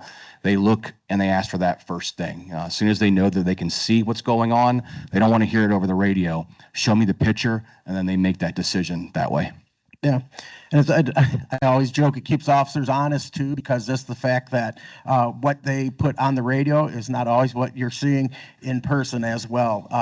Sometimes it's a perception thing where the drone is giving live intel back, where the officer's perceiving something a little bit different because he's facing it right, forward facing. So drones and first responders. I know we talked about this a little bit today.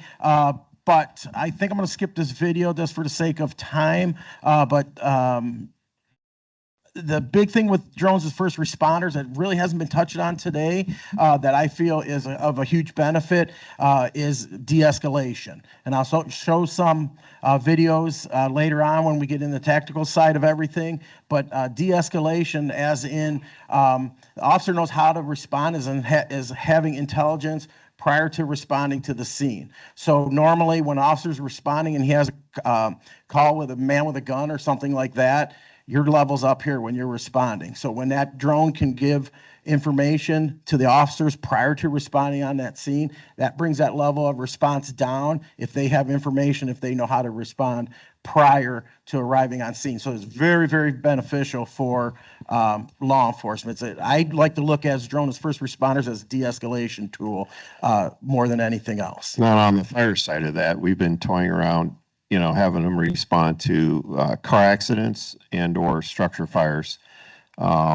We cover a lot of the Turnpike, 77, 271, and then we have a lot of trucking terminals in our area that carries hazmat.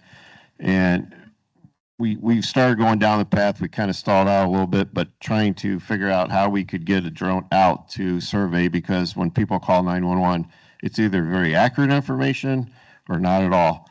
And so, hey, the house is burning, you pull up, it's a barbecue fire in the back, or something goofy like that, or it's smoke showing.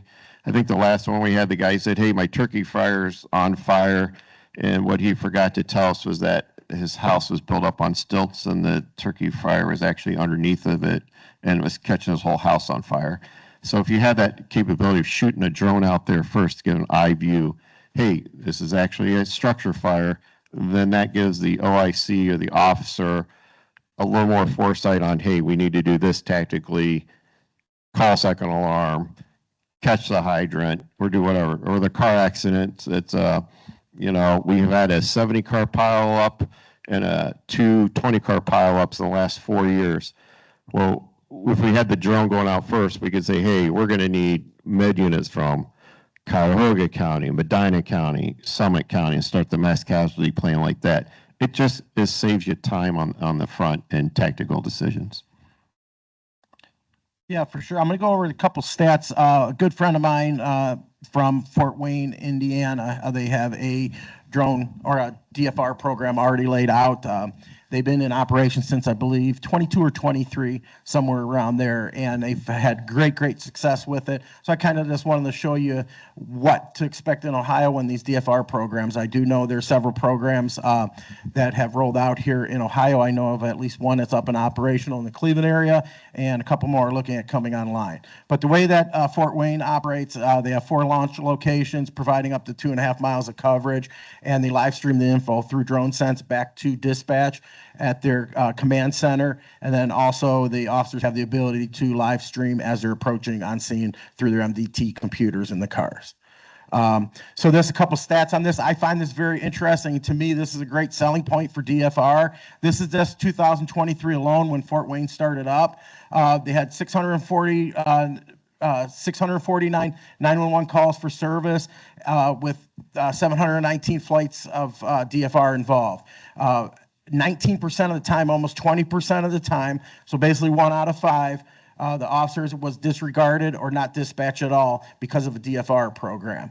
Huge thing for me is the point that you see there, almost 74% of the time, drone is arriving on scene prior to the officer. So that's where the de-escalation is so critical. At 75% of the time, the drone can relay this information and de-escalate the incident. And DFR has assisted in 2023 alone with 47 arrests.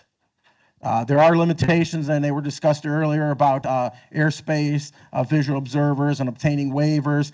Manpower and staffing is an issue. A lot of departments look at it as like, hey, we're going to save with this because we're not sending the officers to scene all the time.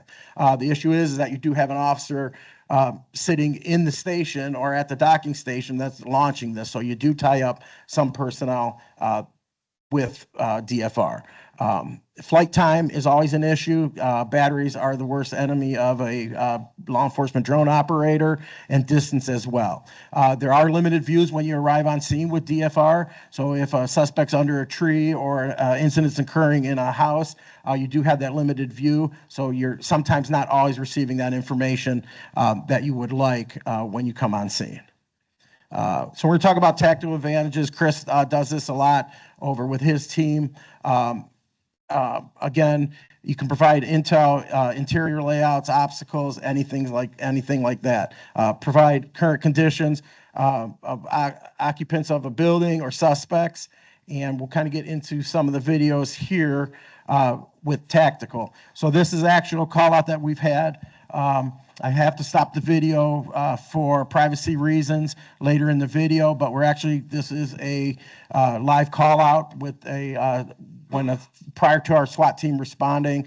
The way we operate at my department is we're part of an 18-city regional SWAT team, and actually the one gentleman that's been in and out today, our SWAT team now is on a call out currently with a standoff. So he's been in and out. That's been kind of having that going today. But as you can see, this provides great intelligence prior to us entering. So even if we're not seeing something that that doesn't look of value now to you guys, what we're seeing here is the fact that we know before we're entering this house, how that house is laid out, what obstacles are we going to face prior to us coming on scene or entering that home. Where is the suspect? So if he engages that drone, that's great. He knocked that drone out of the sky. I have no problem with that. One, it's not an officer. And then two, it's giving the location of the suspect within that house. So again, very beneficial to us, and it's showing his state of mind as well, his or her state of mind as well.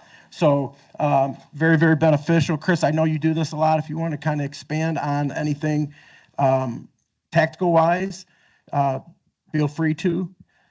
The main thing I'll add is it's the most used thing on the team right now. Whether it is responding to a missing child, missing person, dementia and wandering away people are a huge call for us. But when you look at what you would typically see, the young buff SWAT bros that want to blow indoors, those are the guys calling the old geek like me first to put the drone in. We breach a door, send the drone in. We used to do robots. We used to do camera balls, throw stuff in there. We do break windows and use cameras on poles. We don't have to anymore. We have multiple drones. We have helmet attached first-person view monitors that we just flip down and fly. It is the eyes that we send in before anything else. So before a body goes in there that can be a target to someone else, we have the eyes. Send the drone in, and we can drop things, drop cell phones. We can talk to them via one of our drones. It's everything we can to avoid any kind of use of force and give some eyes beforehand, but it's the first thing they ask for. Where's the drone? Yeah, all the time they're calling for the drone. So this is another SWAT team that is entering a residence. This is where I talk about de-escalation. This gentleman eventually surrenders to the drone in here. What you see, the flash. There was a flash at the beginning there. They're actually breaching the door through explosive means, and then they're entering into the building here. I will kind of go about halfway through. You see the lights that come on are the lights on the drone.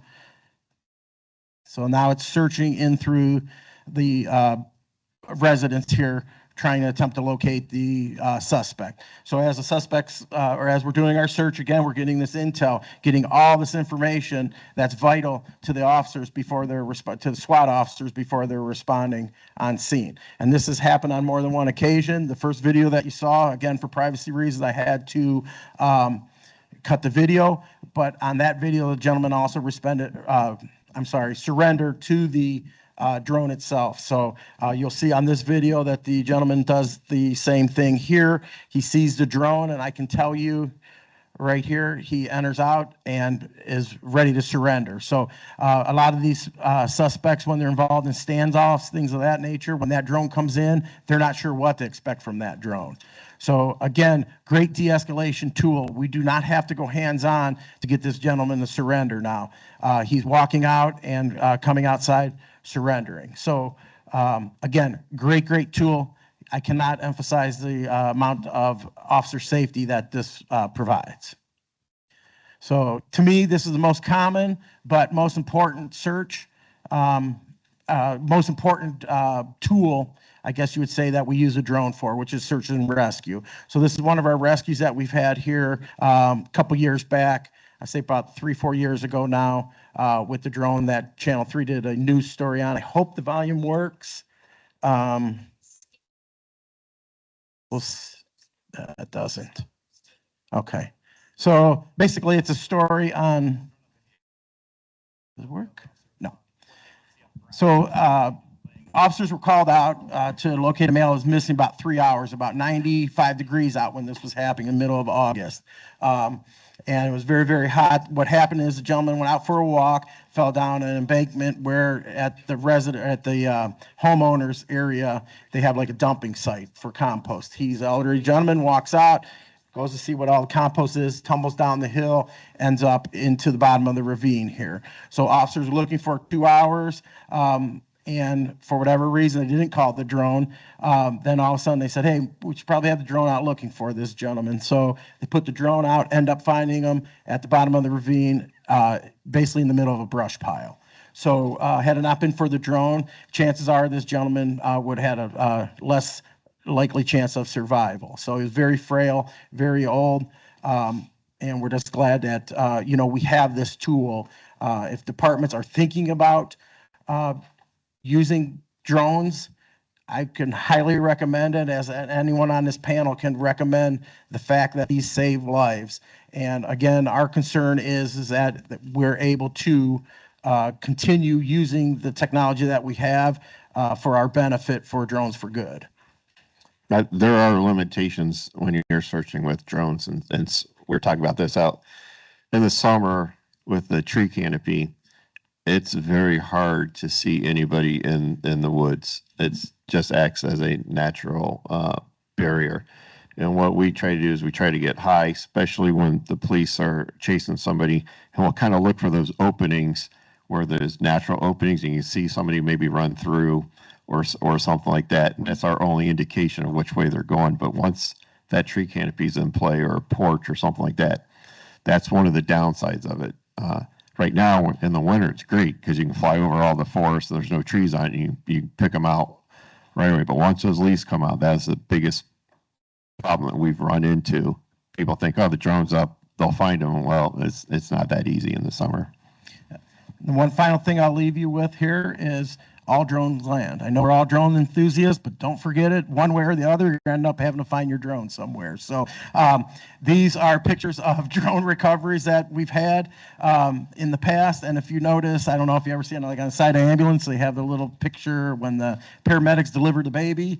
These are on the side of the bucket, how many drones the fire department has rescued. So yeah, just know that all drones land. And, I appreciate everyone's time today. I'm going to turn it over to Chris. We'll talk about some legal stuff.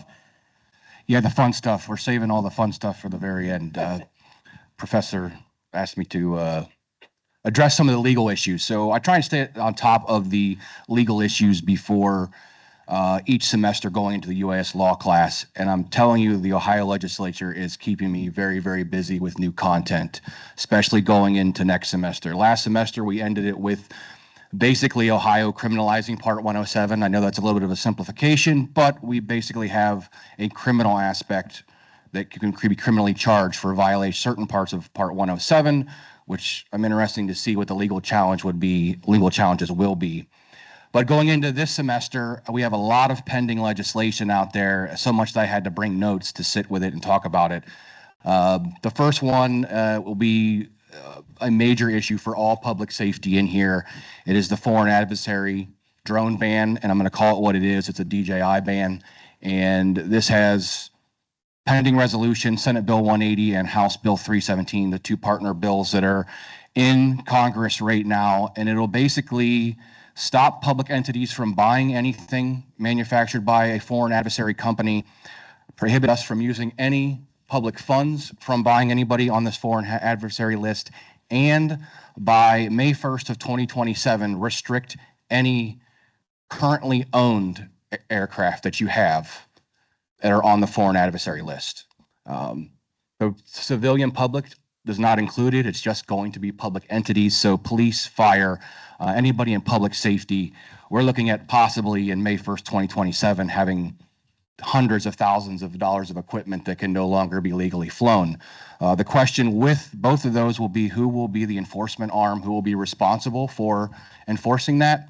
There really isn't an answer yet, and like Dave brought up, there also isn't an answer of how we're going to pay for replacing all of these drones. You know, a basic enterprise drone right now, between 10 and 15,000 that police and fire departments are spending on. I mean, bottom line, that's going to need replaced to have the things that we have and we've already gone over. So those two are being closely watched, especially like administrators like me, budget-wise, like how are we going to get around that? The second bill I'm going to talk about is House Bill 425, which I'm not going to read it to you, but I'm just going to call it the trespassing bill. What's interesting about this is since the 1940s, aeronautical litigation when it comes to trespassing has been an argument of trespassing or nuisance. And the courts have always sided on the nuisance side, where if you have proven that the flights are a nuisance, then you're due some monetary compensation. And they've kind of avoided the trespassing side, which would make it a criminal act. Well, we have legislation now, and it's pretty in-depth legislation that's sitting right now in Congress that will create a trespassing charge for drone flying. And this is going to address anybody knowingly flying above the land of another, recklessly operating above the land of another under these certain circumstances where they should know that they shouldn't be there.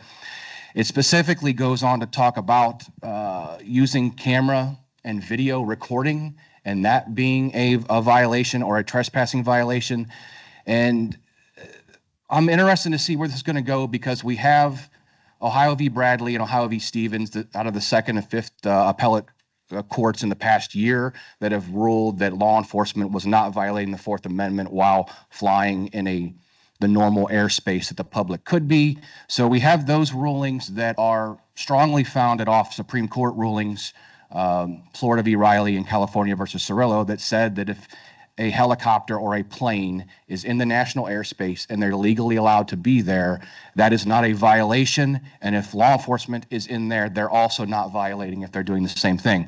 So we have Supreme Court rulings that are saying that if you're there legally, it's not a violation. But now we have a trespassing ordinance that has no floor and no ceiling in its original draft. So we don't know if they're going to say if you're 250 feet, between 250 and 400, if that's going to be a violation. We're really just sitting here waiting to see what happens.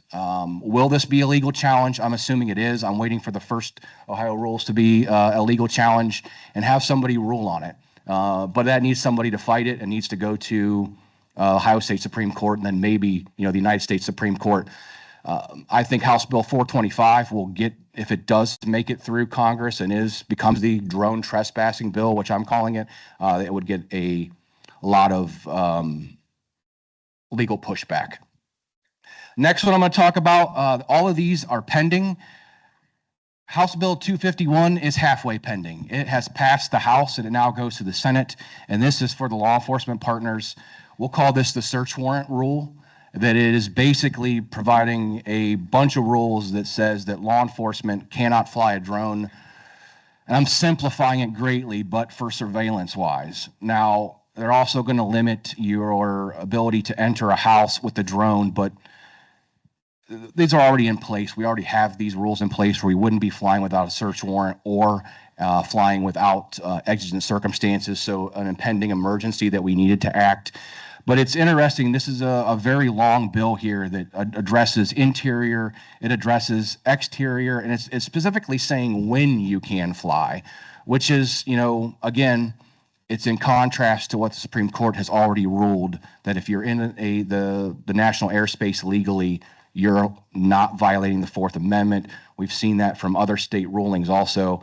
We also have the question of surveillance. What is going to be the definition? There's a lot in this House bill here that's halfway passed that law enforcement's going to have to pay a lot of attention to.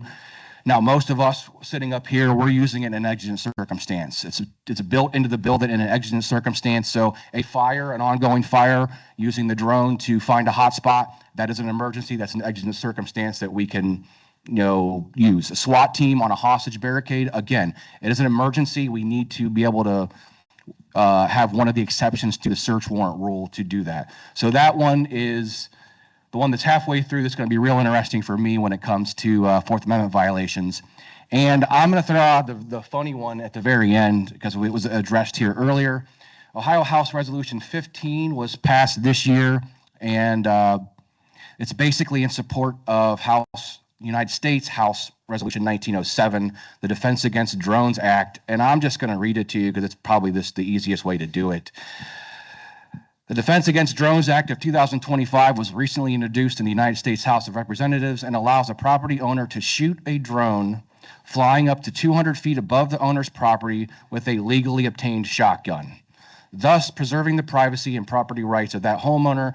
Now, therefore, it be resolved that we, the members of the 136th Ohio General Assembly, urge the Congress of the United States to pass H.R. 1907. So we are looking at legislation that's going to tell you that if you legally own a shotgun, you can shoot a drone out of the sky. Our FAA partners in here are probably shaking their head because the majority of legally operated drones are FAA registered, which makes them FAA aircraft. So you're now shooting an FAA aircraft. As a law enforcement, and I'm sure fire and EMS, I don't want bullets being fired into the sky because they come down.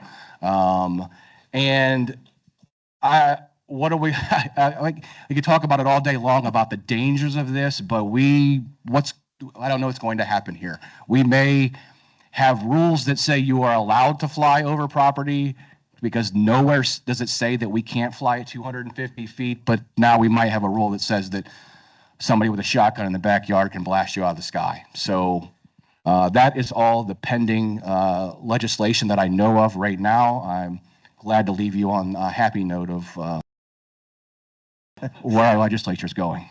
Yeah, if any law enforcement, public safety are in the room here and would like to coordinate a little bit as far as statewide, again, we mentioned Ohio GRU, the Ohio Coordination Group, myself, Scott Malakar.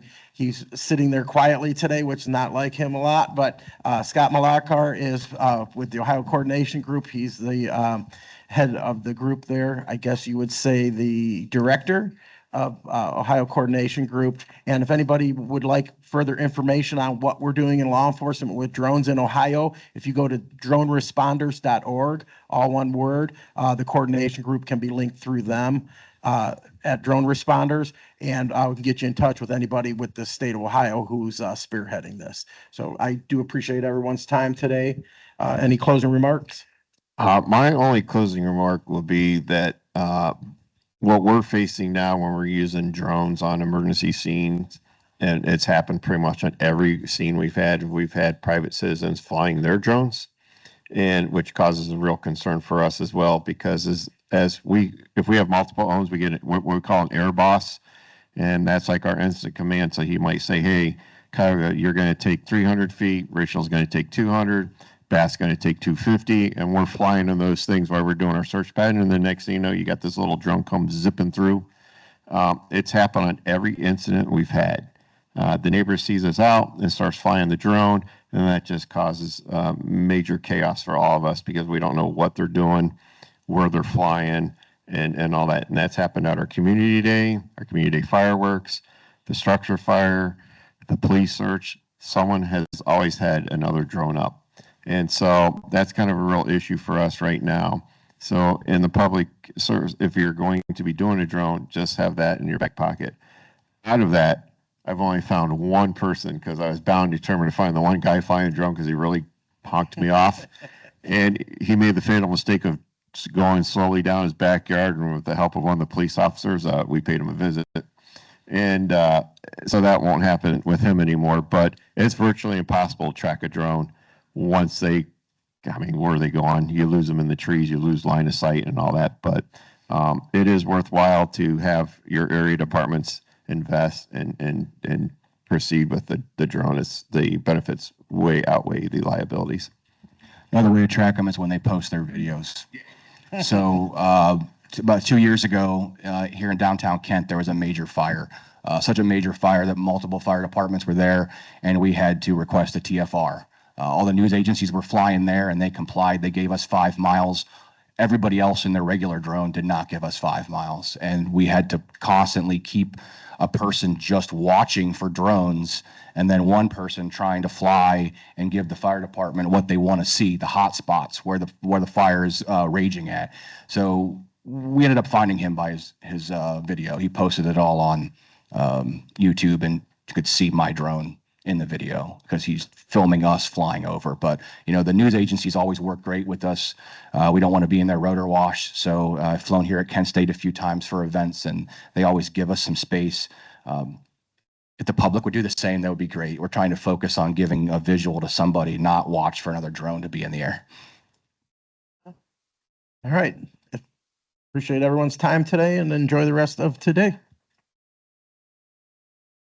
Good job.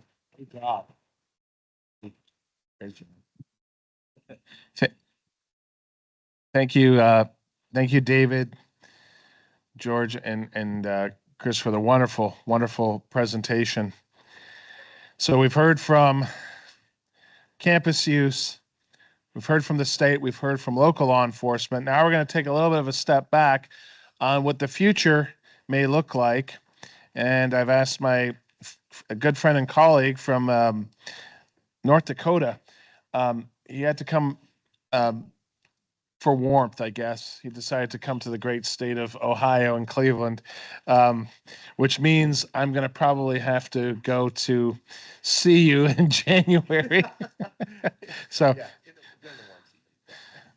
we're really lucky to have Dr. Mark Askelson, Vice President of Research for the National Security at the University of North Dakota. And North Dakota is definitely one of the,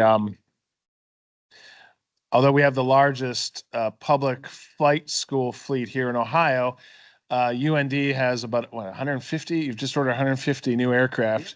Yeah, and a huge drone fleet. So Mark will tell you a little bit about what he does, and tell us what's on the future, on the horizon with Part 108. Awesome. Thank you. Thanks, Jason. Okay, I can just use yeah, it's fine. No worries. Okay, hi everyone. I think we got the technical issues solved. Thank you for the help. So, hi everyone, I'm Mark Askelson. As Jason indicated, I'm from the University of North Dakota. My current title is Associate Vice President for Research, focused on national security. I've been around drones, UAS, and those types of challenges since about 2005-6 timeframe. My background is actually meteorology, and I come from the Atmospheric Sciences Department at the University of North Dakota. I was actually an undergrad student there, went off to grad school at the University of Oklahoma. And despite the fact that they knew me at UND, they hired me when I was just about done with my PhD. So I got pulled into drone work because of my radar background and the challenges back then, which still exist, around detect and avoid. So I've been around this for a very, very long time. Really have enjoyed the talks today, hitting a lot of the critical pieces, right? Just referring to the previous panel, it's not just Ohio that has interesting legislation pop up.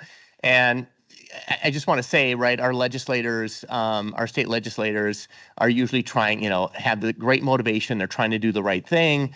But sometimes they don't always have all of the, the insights of what the implications might look like. And I'm sure just like in North Dakota, you guys work closely with those folks to deal with those. One of the examples in the last panel, you're going to get to shoot aircraft out of the sky with shotguns while sounding like a lot of fun.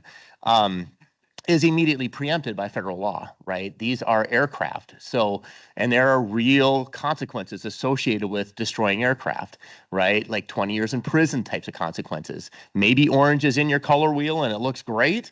I don't know, but I guess that's not a direction I'd want to go. Aircraft piracy, by the way, is not a good idea as well. So a lot of big challenges. Today, I'm going to talk about Part 108. We have a couple folks from the FAA in the audience, correct? FAA folks, correct? Yes, yes, yes. So I wonder how often you hear this. Thank you, FAA. As a regulator, I think that's not a thing you hear very often is thank you. Obviously, as a regulator, you're in the position of trying to maintain safety if you're FAA, and that creates a lot of frustration because people can't access the NASA in the way they want because they think they're safe, but they can't always prove it, right? So I just want to kind of high level. Well, first off, I want to acknowledge that I am between you and lunch. I only have 130 slides or so. I'm kidding. I'm teasing you. So I'll get you done in time for lunch, I promise. But I want to talk about Part 108 and how important it is. So like I indicated, I know I don't look, I've been around, drone challenges for about 18, 19 years. The good news is that you can't tell by looking at me, right? I started when I was like 10, right? So all good. So I've seen a lot over the years and I've seen a lot of changes over the years, and Part 108 is a very significant development, right? Now, I promise people are frustrated with things that are in Part 108, but I get that, right? And that's part of the process. But I think we also have to acknowledge how much work it took to get this all down, how much work that it took to lay the foundation for Part 108, the proposed Part 108 rule set, and how much just plain work it took to get this on paper. For those of you who've been in this position, you'll be in these working groups and you go round and round and round. But until somebody has the guts to actually write something down, you commonly don't get anywhere. When you do that and you say, all right, I'm going to write some things down, you're going to get blown up. People are going to come after you. That was the stupidest thing ever. But that's when you start getting real progress. By no means am I labeling anything in the proposed rule as stupid. That is not it. But you have to do that. At some point, you have to get to that point. So this is a huge development.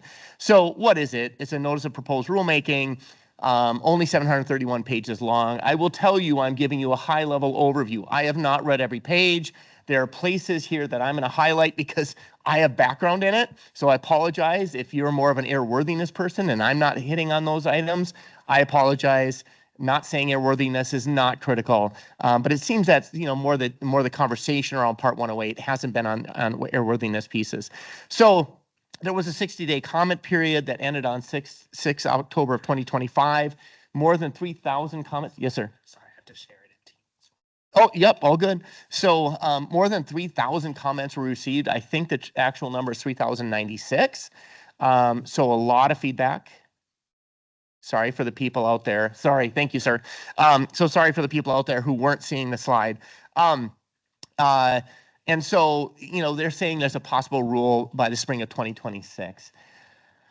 I have to believe, well, there'll be a lot of comments that you can adjudicate rather quickly, or, in ASTM speak and standard speak, fine as non-persuasive. I assume there are going to be a lot of difficult comments that the FAA has to work with and adjudicate. So, can they hit a spring 2026? I don't know. I think that's very, very optimistic, but that'd be great. So what are some of the precursors? Well, all existent regulations, of course, for instance, Part 107, but of course, Part 91, et cetera, et cetera. There was something called the Aviation Rulemaking Committee, and they provided recommendations in 2022. I know many people who were on that committee, and I know a lot about the recommendations there, in part because that spurred some research that I participated in. The 2020 2004 Reauthorization Act required an NPRM to be issued, which is great, right? But it puts a lot of pressure on folks, but they got it done, so great. A ton of research, right? I'm highlighting some of the things I've been involved in. Of course, industry provides great input here too, and I didn't list them separately. You might wonder what ASSURE is, and it's something called the Alliance for System Safety through University Research Excellence. That is an FAA Center of Excellence. That's a consortium of universities. The University of North Dakota happens to be in that, and so I've had the honor of being able to conduct a lot of research within that consortium. Of course, you know who MIT Lincoln Labs is. A lot of universities, a lot of people have contributed to this. So, what are they trying to do? Enable expansion of beyond visual line of sight UAS operations for commercial and recreational purposes, especially at low altitudes in the NAS. Get away from exemptions and waivers. Create a repeatable, scalable regulatory framework. Okay, so this NPRM is a normal process, but it takes time. It's not something that happens overnight. Some of the operations that the FAA highlights in the Part 108 proposed rule package is things like package delivery, ag, aerial surveying, civic interest, flight training, demonstration, recreation. Of course, you know, I don't think they're just limiting to this.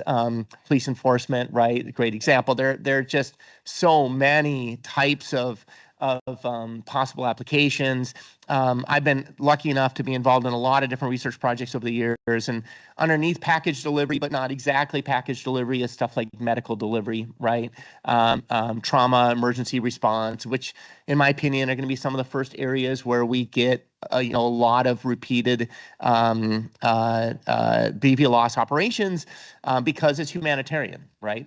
So where we are as an industry, in my opinion, is trying to get, of course, BV loss and more advanced operations like UAM and AM going. Great. And we're getting there on the technical and safety issues, although it's always an uphill battle. But then you have to get through two valleys of death. You have a regulatory valley of death, right? You have to prove the safety of this, and you have kind of that commercial financial valley of death. And so that economic driver is key, which is one of the reasons why I think that actually things like police enforcement, right, and other humanitarian applications like medical delivery are going to be really key to this. So structure. So I just want to go through high level to show you what the major sections of this proposed rule are, and then highlight some interesting juicy bits is kind of what I'm calling them. So, of course, executive summary gives a nice high-level overview. The authority. Why does FAA have authority? Some background information. UAS integration. The NAS. Okay, I haven't actually read that section, but I kind of know what's in there. And then you get into Part 108 general requirements. And then you get into the sections, right? The 108 dots. So you might not be surprised, and I know you can't read this in the room, so I'll kind of give you a high-level summary of this. And yes, of course, happy to provide you a copy of these slides. Anybody who wants them, just please. There's nothing, secret or proprietary in this. So Section 6 is conducting UASBV loss operations, and they call it Subpart B. So there's general operating rules, ADSB. Area, pre-flight requirements, operating restrictions, operation controlled airspace, operations over people, strategic deconfliction, operations in your aircraft. So this is one of the juicy bits, 108.195. So I'll come back to that. Remote ID, operation in shielded areas, another juicy bit. I'm picking on that one because I've done a lot of research on that, so it's easy for me to talk about that. Operations of multiple unmanned aircraft, honestly, a big safety question, but also a huge economic enabler that's going to get us there from a commercial cost standpoint. Careless and reckless operation, I'm guessing that section, I haven't read it, probably says don't do that. Manuals, emergency conditions, and unmanned aircraft flight restrictions. In Section 7, they get into personnel requirements. So knowledge and training, medical, alcohol and drugs, probably not a good idea when you're flying, right, generally. Duty and rest, security threat assessment for certain personnel, which is an interesting section. I haven't gone through that in detail, but I totally understand why they would have included that. Section 8 is permitted and certified operations. I'm going to come back to this as well. So in the preamble, in the executive summary, they talk about this difference. There's a difference between permitted and certificated, I can say it, operations.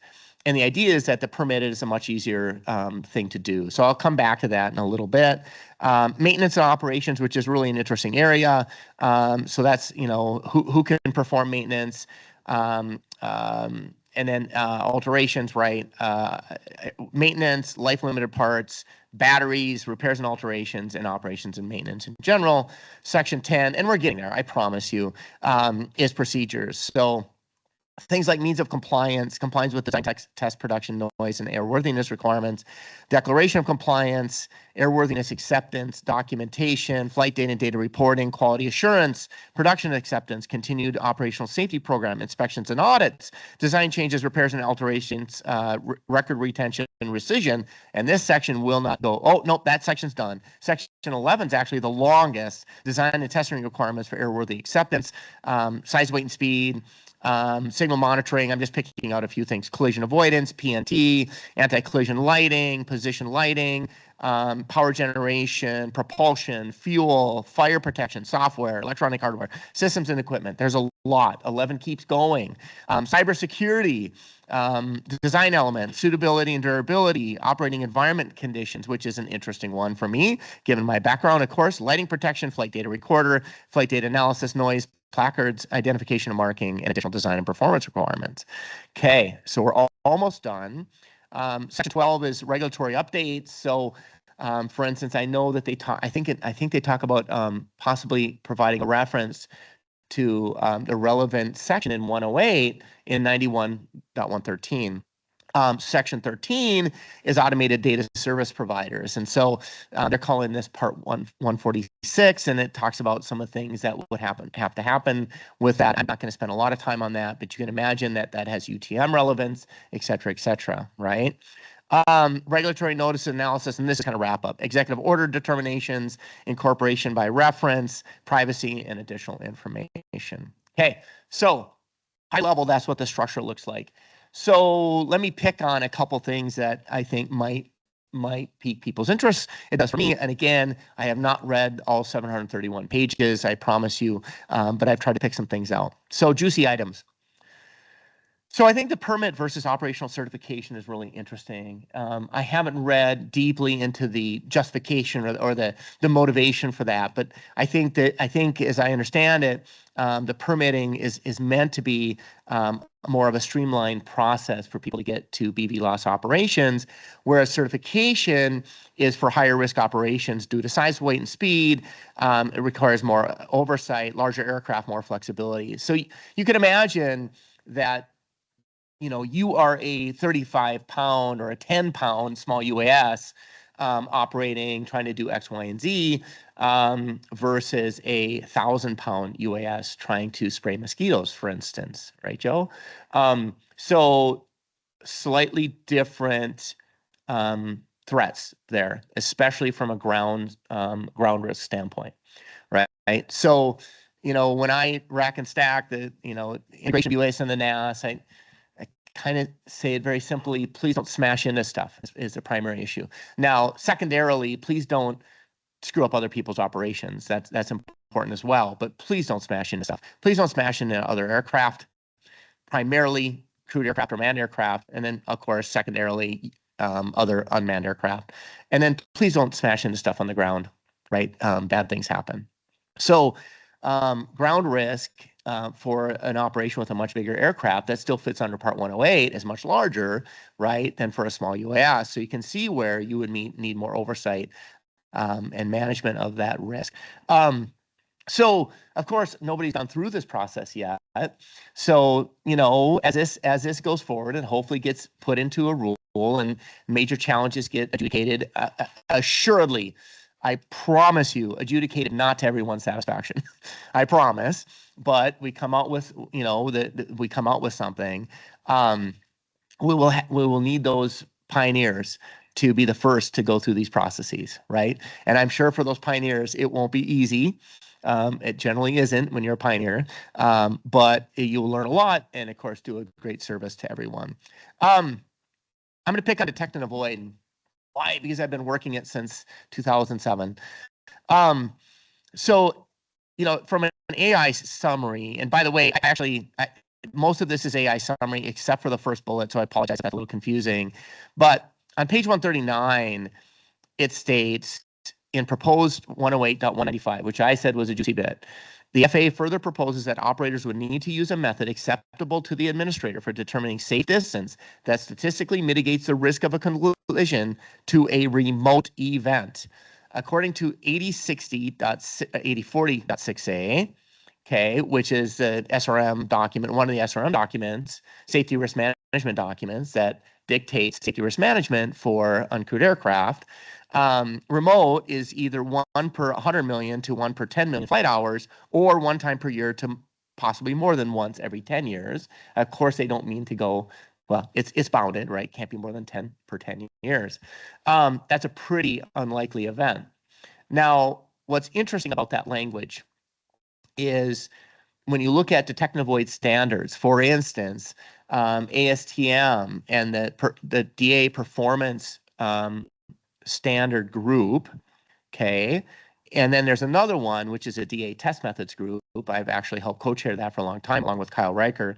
Andy Thurling leads the performance group. They lay it out according to a metric called risk ratio, which really is indicating what is your risk of a certain thing happening, like loss of well clear or a collision per encounter with a manned aircraft. Okay, so that's a much different metric than how often will it happen in a year or in 10 years. And that is one of the challenges that we as an industry have, is relating those two.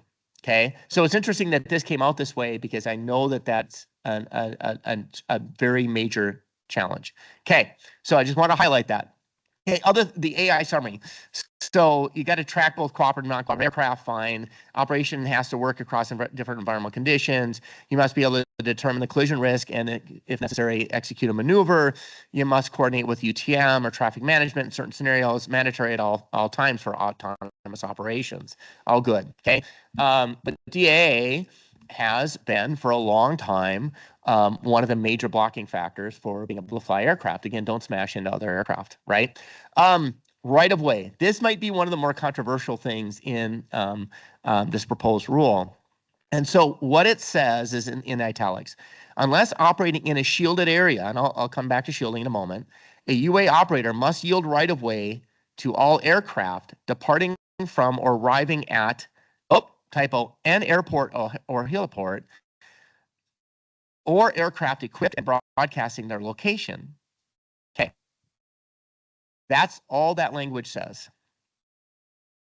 Now, in the kind of description material of this rule, they actually say that below 400 feet, there's interest in giving UA the right of way over crewed aircraft that are transponding, right? The broadcasting their location, which is interesting. Okay, and I can tell you the most difficult scenario with doing that. And I said, in many ways, it could force crewed aircraft to become cooperative at low altitudes if you're operating at low altitudes. By the way, I've had people argue that there's nobody down there. Away from airports, there's nobody down there. Well, in one of the research projects I helped lead, we identified 17 different use cases. Somebody will let him in, I'm sure.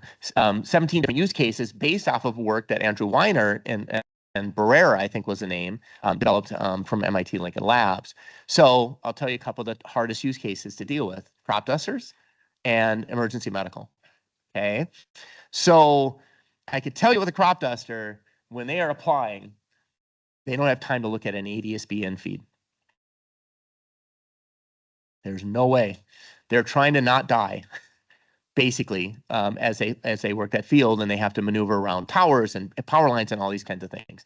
Incredibly dangerous profession. Anybody in this room does that, my hat's off to you. It's amazing.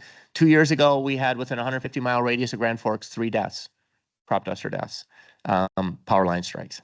Okay, shielded operations. No operator may operate a UA as a shielded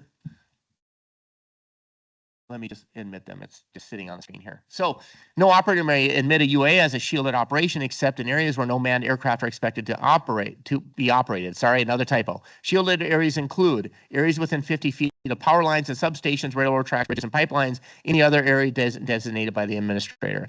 So the BV Loss ARC recommends 100 feet, not 50. So, sorry, I'm not trying to be self-serving here, but Assure did a lot of work on this. I led the project. And so we found that a shielding factor of about 0.5 applies at 100 feet on average across different use cases through survey information. So what am I saying? That as these different use cases, types of operations at low altitudes, manned aircraft operations, interact with these different objects, wind turbines, et cetera, you have a reduction in traffic levels of about 0.5, their likelihood to fly. Why do I pick 0.5? Because in the ASTM DA performance requirements, they list 0.5, I think, for well clear maintenance. Okay, so the likelihood of encountering these people is reduced by 50%. We also in that study show that crop dusters regularly fly within 25 feet of power lines. So I haven't had a chance to talk to the NAAA, the National Agricultural Applications Association, I think. Great group of people, but I can almost promise you that they're going to have an issue with saying that 50 feet is good enough for shielding if they're operating. Okay, so that's going to be an interesting area as we go forward. So comments, themes, and I'm almost done, I promise. So by the way, these themes are being, again, I'm sorry I'm not highlighting Ohio folks, but of course I'm from North Dakota. The Northern Plains test site's right down the hall. I work with them all the time. They have somebody that's analyzing all these themes manually, going through the themes of the comments. An AI summary, which is probably the one great way in which I'm able to leverage AI right now, is pulling out this kind of information. AI summary right away is one of those things that's highlighted in the comments. People are very concerned about this. General aviation, AOPA, people that operate at low altitudes, very concerned about losing right of way unless they're transponding. They're very concerned about that. Some want UA to transmit ADS-B. This has been something that has been fought because the concern is if you get a ton of uncrewed aircraft transmitting ADS-B, it will overwhelm the ADS-B support network, basically the ground stations, and then you won't have it available for manned aviation. Economic impact, there's a concern that it's significant enough to endanger the industry. Requirement to define areas of operation is not scalable, requires complex airworthiness agreements, uncertainty for existing waivers, dependence on automation, penalizing simpler operations. So there's a lot of different concerns, as you might expect with 3,096 comments. Risk assessment for population is too simplistic, they say. I've looked into some of this stuff, just so you know, and it is complex. It's not an easy thing to do. So I understand why Part 108 looks the way it does. It proposed Part 108. And then, you included TSA, and use of security regulations is burdensome, is what some people commented. Okay, so close to 12:15. I apologize if I'm a couple minutes over. Thank you. I provide some resources here with links in case it's helpful. There's many others out there. There's videos explaining some Part 108 stuff. It is a big deal to get to this point of notice of proposed rulemaking to enable beyond visual line of sight operations for small UAS is a huge deal. Huge deal. Thank you for your time. If anybody has anything real quickly, I'm happy to entertain questions. Again, there's some of this I don't know, but I'm happy to entertain any comments or questions. No, everybody's hungry. That's way more interesting. Got it. Thank you, everyone. Appreciate it. Thank you.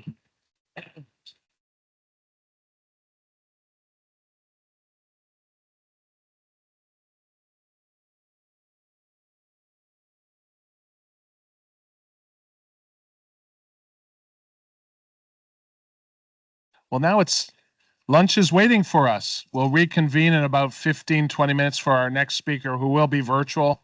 But bon appetit. We'll try that one more time. Charles, if you can hear me, we welcome you to Dronavation. Thank you for being with us virtually. So we're looking forward to your presentation on the state of public safety and drones, past, present, and future. Okay, we ready to go? We are ready to go. All right. Hey, thanks, everybody. It's great to be here with you all today virtually. I wish I could be there with you in person, but given all the travel challenges, it was safer to stay here at home and do this virtually with you. I want to let you know that this is one of the most exciting times in two specific areas, and they're also merging, and that is in public safety and in aviation. So you have a unique opportunity to be involved in something in its very early stages and being able to make a difference in how it goes forward and engaging. Now, you either know about drones in public safety or you need to know about drones in public safety. So with that, let's get started with the next slide.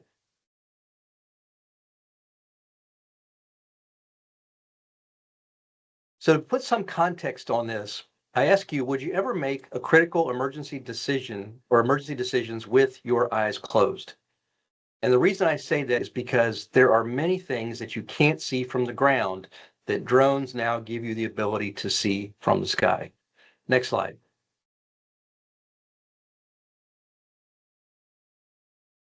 In public safety, we have identified over 50 different use cases in public safety that are making a huge difference. And we'll talk about them as we go forward into the next series of slides. Next slide, please. So what we have here that you're seeing is a dashboard that we put in place that has the ability for over 1,800 agencies to share their information as far as their drone program information, what they're flying as far as aircraft, how many pilots they fly, when they started, what missions they're flying, and so on. So you can filter this by your state so you can actually see who's in there. I encourage you to go to droneresponders.org if your organization isn't on there and put it in so that you become part of the community that's sharing the information. This was done with NASA and Esri in a partnership that we did, and with a great deal of help with Brandon Carr. Next slide, please. So when we start looking at the use cases, one quick look is this structural firefighting situation, and you can see very quickly what you can see from the sky that you can't see from the ground. And on the bottom right photograph, what you can see there is a fire that started separately by a flying brand that landed on the roof. They didn't know the fire was occurring until the drone saw it. Next slide. Changing to thermal imagery, you now have the ability to see things that you also can't see from the ground. On the left, you can see a house that has a very burnt out roof and gives you a very good indication the structural integrity is gone. That's one of the most dangerous places firefighters will be. So you're able to prevent injury, but you're also able to see where the fire is in proximity. On the right side is a fire in FDNY. And in this case, you can zoom in, you can see firefighters on the roof and in their operation as it takes place. Next slide, please. Now using the thermal view again, you're able to see on the left, you can't see where you're applying the water. On the right, you can apply it directly to the fire and extinguish it with less amount of water filling into the structure and potentially affecting the integrity of the building. Next slide. So with wildfires, there are 7 use cases in this area alone, is before, during, and after. And you can see very quickly being able to see from the air, the location of the fire, the magnitude of the fire, the direction of the fire. You can see that the dragon eggs are being able to drop to create a backfire to burn the fuel ahead of the fire. And then you can see some of the after fire results, and you can do measurements both before and after on the fire loading on the forest floor. Next slide. And of course, one of the first inklings that we saw this happening was in California. I remember calling them and talking on the phone, using the drones as beach patrol for sharks. Next slide. Here's an example. We have a flotation working group that we have right now in drone responders. We'll talk about the working groups later, where you can locate and rescue a swimmer in distress. A drone flies over, drops, in this case, it's a rest tube, but it could be any flotation device to a person in danger. As many of you that may have known wherever lifeguards as in your youth, this is one of the most dangerous situations you'll be in as a rescuer because they're trying to survive for life and they can drown the rescuer as well. Next slide. So in this, you're looking at 2 different traffic accidents, and you're able to see the magnitude and the level and magnitude of fire in one case that you couldn't see when you're coming up on it. You could see it, but not to know that there's multiple vehicles. And on the left, you can see a huge amount of damage with a mass casualty incident that you're dealing with. And again, something you can't see from the ground. Next slide. In hazmat operations, we've seen tremendous operations. And Rich Katanis down in Southern Manatee Fire Rescue has done a great deal of work in this area. They're able to fly in, use the meter on the drone to do some of the detection and quantification of what it is, the release and the percentages. You can also see where the thermal lets you see a container that may have a fluid in it. You can see how much of the pressurized fluid is in there or if it's empty. You can also see what the flame impingement is doing to where you might have a levy operation. Next slide. Here's an example of train derailments.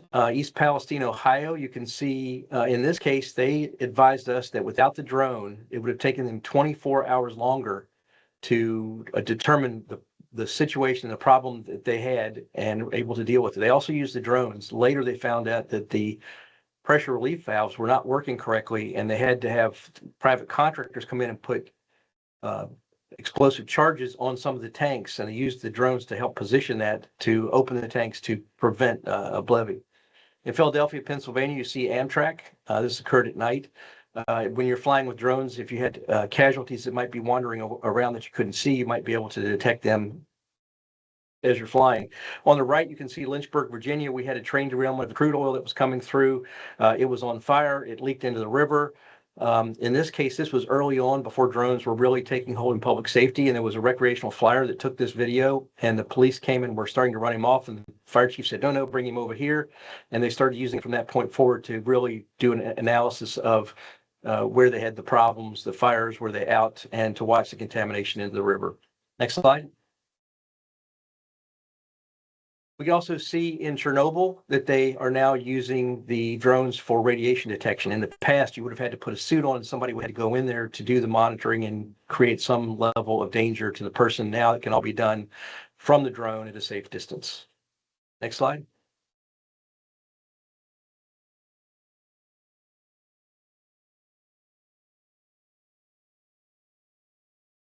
What we've seen with all the weather events around the country, around the world, we have learned that the drones can tell us very quickly how bad is bad. This is really important because it helps us understand that we need more help, what kind of help we need, and really moves us forward in the direction of a faster recovery. Next slide.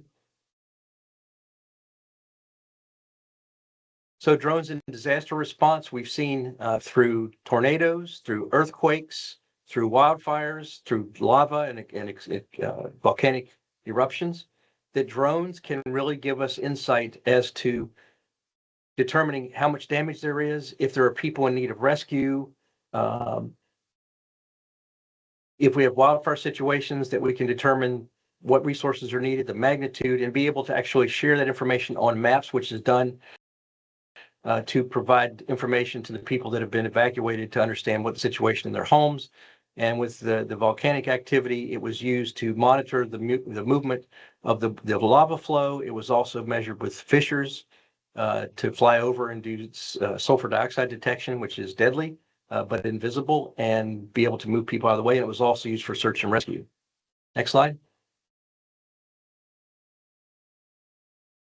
In the law enforcement tactical operations, there are numerous operations, and you can see here very quickly in the top left, you can see that the drone helps to oversee canine operations. On the right, you can see where a person was hiding on top of a vehicle, and you can see the officers that are surrounding. The other in the bottom picture, you can see gives you that situational awareness as you're going in. What does it look like? Who's there? The vehicles that are in place, and other information that may play into that. Traffic crash reconstruction, forensic investigations, traffic pattern review. In other words, you could set up a tethered drone to where you monitor a new pattern to see if it works before you make it permanent. Traffic enforcement, bomb threats, interior room clearing, the list goes on. Next slide. In Oklahoma City, we saw how the police department used this in 3 separate occasions. One, they avoided an ambush because they were able to see by the drone flying overhead where the person was. What they did is went to another side, did some distractive activities, then the other team came in and took the person. In the middle section, you'll see a suspect reaching for an AR-15, and they were able to see this, and fortunately, they were able to take this person and remove this issue before it became dangerous to the law enforcement officers. On the right, you can see that there were thieves hiding on a roof, and the drone detected them, and they were arrested. Next slide.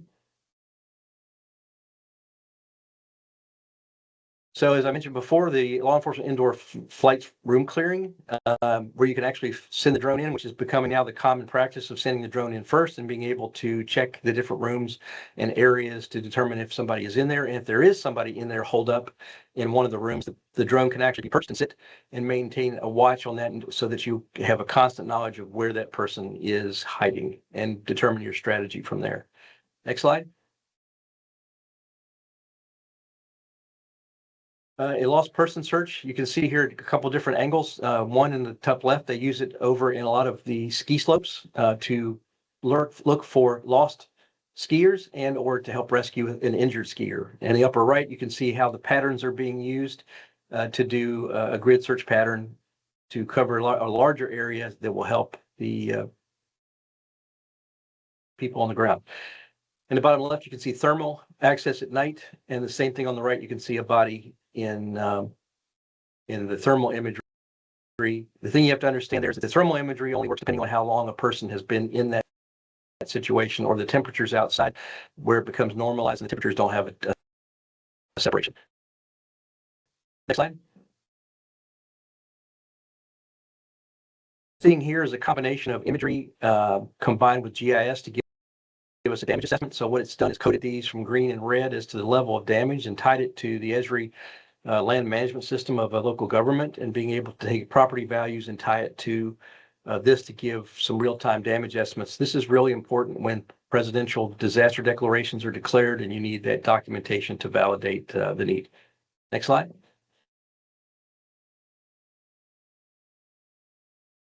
Here you can see the Surfside condominium collapse. I will tell you the first thing that the drone was used for, has happened at night, was to provide lighting on the debris pile. And that was for the purpose of determining if there was anyone close to the debris pile top that could be rescued, because all the people that were below, there was no chance of survival. They maintained scene overwatch of the operations. It was done very interestingly. They coordinated the airspace into quadrants, and they used WhatsApp to communicate between the teams that were flying. They used it for surface and interior search. They accessed areas they couldn't get to, and they did damage and structural integrity analysis, which also determined that adjacent building they decided to bring down because they felt it was too dangerous to remain. And then it gives you that assessment of how much you need to do in the way of debris pile estimates and removal. Next slide. So this is in my town. This is Charlottesville, where we had the protest, and unfortunately, in the case, we had an individual who drove down one of the side streets that was closed, went through a barricade, and then ended up killing a young woman and injuring 19. The drone gave us an eyes on the situation and gave us very early warning that we had this occurring. We had EMS responding very quickly, and I believe we had 19 patients that were all in the hospital within 19 minutes. Safety overwatch, identify violence, identify weapons, traffic deconfliction, and faster deployment of resources. Next slide. Here you can see traffic crash reconstruction very quickly. You get the assessment of being able to go to a traffic accident where you have roads closed down. You're able to do the assessments more quickly in a third of the time with a centimeter of accuracy and the ability to go back and look at this later. And it reduces the chance of secondary accidents, which are becoming a bigger and bigger problem with all the distractions we're seeing in vehicles. Next slide. Tethered drones have also become another tool to be used, where it can be mounted inside the cabinet or compartment of a fire apparatus or on the roof of an emergency vehicle, or it can be in a Pelican case and can be portable. It allows you to put this up into the airspace and fly continuously without having to change batteries. So your logistics is limited, but also is your flight area. But it gives you that ability to maintain an overwatch of a situation if it's relatively static or in one location. So if you had a hostage situation, you wanted to maintain an overwatch, that this tethered drone could be a very good advantage. Or if it's a long hazmat incident or something and you just want to keep eyes on. Next slide. So one of the biggest advances in law enforcement in decades, as far as technology goes, is drone as a first responder. We're now seeing that drones are able to launch from the rooftop of a building or buildings, different locations, to the scene of an incident and get eyes on and provide situational awareness. It is changing dramatically, and I will tell you that from 2018 to 2024, 6 years, we had 50 DFR waivers approved. The reason there weren't more because of this great value was because of the regulatory challenges that we faced. In the last year, we worked very hard with the FAA to get some changes made to where it's much easier and faster to get your DFR waiver than it ever was before. We've now gone from that 50 in 6 years to over 600 in less than 5 months. And this is going to be a growing trend continuing to move forward. Next slide.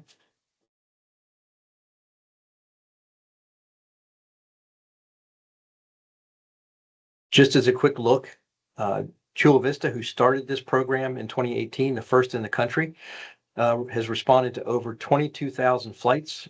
It assisted with over 3,000 DFR arrests. It avoided dispatching a patrol unit 4,500 calls, which means 25% of the time, just about, they're able to return ground units to service before they ever arrive on the scene, which means they can respond to other calls.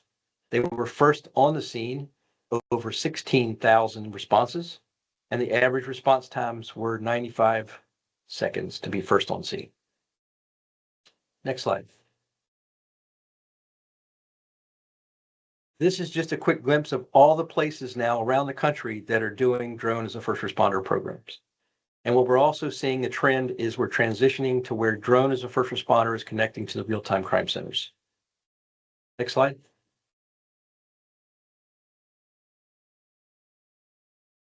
One thing I want to let you know about is the nationwide DFR working group. If you're interested, we have this. We meet the third Thursday of every month at 4 p.m. Eastern time. And if you're interested, send an email to me at that email address, charles@droneresponders.org, which I'm sure you'll have this slide presentation as well. And what we do is we have a highlighted agency that tells about their new program, and then we talk about the latest regulatory updates and other things that help to advance drones as a first responder. Next slide. So where are we going? We're starting to navigate in smart cities now. It's like when you start thinking about how can drones be flying. If we look at Beverly Hills Drones as a First Responder program, they are flying all the time. They're loitering in the air. They're not looking for anything specific, but they are loitering. And if they get a call, they're immediately flying down on it to get eyes on that situation. Now, the important thing to remember in all these situations is that what you do in your communities, that you do with an outreach program first, to make sure they understand what you're going to use the drones for, and more specifically, what you're not going to use the drones for. One of the things we stay away from is recommending anything that's done for random surveillance, because then you run into privacy and civil rights concerns, and that's often a game changer, if not a game killer in its place. But now you have the ability to be doing all these different operations with the drones for public safety, damage assessments, all types of responses. Next slide. So one of the things I put on here is just to give you a public safety toolkit that helps you with the waivers. So if you're looking for a beyond visual line of sight waiver and or DFR waiver, this will take you through, let's go to the next slide. It'll take you through a decision tree process, which will help you determine which way is best to go. You have the opportunity to go to Part 107 or to go to Part 91. Part 107 is your commercial license. We now have DFR waivers in that area, as well as Part 91, which is your public aircraft operation, which was up until recently kind of the direction everybody was going. I will give you one quick overview of that, is to say, understand is that when you go Part 91 to get a public aircraft operation, you get the DFR waiver and you get everything that goes with it. But you need to understand, when you look at your certificate of waiver, all the other elements in that as far as requirements that you need to do. Because if you have a crash, the lawyers are going to go through and look at all those things to find out, did you follow everything to the letter? Part 107 is more specific, it's more defined, and there are less other requirements under the public aircraft operations. Because keep in mind, public aircraft operations were originally designed for manned aircraft. And then you'll see next slide, just a series of slides to go into this decision process. Next slide. And these are available when you go to that link. Next slide. We also offer the FAA webinar the second Wednesday of every month at 4 p.m. Eastern time, and it's open to all. It's free.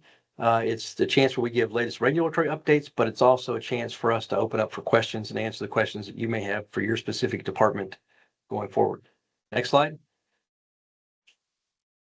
We also offer the Public Safety Drone Review, which is the first Tuesday of each month at 3 p.m. Eastern time, and it's open to all. We do the latest news stories that have happened in the past month, and then we have a featured speaker from one of the public safety agencies telling about their specific program, their challenges, their successes, and again, that's free. Next slide. So a little bit about public safety programs in 2025. There are now over 7,000 public safety UAS programs in the United States. Now, let me qualify that. When you compare it to manned aviation programs in the United States, there are only about 300 public safety aviation programs, meaning fixed wing or helicopters. So we have dramatically increased the number of these programs. The other thing I want to make clear is that one does not replace the other.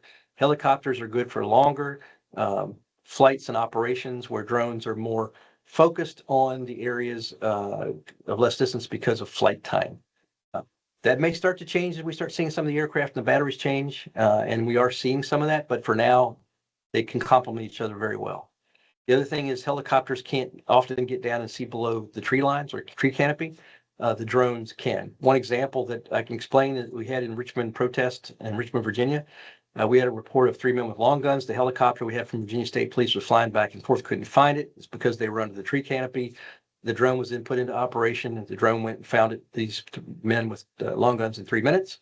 And from that point, we went away from the helicopter to the drone view from that point forward throughout. 70% are law enforcement, 25% are fire, 5% are emergency management, search and rescue, and other areas. But we're starting to see that shift and change a little bit as people learn more about the value of drones. What does it do for public safety?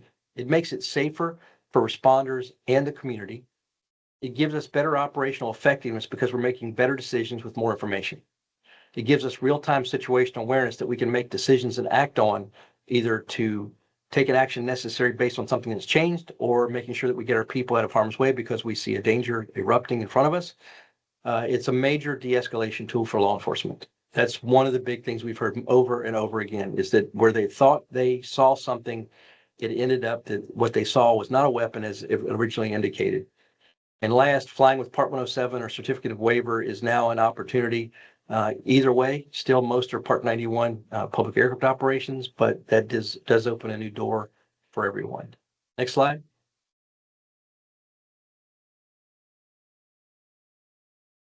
So what's next? So the BVLOS rule Part 108 we just had before this government furlough, the comments that were submitted to the FAA for consideration to revise the rule. I will tell you that up front, the Part 108 rule did not look very good for public safety. It's going to be a challenge. We put our comments in, and I'll explain about that in a second, but it looked like the Part 108 was almost totally designed for drone deliveries. It was focused on fully automated fleets, large fleets that were designed for delivery and for profit. And when it came down to the requirements, they were so onerous that for public safety, it would end almost all of our beyond visual line of sight operations that we're currently doing today, even though we've had great success doing that. So what we've done is we put in our recommendations and comments to say we'd like to mirror the policy and procedures we have in place now, where we're able to get these beyond visual line of sight waivers in a week or less. The same with DFR waivers, that we're getting them very quickly. So we've kind of taken that and said, let's put this in to the areas that would be addressing public safety. There is some movement for some people to propose a new rule called Part 109, which would be focused on public safety operations entirely. So it would take us totally out of the system, but we'll see how that goes next. So the other things that we're seeing is we are starting to see autonomous flights, to where the flights that we're flying for drones of first responder can be taken off and launched and fly to that location point and then manipulated by manual operation using sticks or some other type of user interface. What we saw with Las Vegas, they also got the one remote pilot to many aircraft, which means in this case it was 1 to 4, that one person could operate 4 drones. Now, one example would be if any of you saw the recent Skydio launch, they ended up showing 3 different aircraft. They've got their X-10 that they've had, then they added the R-10, which is now your interior drone, and then they have the F-10, which is a fixed wing, flies longer distances. That is an example of how you could be flying 3 different aircraft, same platform, 4 similar functions. So the R-10 could be going inside, the X-10 could be flying around the operation and the tactical operations, and the F-10 could be flying over top, doing a higher overwatch, all by one remote pilot. We're starting to see the shift to heavier lift drones. This is really good, especially when you get into wildfires, to be able to move equipment from one location to another. Also to be using it for suppression activities, to where suppression activities could occur 24 hours a day, where currently the suppression operations end at when nighttime occurs. And then we're seeing the advance of drone swarms. The most common thing that people are familiar with as far as drone swarms are your light displays that are replacing fireworks. So we see the drone swarms as having the ability to fly over multiple areas, searching for lost persons and covering much more in the way of areas. Or it could be done the same thing for doing damage assessments over a large area. The other thing that's next is becoming fully beyond visual line of sight autonomous DFR programs. But again, we still have a little ways to go to get there. And then, of course, the big thing in the room that we're seeing now is artificial intelligence. Artificial intelligence, I've worked with a number of different companies and seeing things to where they can use it to identify a certain type of fabric on a lost person, that it can identify sea animals in the water and determine if it's a shark or if it's a dolphin or whatever it might be. That it can actually do damage assessments on its own. So it can fly into an area and compare satellite imagery to the current imagery that you're dealing with and be able to determine the areas that need to have damage assessment done. Finding lost persons and anomalies. One of the unique things that I found, which was really interesting, is one was able to use your video and you can put in what they call a visual agent. And in that visual agent, you could tell it what you're looking for. And you could say, look for weapons, look for suspicion activity, look for violent activity. And what it does is we as humans, we look at certain parts of the screen at any one time. But in this case, the artificial intelligence looks the entire screen in its entirety, and it's able to look and identify these very quickly. And when it does, it points it out on your screen in front of you. It can be done on archive video as well as the live video, and shows like a weapon, or it shows a person acting suspiciously. And if they look for something that you put in, like say that you put in, find me a 1962 Ford pickup truck, and it doesn't have it in its library, it goes to the internet, finds a picture of a 1962 Ford pickup truck and brings it into the library, and then starts looking for it and informs you if it ends up seeing it while you're looking through your screen, or while the drone is flying remotely and sees something. So what are the challenges ahead? First, the final rule in Beyond Visual Line of Sight Part 108, I think, is still going to be a challenge. The good news is we still have Part 91 public aircraft operations, which are a backup. So should that not go the way that we want, because my goal is that we mirror what we're doing, and that basically you fill out a permit and then you just do your operation because the requirements are already set.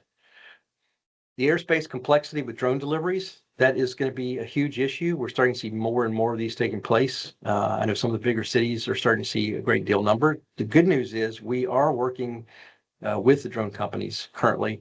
And along with that comes that public safety priority in the NAS. That's going to be a challenge, because now we're having all these competing interests that are flying, and it's going to be a lot more beyond visual line of sight operations. So how do we do that? So we're currently working, the Texas Department of Public Safety, drone responders, working with, starting off with Zipline and Wing, are working using a TAC server to take information of the drone telemetry to be able to communicate that to the drone companies to say, change your location or avoid us as we're coming. We also found out that Airspace Link is doing something similar with Amazon. So now we're going to pull the two together so that we're doing complementary work together. And we're in the uncertainty of status of Chinese drones. To be quite frank, there is a lot of effort to end the Chinese drones. Some are more reasonable than others. I think that what we as drone responders have asked, if any state bans are going to be put in place, we really urge everyone to give a 3-year transition plan and to actually take the time to determine how much money is needed to spend to replace the Chinese drones. Because I can tell you in my example in Virginia, they tried to do a ban in Virginia. It was defeated, but they also, the legislators put forward $1 million to replace Chinese drones. And I had one of the legislators come to me and say, we're so excited that we got this money for you. Aren't you happy? And I said, well, do you know how many drones that replaces? And she said, no. And I said, it replaces 40 drones. She said, $1 million only replaces 40 drones? And I said, yes. You didn't hear the rest of the story, did you? So that's important to understand. And then privacy concerns is of course, is going to grow because now you're going to have all these different drones flying, which is going to complicate our situations of the drones we're flying because people are seeing them more often. And then I think the other challenge that's going to come in place, the big thing right now, because we just worked with an event with doing a FIFA event for the host cities, is drone incursions and drone threats. And so those of you that are in this space that have drone programs, or even those that don't, you need to start looking at your detection strategies, especially around your large venues, your critical infrastructure, and other things. And to keep in mind that as you're looking at that, this detection capabilities also can serve to help your drone as a first responder program, but it can also be that next step or precursor to advanced air mobility, so that low altitude understanding of the airspace is going to be critical to your community thriving in the space.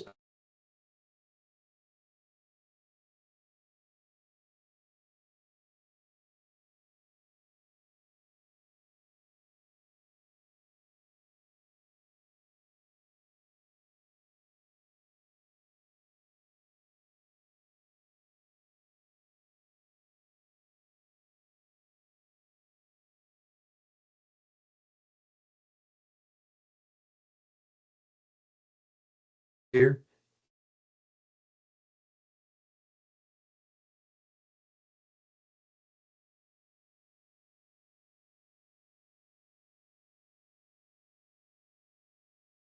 Can anyone hear me?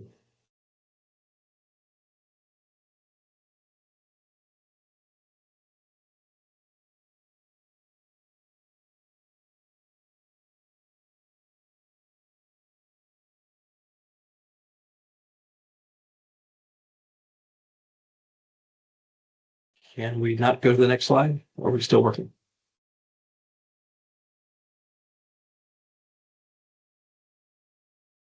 Okay, and very quickly, I want to just go into a little bit about drone responders. Drone responders now is the leading and largest nonprofit program to advance public safety UAS with over 12,000 members and over participation with over 92 countries. Just very quickly to go forward, we're announcing our national training initiative, which will more information will be coming out. I urge you to get the app. It's free and will keep you up to date with all the things that are happening. As you heard from me, the monthly webinars. And then as far as our working groups, we have the women drone responders.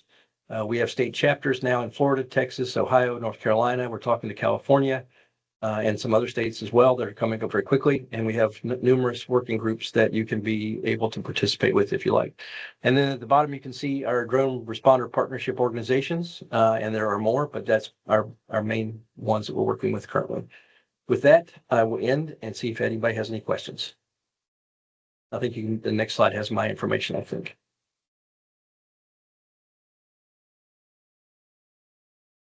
That's my information. If there's anything I can do to help you, please use my email address or give me a call.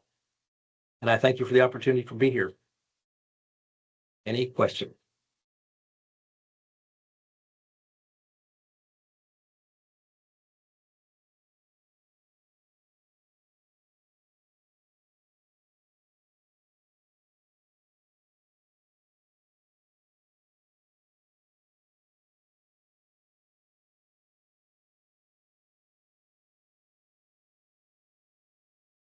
I can't hear anybody if anybody's saying anything.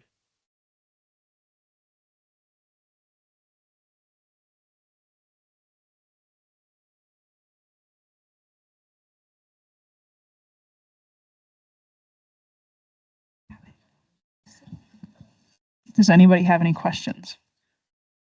And before you do questions, I just also want everybody to know that Scott Mlacar is there. He is our chapter chair of Ohio, so he can also help you out if you have any questions in person.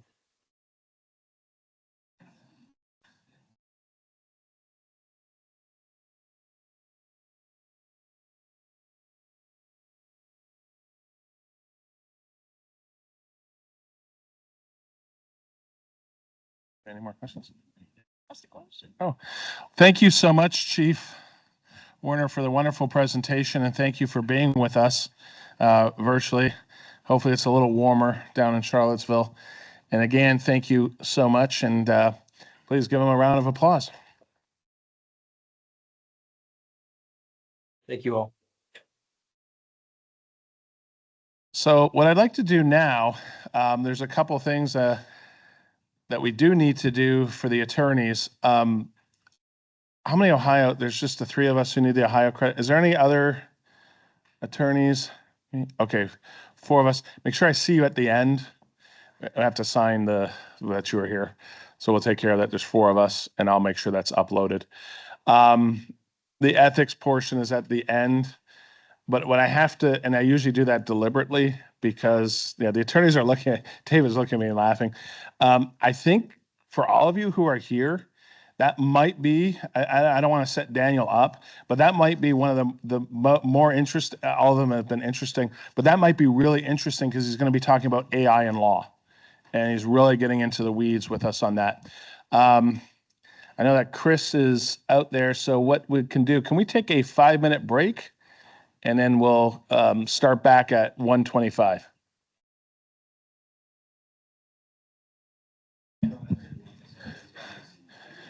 So our next speaker is a close colleague, good friend of mine. Went to met him a long time ago at something called the Lawyers Pilots Bar Association. He's a member of the Florida Bar, is a member of the Robert Stumer Law Firm. He's also an adjunct member of our faculty, and he's a 777 first officer for American Airlines Dallas based, and also a Part 107 drone pilot. So, and the biggest claim to fame that Chris has is he's master of dad jokes. So he's going to bring an entertaining presentation. Those of you who are online, this is part of our requirement. Sorry, now as soon as I say requirement, they're all going to scatter. We have a technical requirement in the Florida Bar, and our technology requirement. The good news is Florida, unlike Ohio, works on the 50-minute hour. Ohio's 60 minutes. But anyway, Florida, for some reason, follows the 50-minute hour. So all he has to do is drone on for 50 minutes. And without any further... Dude, thank you, Chris. Thank you. As you mentioned, I'm a member of the Florida Bar, but I have visited many bars in my lifetime. Yeah. Well, actually, my dad joke of the day was after the 108 section, I wanted to say the presentation was great. It was out of sight. Thank you. Anyways, so I am going to talk about technicals, but of course, I'm going to take a few moments to talk about myself because I got 50 minutes to fill. Because in Florida, that's an hour. We're not real good at math. We're getting better. So as you mentioned, of course, I'm a partner at the law offices of Robert M. Strumer. We are a small boutique firm out of Santa Fe, New Mexico. We wanted to put our firm in the most out-of-way place we could find. So we said, why not Santa Fe? But of course, you're wondering, what's my aviation background? I can't just be a lawyer, right? Of course not. I also work for American Airlines. Unless we lost your luggage, then I work for Delta. We probably have lost your luggage. They've lost my luggage. When I first got hired at American, they sent me down to fly the islands. I was based out of Puerto Rico. And so I checked 2 bags to San Juan, Puerto Rico. And when I got there, I had 1 check bag. My other bag was on vacation in San Jose, Costa Rica. Yeah, I came back 2 days later. Had a lot more stickers. It was a little banged up. But it did come back, well rested. Anyways, we're going to talk about drones, and I'm supposed to talk about technology for an hour. I can't imagine there's any technology involved in drones, right? And I'm sure you've all been through how many of these presentations? So I said, okay, maybe we shouldn't just talk about drone technology. We've just spent hours on that. Maybe we should talk about the fact that drones live in a world of technology. And this is where I call on the college students. If somebody will weigh in, what kind of technology do we have with drones? What do we associate with drones? Or anybody else? Say again? We got battery technology. We have GPS technology. You don't have to answer, but remember, I still got to talk for 50 minutes, so here we are. So we're not flying drones in a void, right? We're doing other things. We're using optical technology. We're using navigation technology, batteries, radio communication. I remember when I started flying model airplanes back in the 1990s. For those of you younger than that, don't do the math. And back in the 90s, we had these model aircraft, and you just had a radio control, and all it did was just send a signal. But that was part of the technology. And you had no feedback, and certainly no camera. I remember one time somebody brought in a radio-controlled airplane, this is circa 1998, and it had a camera on it. And that was mind-blowing, that he actually had a little screen, and he could see first person. He put the goggles on. And it was great, and he could see it all the way down to his crash. But still, it was revolutionary technology at the time. So we're going to talk today a little bit about the technology and how we use the technology of drones as opposed to actually talking about the technicals, which helps because I'm not an engineer and I really don't know how they work. So main topics here, of course, we're going to talk about briefly about some terminology. Then we're going to talk about safety and resources. We're going to talk about how AI affects it. I'm only going to talk a little AI because we have a bigger presentation on that later and because I don't know much about it. And then we're going to talk, of course, about internet-based public education. But of course, I need an excuse to put a picture of me with a big airplane. And so, a year or two ago, I said, I need to lose some weight. Well, that didn't work, so I thought, maybe I'll just get a bigger airplane and I'll look smaller. I think it worked. So this right here is a Boeing 777-300. And as you can see, we're very busy there moving customers for money, or in this case, just standing around. But, I put this picture here because, with drones now, we're not really flying them as much as we used to.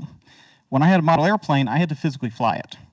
And if I lost sight of it, which occasionally happened, you might not get it back. I had one that was all white, which was a really bright idea until the first time I lost it in the sky.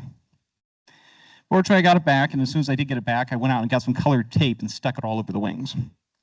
Today, of course, the drone technology largely flies itself. So what are we doing? We're managing it. And that's the same as the 777. Professor Lorenzen will give me a hard time because the autopilot flies my airplane. I fly collectively maybe 20 minutes in a whole 12-hour flight, if it's even my turn to fly, because we have 3 pilots. But I'm there to manage, there to keep track of turbulence, keep track of the route, talk to air traffic control. And what am I doing? I'm using all these other pieces of technology that go with the aircraft, from communications to navigation to weather. And if something goes wrong, I'm here to manage it. So if we're in the UAS world, we have drones, much like the ones here. What are we going to be doing? Well, we've got folks, we have a pilot, we've got support crew, we've got 3 categories that the FAA likes to define, right? So we have a pilot or pilot in command, or remote PIC. We've got the person manipulating controls, and we have a visual observer. And I think many of you are already familiar with these categories. The pilot in command is really in charge, but it's a lot like the captain. Now, when I fly the 777, we have 3 pilots. We have 1 captain and 2 co-pilots. We're on a rotation where there's always 2 people up front and 1 person on break. That means at some point in time, the captain is taking a nap in first class while I'm flying this airplane with another first officer. The captain is still in charge. He's left us instructions. And if something goes wrong, we'll wake him up, probably as we're landing. But nonetheless, we're trusting our crew, right? So just being in control of the aircraft or being able to manipulate it doesn't make us the pilot in command. By the same token, with the UAS, we can have an operator, somebody who's learning to fly it, also known as the manipulator of the controls. And that person's job is to actually fly the equipment. The pilot is in charge. Now, in many cases, it'll be the same person, but it could be 2 different people. And of course, the visual observer, if we need to have line of sight, is going to be somebody there to assist. And you can also have a larger crew depending on the size and type of your equipment. So this is just a little bit bigger picture. I stole this off on the FAA websites. But I want to take a moment to talk about the term operator. How many people have heard the term operator in the FAA world? So it means something different than it does if I said heavy equipment operator. You'd think of somebody moving a crane. But in the FAA world, an operator is a business. It's an entity that is using that aircraft. So if I have a charter company and I move people for money, that's my operator. If I'm an airline, I'm American Airlines, that's the operator. And in the flight instructing world, there's some debate of this, but largely it becomes the flight instructors or sometimes the flight schools that are the operator. But it's not necessarily anybody in the plane that is manipulating. Now, it could be. If I own my own airplane and it's a small airplane, I could be the pilot, the manipulator of the controls, and the operator. But for companies, it's usually separate. So I'm going to try not to use the term operator because that's really more of a business term. But I'm going to talk a little more about pilot command. So again, the pilot command is going to be in charge of your aircraft. They're the ones who need to make sure that we've checked the weather. They need to check the NOTAMs, which I believe we've relabeled again, but I'm just going to call it nose to air missions, which is your updates. They're going to be the ones in charge of making sure we comply with the rules and the regulations. So much like the captain on the airliner, their job is to coordinate. Many years ago, I became the captain on an Embraer 175. It's a little 76-passenger, two-pilot, two-flight attendant aircraft, excellent aircraft.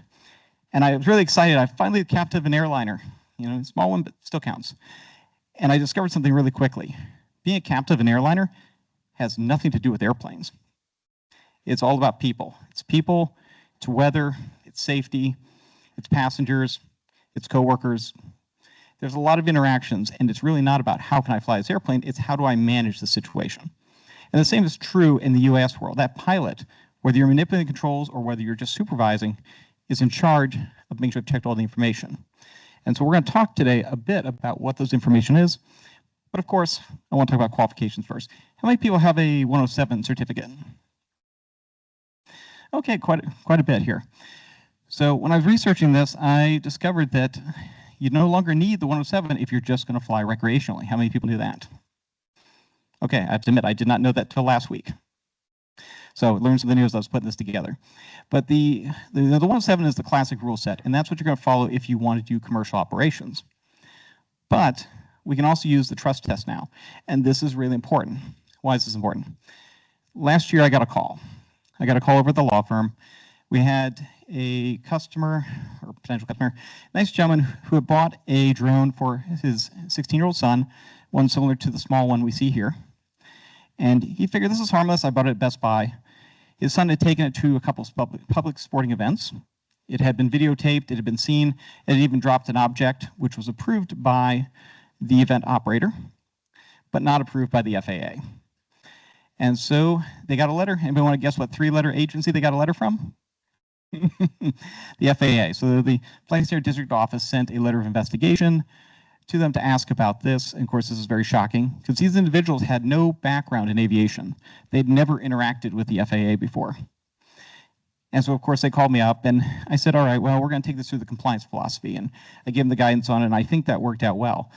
But it shows us that there's a lot of lack of information in the public. And asking everybody to go do a 107 certificate and take a test and have to apply for a certificate just to fly what to many people is a recreational item, it seems a little unnecessary. So this is where the trust test comes in. So now recreational flyers can transition into this mode, which is very similar to model aircraft. It's very similar to the model airplane exemption that used to exist. And as long as you're not flying for hire, the trust test does not require an FAA certificate. It only requires that you take the test and you have a copy of it on you, just like you would have your certificate.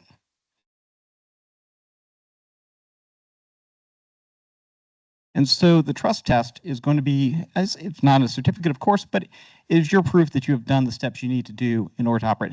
It's very much like a boating license in many states. I think Ohio has an online boating test where you simply take the test and it prints out. I did it about 20 years ago.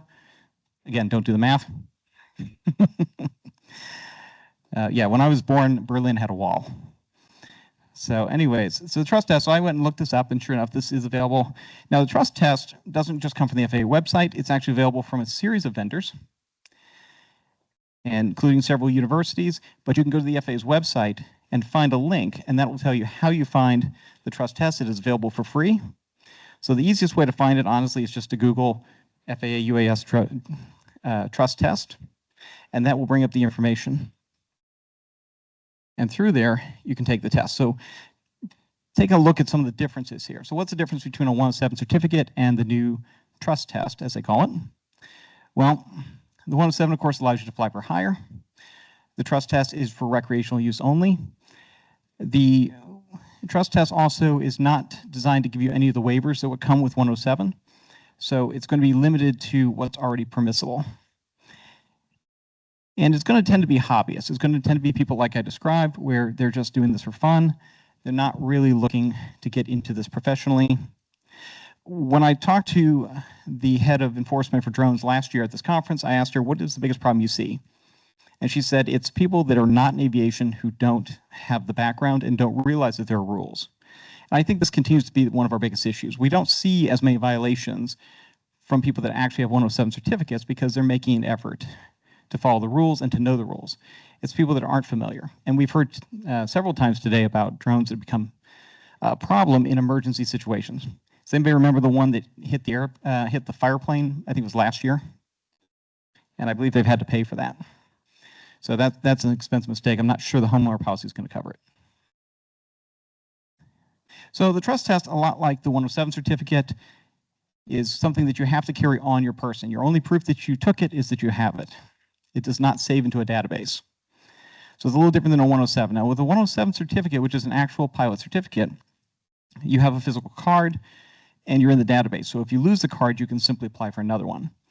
If you take the trust test to do this for the recreational flying, then you're going to have to retake the test. And of course, if you've already taken it once, pretty easy to take it again. But you have to take the test again in order to get the certificate to print out a second time. Either way, though, anytime you're operating a UAS as the pilot in command, you're going to have either a 107 certificate or your trust test proof of results on your person so that you can show that to law enforcement or the FAA. Now, how many people think the FAA doesn't go around and look at UAS? So last year, I had the first, I believe it was the first drone revocation case in front of the NTSB. And it was a young gentleman, I think he was roughly 18 years old, and he had been stopped by the FAA at a public event where the inspector was present. And I was shocked. I was shocked that there was an FAA employee working on a Saturday. I'm not sure I really believe that story.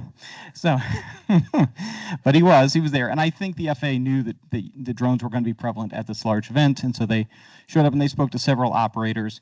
Most of them did not have a 107, and they pretty much shooed them away. Unfortunately, since our client had a 107, they took a little more stringent position because they felt he should have known better. So we ended up having to we ended up settling that out of court, fortunately, and I think we worked out a pretty decent deal. Now, of course, you know, teaching people and having these online courses is great, but let's say, okay, I'm a recreational operator, I've taken this online course, I still really don't know, where can I fly this drone? You know, I'm a pilot, I know where the local airports are, but if I'm not a pilot, I don't know what a Class D airspace is.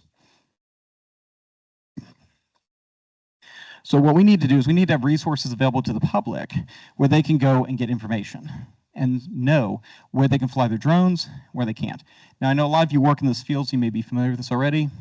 If it's a bit of a review, I apologize. I'll also apologize because some of the slides do not match the ones that we published yesterday. That's because I finished them this morning. We've all done it. So anyways, we're going to talk about the Before You Fly app. How many people have used the Before You Fly app? How many apps is that? So it's actually several different companies now. So the FAA has gone to the private sector. How many powered pilots do I have? Does anybody remember, and this is about 20 years ago, DUATs? Yeah, the DUATs. So DUATs, for the younger folks, before we had the 4 flights for the other programs, one of the early attempts by the FAA to digitalize flight planning and weather was called DUATs. And it was an online system you access about circa 2005. And it would give you a lot of the same information. It could plan your flight, it would give you weather, it gave you a briefing. It was sort of the early version of a text briefing. And it wasn't done by the FAA itself, it was actually done by 2 private vendors. You could log into either one for free and get the information. And so they had 2 for a while, eventually they picked one over the other, and then eventually I believe they phased that out. But this is very similar where Before You Fly app, which helps you tell you where you fly your drone, is now available with several different vendors, which are all available free to the public. So what does the Before You Fly app do? Well, it's going to give you information about where you can fly your drone and help you to identify airspace. It works on a more real-time basis than some of the other resources, but mostly it's simplified because we don't want members of the public to have to try to read a sectional chart every time they want to go fly their UAS or to go read a NOTAM. Has anybody ever actually read a NOTAM? It is hard to read those things. Yeah, and of course, the one piece of information you need is always buried somewhere in the middle. And then, of course, there's always some vague comment at the end, or is approved by ATC. It's like, well, that's not helpful. So Before You Fly is a much easier one for a lot of the public to use. Of course, it comes with maps and other information. Now, that being said, I mean, most people operating UAS are not operating outside of line of sight. So they can locate themselves fairly easily and see where the boundaries are, and then operate the UAS within that.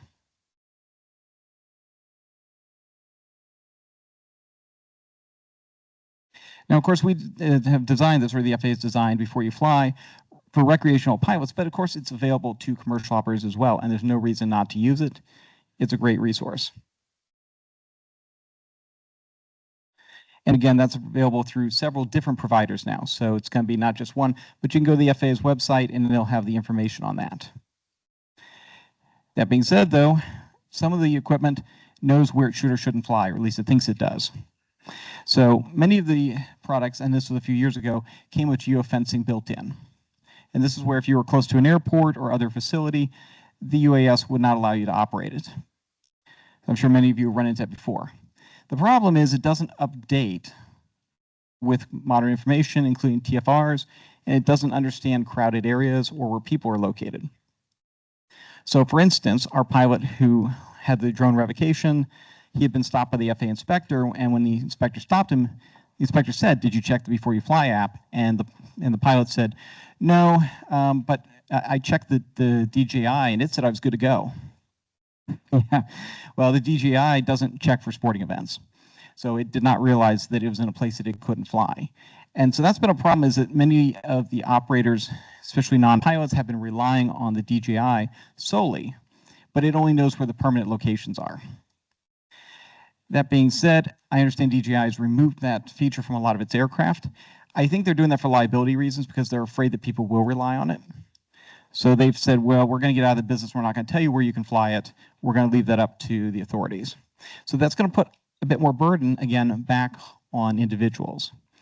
So again, the aircraft that do come with geofencing, if they still have it, those databases are generic. They're based on the information that was available the day the aircraft was built. They're not usually updated, unlike my car that gets updated a couple times a year for $1 million. Or whatever BMW's charging me these days. And again, the aircraft has some good features, but you've really got to go back and look at the Before You Fly app or other resources to say, where can we fly these? And this is, again, where that other technology comes in. And so for those of you who are coming through the school here, the drone technology is so much broader than just the UAS. It's also going to encompass things like the internet-based systems, navigation systems, and some other ones we're going to talk about. And now we get into the low altitude authorization notification, and Professor Lorenzen's going to help me out. What is the low altitude notification?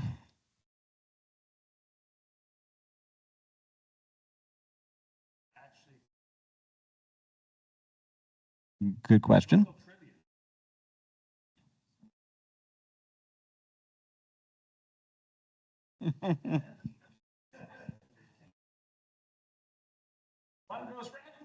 Nope. It's close. No. No. Kent State. One, that's a great Cleveland. No. No, what did I tell you? Oh, I would have never thought. I don't know. What is it? Youngstown. Okay.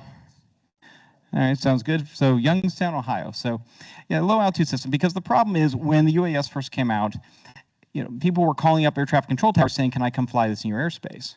Well, it creates two problems. One is that it's a very fractured system, and two, the answer from the control towers is, "I don't know," because they weren't really prepared for these kinds of questions. So low altitude navigation system allows people to figure out where they can fly. And this connects into the Before You Fly app. This is actually where a lot of the data from the Before You Fly app and website comes from. But this is the underlying system, and it can also be accessed separate of the Before You Fly app. And of course, I'm just going to call it LON-C. I don't know if anybody else has a different pronunciation for it. Nonetheless, the LON-C gets constant updates. Sorry? No? Okay. So it's going to get constant updates for additional information. And again, that's going to feed into the Before You Fly app. So it's exchanging with, of course, industry and also the FAA. And the big things it's going to include is restricted airspace. It's going to include controlled airspace and also include NOTAMs to some degree. So this system is really important because, one, it feeds into Before We Fly app and it says, here's the grid. Here's where we can fly up to 400 feet. But what it also does is it allows you to put in waivers and requests. And of course, I know the text on top there is pretty small. But basically, it's an interconnect between the FAA, air traffic control, the private sector, and the users, or I don't want to say the word operators, so I will say drone flyers. So one of the nice things is that the drones no longer have to contact the air traffic control tower. They don't have to ask for permission, and we don't have to bother the air traffic controllers, who are fortunately getting paid again now. Hopefully they'll be a little less cranky. And yeah, they were getting a little tired there towards the end, but nonetheless, it's a much simpler system. Now that being said, we still want to check NOTAMs because no system is 100%. And who's responsible for making sure we're flying where we're supposed to? Pilot command, yep, or the remote pilot command. So it's very important that we do that. So quick overview, it's available for quite a few airports now. Obviously, it's not all the airports in the country, but we're largely focusing on controlled airspace. That's your Class D, Class C. If you're flying in a Class B, that's a whole other issue. And again, this is generally going to be for under 400 feet. All right, so how do we get access to the LAN system? Well, first of all, we can access it through several websites. The Before You Fly app is the easiest, but we can also access it through several others. But we can do something a little better than that. We can put in a request to do flying that is beyond what is already pre-approved. So in other words, the system has a pre-approved set of, you can go ahead and fly here, we don't have to think about it. And then we can go ahead and put those requests in. Now you do have to put those in, well, they say 90 days in advance, because we all know what we're going to be doing 90 days from now, right? Well, we'll put them in as fast as we can. And so those requests are now automated, and it's a much faster process. And it's the FAA, so I'll say faster. So you get those through. All right, so what are some of the key points here of working with the low altitude system? Of course, one of the things is that it's only for airspace, and I have to point that out. So in other words, if you need some other kind of waiver, you're going to fly at night, but you don't meet the night qualifications, or you wanted to do something else that requires a waiver, whether it's a weight of the aircraft or the payload, that's not going to be included in the use of the low altitude. So if you need a broader waiver than just airspace, you're going to have to go through the FAA's regular waiver process. The airspace authorizations, if you're doing something that's beyond what's authorized for the general public, in other words, you're not going through the regularly offered airspace, but you have a waiver, that's going to give you 12 hours, which should be enough time. And if you need multiple days, of course, put in multiple requests. Now, one of the things, of course, again, you can't combine it with other requests. The Drone Zone website is a great resource. We're going to talk about that a little bit later. And, of course, this can be used by both the recreational and the 107, and that's a nice feature, is to be able to let the recreational pilots also access. Now, that being said, though, if you're going to get an airspace waiver, you're most likely doing it for some practical reason. You're inspecting a building, you're doing agricultural work, so that's going to be commercial, and you're going to want the 107. So although the low altitude waivers or low altitude system is available to recreational pilots, I'm not sure that they're going to really want to put in a request 90 days out every time their kid wants to go fly their drone. So that seems a little bit less likely, but it is available to them. So what's some of the impact of AI? Well, here's 3 topics, right? Does anybody want to weigh in on AI before I start? So this involves artificial intelligence. I don't claim to be either of those things. Nonetheless, we're analysis of one of these, right? So we've already seen that we can do analysis of infrared. We can look for suspects, we can look for fires. I watched a great video the other day about agricultural and being able to survey crops. So one of the things we can do is collect data with a drone, visual, infrared, other types of data, and be able to use it to do an analysis. The next thing, of course, is self-driving drones. Right? Now we're into the Terminator world, where the drones can do their own job. And of course, we need to talk about how AI affects public information, how people find information, and what we do with that information. Okay, so first, what is artificial intelligence? Well, it's basically a computer's attempt to imitate humans. The computers have large databases. They look at information that's provided, and they try to correlate, which is not very different than how humans do things. You know, and so I could talk for, actually, I couldn't talk very long about it because I don't really know a lot about the computer technical side of it, but I will say the artificial intelligence has been quite a boom. And it's again going to allow us to make better use of the UAS and the data we're collecting. It's also going to allow us to automate some of their functions. So for instance, one surveying crops might be able to say, yes, this section looks good, I can go to the next one, or no, I need to sweep back and look at this again. And it's going to be interesting to see that. Now, how many people have worked with any kind of AI? Cool. So now that being said, we know that AI is perfect and it always works great, and there's never been any bad AI ever. No, so for those of you born after 2000, this is Clippy. Clippy is the personal assistant from the late 90s on the Microsoft Office products. If you haven't seen him, there's a reason. It's because eventually they killed him off.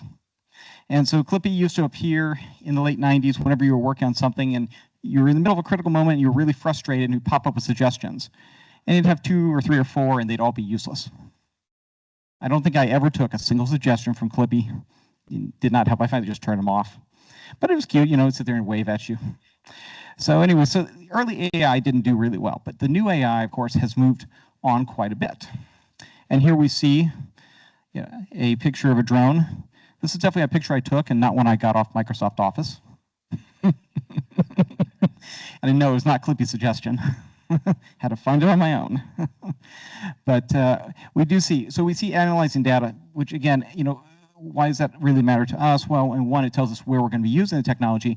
And two, as they start to do analysis, I think we're going to see them guiding themselves. So they're going to do a building inspection, and then they're going to know whether they want to continue the inspection or what sections they want to look at. So it's going to be really interesting to see that kind of technology. So the first one, of course, self-navigation. But we also see these external elements, right? Because the drone still has to navigate. Now, what's navigation at its core? Navigation is knowing your position relative to something else.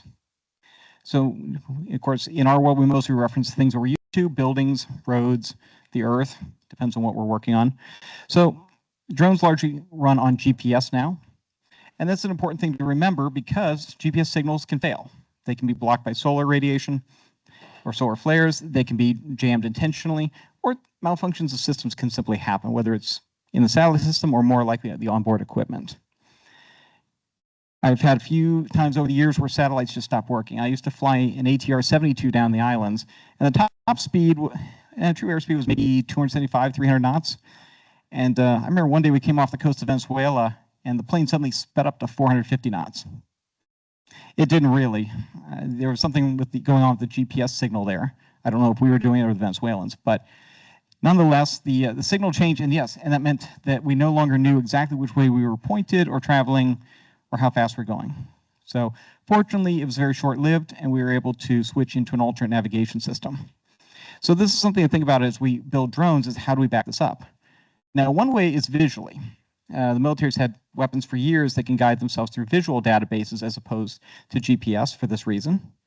So I wouldn't be surprised if we see a backup navigation at some point using optics. And the optics, again, can also guide them in consideration for where they're navigating. Now, one of the things about drones, though, is we've talked about public appearance, right? If a drone is involved in a terrorist attack or a horrible accident, that's really going to affect how people see them. And when the public gets scared of technology, it suddenly slows down, right? And Congress has inquiries. And I know we had plenty of inquiries in the 1960s into rock and roll, and glad we're over that whole thing. But nonetheless, it's something that we have to consider. So, Professor Lorenzen, what are some of the possible issues the public might have with drones? That's probably the biggest one. So we know College Station, Texas has been having an issue. They're a test center for Amazon. Amazon has agreed after this year, or I believe next year, that they're going to discontinue testing there because the locals have complained enough about the noise. So drones are a problem. So we don't want the public to be scared of them. We don't want them to be annoyed about it. And we certainly don't want to be crashing into their cars. So here's a picture of a drone hitting a car. Does anybody see any liability issues there? Yeah, that's kind of a bad day. That's going to be a very expensive repair. I don't know. I was going to say, hopefully somebody took out the damage waiver on the car. Yeah, so that's something that we're going to have to look at as technology.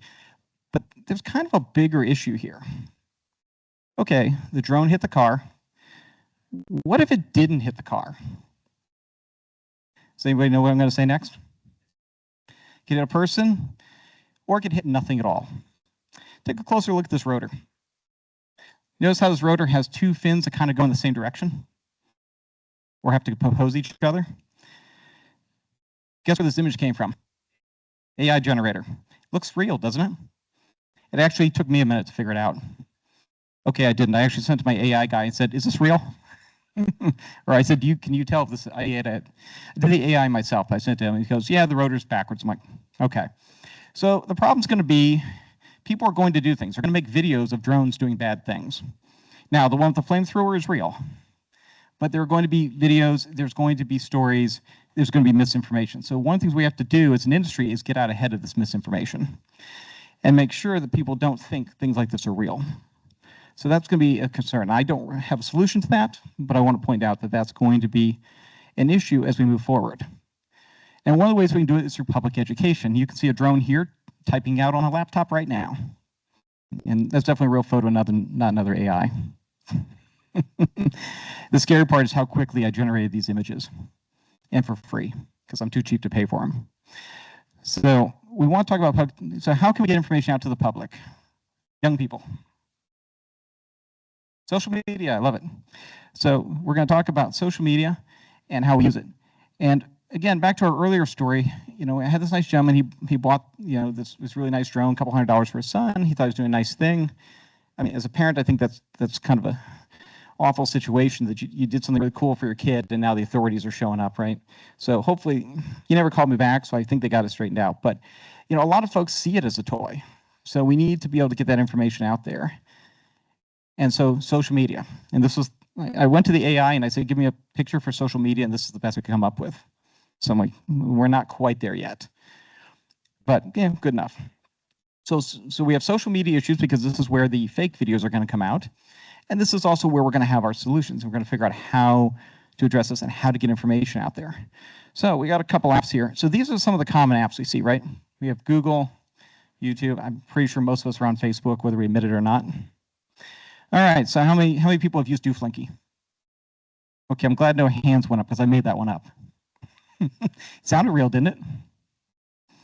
So a lot of new apps, yeah. So I mean, Instagram, Telegraph, Hinge, I mean, those ones are real. So there's a lot of stuff, and there's going to be apps that we haven't even thought of yet. And now that I've said it, somebody's out there making DoFlinky, I'm sure, and infringing on me. I'm gonna sue them later on that. But anyways, so we use these sources to put out information. Who's going to put that out? Well, it could be the manufacturers. It could be the store selling it. It can be the FAA. The FAA has actually got several resources out already, videos and websites. And universities are going to play a very big role in educating people on how we use this information. Now, of course, those who've used social media know that it tries to find information you want to see, right? And it knows me pretty well.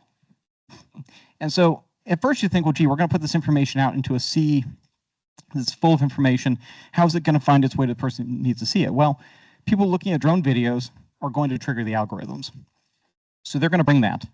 So a couple days ago or a couple weeks ago, I clicked on an image or I looked at an image on Facebook, and now I get repetitive views of Steve the Otter.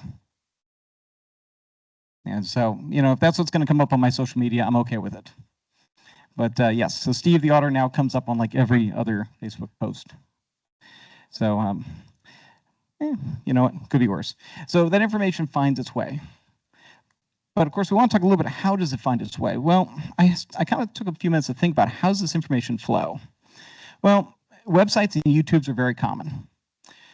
Well, one of the interesting things that I've seen recently is we've had an uptick on my law firm's website, uptick in people paying attention to it, and an uptick in people calling saying, oh, we found you on a web search. Well, that's interesting because my competitors pay a fortune to market and I don't. So how are they finding me? It's because we put up a resource section. We put up information to help people, videos, articles, and just general text on the website along with links. And what's happening is the AI systems are finding our website. And when people ask a question, they're populating with information from our site, and it's linking back. So it's been a real wonder for us. But it's interesting to show that that's where the information is coming from. So we see a lot of the information being entered at the website or YouTube level and then being discovered either through a traditional Google search, which is still common, or through an AI system, which may or may not be stealing my copyrighted information. Anyways, I'm not too worried about my couple blurbs on the internet, but I know there's a lot of artists that are. And yes, you can go into Facebook and do a direct post, but that really doesn't seem to be the best way to do this. The best way to introduce the information is through websites and YouTube. Let it go through the search, and then let people share it through the social media, through the Facebook, through the direct messaging, text messaging, or whichever app folks are using these days.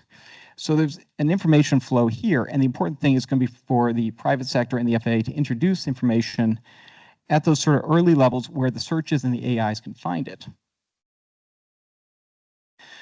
So this is a recap of that, but again, you know, the FAA website, the FAA has several websites now on drones. Those are excellent because not only can we go there directly, but the AI can pull from it as well.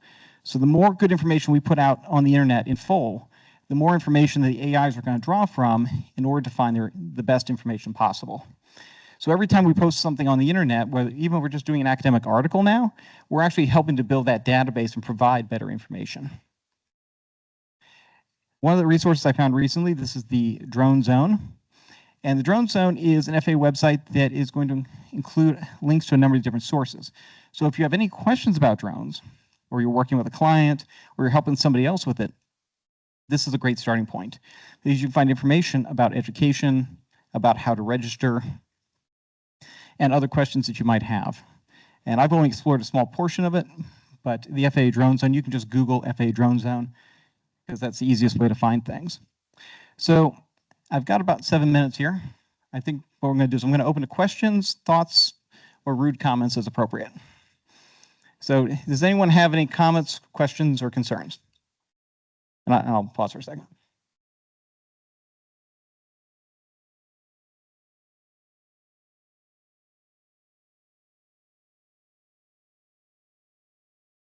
Okay, because if not, I'm going to keep talking.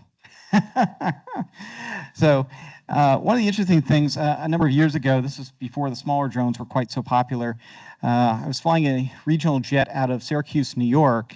This is about a decade and a half ago, and we pulled up to the runway and called ready for takeoff, and the controller goes, yeah, hold short landing traffic. Okay, sure, whatever, we're landing. I'm sitting here, I look over, and here comes a Reaper drone. I'm like, that's cool.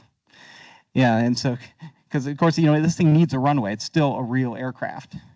And I think, one, that's interesting because right now we're talking about small UAS, but eventually we're going to be talking about larger ones too, that are going to transport goods, maybe even move people. I think that's a little down the line, but not entirely. I'm sure a lot of you have seen these companies with the self-flying aircraft. And believe it or not, as a pilot, I'm not as opposed to it as you'd think. I think one of the interesting transitions we saw in the late 20th century was the move on trains, where many trains, mostly metro-type trains, light rail, became more automated, but they leave an operator in it for safety. And the operator's job is to supervise. And again, that's a lot like what I do with the 777. And I think that's a lot what we're going to see with the drone technology is a lot of this is going to be automated, but there's going to be a human there who can supervise it, who can review, who can intervene if there's a problem. And that really makes the most sense. We don't need a human to physically fly a plane or manipulate the controls of a drone. We need the human to look at the whole picture and say, is everything happening the way it's supposed to happen? And yes, drones have self-checks on their equipment, just like my car does self-checks. But at the same time, those same self-checks can fail. So it really makes sense to have a system that is fully automated and then allow the human to come in and monitor that. And I know we've got some folks from emergency services. So I'll call the gentleman on my right here. Are you using UAS at this time, or you're moving into it? Very cool. I mean, it's going to open up quite a few opportunities, I would imagine. And yeah, and so right now, of course, we're using this mostly for survey work, but that doesn't mean we can't do something further on with it, whether we're moving medical supplies, I was gonna say my latest invention is if we can get a hose on a drone, maybe I can use it to wash the windows of my house. Because I'm getting pretty lazy on that. But I think we're going to see some very creative uses in that, not just dropping things off in the prisons. And Professor Lorenzen, I got 4 minutes. You have any comments? No, you said 50 minutes. I'm getting you 50 minutes. We're going to go to a coffee break. It's a union job. What can I tell you? If the drones unionize, we're doomed.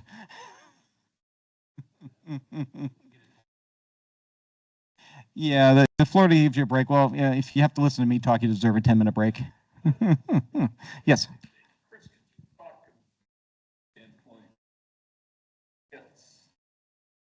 Flyers, but certificated ones and recognition in trouble. Is it increasing? What's the FAA's attitude? I mean, are they increasing their staff, looking for people? Oh, that's a good question. Well, the drone enforcement is based, of course, out of Fort Lauderdale, Florida, but the initial investigations get done usually at the local Flight Standard District Office, the FSDO office. A lot of these inspectors are not specifically drone experts, but if a claim comes in, they'll send a letter of investigation. The biggest issue is still folks who don't realize that there's training involved or certification involved with operating a UAS. And the biggest violation we see, both from them and from the certified operators, is flying over people. This is the biggest issue. Because if somebody's flying this in their backyard, one, they're probably not violating anything, and two, nobody cares. But once we start to fly over people, we've created a hazard, and we've also created a bunch of witnesses. So it starts to become more of an issue, and we see them being used at sporting events, obviously, as somebody described earlier today, dropping off inflatable objects. Or in case of a client who called me, they had dropped a much more benign object with approval. But again, it was something where the FAA had not approved it. It was just a local venue. So I think that's the big issue. And we're also seeing companies hiring in small drone operators to do photo work. Just like you would hire a wedding photographer, you hire in a drone photographer. And we've had that client as well. And these individuals, a lot of times, they're not otherwise in an aviation background. They're more of a technical background in terms of technology. And they don't realize that there are these rules, and they put themselves out there. And sometimes they even know the rules, they just don't care. But here's the thing, everything's on video now. So the FAA has a really good opportunity to chase people down. Now, are they going to chase down everybody who does a video of something they weren't supposed to do? No, but they're going to do just enough of them to make examples. So we are seeing some of that.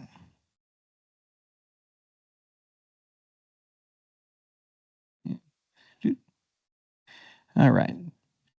I think what we're going to do is we're going to jump into a coffee break, and then if anyone has questions, they can come find me. And if anyone under 25 needs me to explain the slide, come find me there. So thanks, folks. Figure out how to work the advancer. Anyway, a little bit of a bonus. This today is it's always wonderful, especially when one of our grads comes back. Former airline pilot, went to work for the FAA, ASI. Now you're with the FAA safety team. Our leader, along with Arnie. Arnie, where's Arnie? There's Arnie. Say hi to Arnie. They really do a lot of wonderful work for the aviation community in our area and for our students and for pilots. So I asked Michael to come and do this presentation on the role, a very important role, a very important organization, the FAA safety team, which I'm proud to volunteer in, as I know David's here. There you are, David. He and I are the two drone pros. So when they have a drone question, they usually refer it to one of us. So without any further ado, Michael, thank you for coming. Thanks, Jason. Thank you. I'm going to be a little less technical than some of the stuff you've heard today, a little less regulatory. I'm not a regulator per se, although I work for the regulators, I'm not a regulator. Our wheelhouse is in training, outreach, and education. Five-star general and supreme allied commander of the European forces in World War II said, in preparing for battle, I've always found that plans are useless, but planning is indispensable. And how many first responders do we have left in the room? Okay, quite a few. I'm not a first responder. In my mind, I have how you doing, Rachel? Nice to see you. I'm not a first responder, but I have I have an idea in my head of how it goes. You get a call. You respond to the scene as quickly as possible. You assess the scene. You secure it for in the interest of security for and safety for your team, as well as the bystanders and the victims. And then when it is safe to do so, you guys administer the care of life and property and saving life and property. Is it something like that? Fair to say. So first of all, thank you. Your jobs as a first responders, is noble and brave, and it's really risky, right? And in being risky, there's probably plenty of planning that goes on behind the scenes before you guys go and arrive on the scene. Plenty of plans to mitigate that risk, but sometimes, best laid plans go right out the door. And so that is a very reactive type of thing. You react to a situation. Our role at the FAA, we're trying to take a more proactive approach over the years. We do react to certain situations. If an aircraft crashes, we go out and we react and we try to put policies and procedures in place to mitigate that risk or whatever. But the majority of the accidents that take place in the United States are general aviation accidents. And we've done a number of things over the years at the FAA to bring that accident rate down. Back in the 1960s, there was a lot of engineering that took place. There was technology that took place that brought this all the way down to where we've pretty much flatlined at roughly 1,500 accidents per year. What do we do about that? Well, we decided that we need the aviation community to help us out.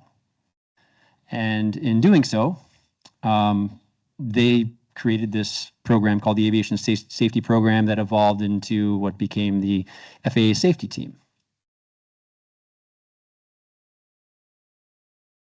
So we've written rules to mitigate some of this risk that we've taken on and to fix some of the problems that have happened. But safety isn't a rule we can follow. It's a culture that we build together.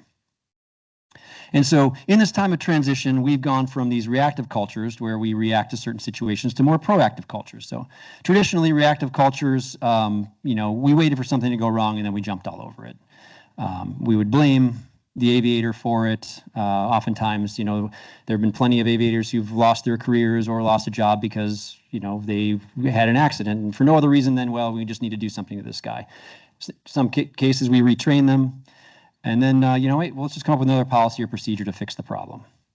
Proactive cultures, they ask what rather than who. We take the personal aspect of it, don't take it personally, but, hey, let's look at what happened and try to figure out what to do, go from there. We identify hazards before they become threats, and then assess the risk that's involved. And then eliminate that risk down to an acceptable level. So our mission at the FAA Safety Team is to lower the nation's aviation accident rate by conveying safety principles and practices, mainly through training, outreach, and education. And we do this by establishing partnerships and encourage the continued growth of a positive safety culture within the aviation community. So we look at safety as a shared responsibility. I've oftentimes asked who's responsible for safety, and they say, well, the director of safety. And honestly, safety is everybody's responsibility. Everyone has a stake in it, and everyone is responsible for safety.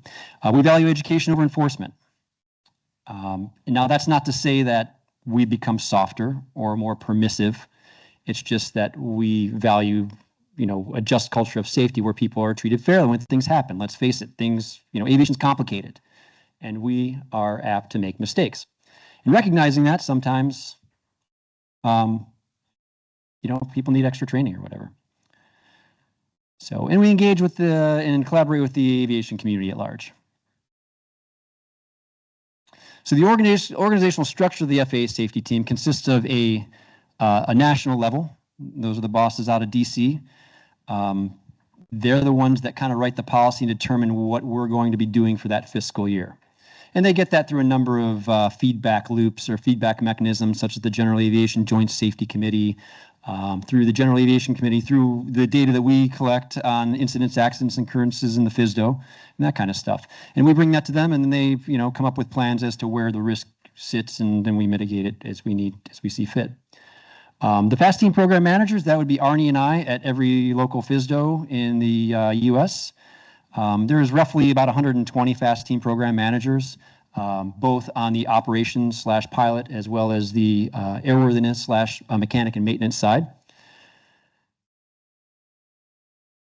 And then we have our lead representatives, like Mr. Lorenzen, and our drone pros as well out there. So we have industry service providers as well.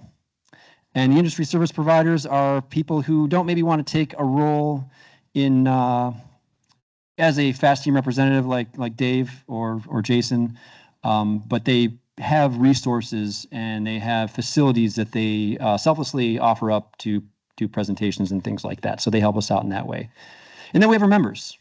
More than, I think, 1 million people on FAAsafety.gov that have signed up and take advantage of all the courses and things that are available. So the FAST team in action. We do outreach and training. We conduct seminars, webinars, workshops, remedial training. You know, if something happens to a pilot, if, for instance, there's a pilot deviation that takes place and, you know, maybe they violated class Delta airspace or something and they get some counseling, and then 6 months later they come back and they find out that we violated class Bravo airspace. Well, we take a little deeper dive and say, okay, well, maybe you need some training on airspace. And we'll work with the inspectors in the office to ensure that they get the type of training they need in lieu of any kind of other certificate action. So we use a data-driven risk identification. We analyze accident and incident trends. So when occurrences happen, we log them, we take a look at them and try to see if there's any common threads that we can get to the bottom of. And then we collaborate with other organizations like AOPA, the Experimental Aircraft Association, the National Business and Aircraft Owners Association, air traffic control, and then local aviation community as well. And of course, we have our fast team reps like David Pace and Jason Lorenzen, and a great cadre of volunteers, about 25 of them in our area of responsibility, that help us out and go out and preach safety and host safety seminars and stuff. Got a couple key programs. One of them is the WINGS program. This is continuous proficiency training that a flight instructor can utilize with students and with other airmen. And what it does, it gets them more actively engaged. There's a syllabus that's attached to it. They go out and they perform a certain maneuvers, and they follow the syllabus, and it keeps them engaged. And it's a credit-based system, and it will count for their 6156 biannual flight review. So instead of going for a flight review every 24 calendar months and doing the same stuff over and over again, you get a nice broad spectrum of training, and it satisfies your requirement for your biannual flight review. We also have the Aviation Maintenance Technician Awards program. So this encourages ongoing technical training for mechanics, and it recognizes employers and individuals for their continued education. We also, as we said, we conduct safety seminars and webinars. Some of the things that we've done, that Arnie and I have done, and Jason and David Pace. These are some of the events that we've had over the past couple of years. Earlier this year, probably it was April or something like that, Dave came out to Lorain County Airport and hosted Drone Safety Day. He brought some folks from the Olmsted Township Police Department. We also had a 137 operator come out and do their demonstration for agricultural drones and things like that. And it was a way for the community to engage and see how, you know, drones work and, you know, the practical uses of them and stuff. Jason held Drone Safety Day here as well on the same day.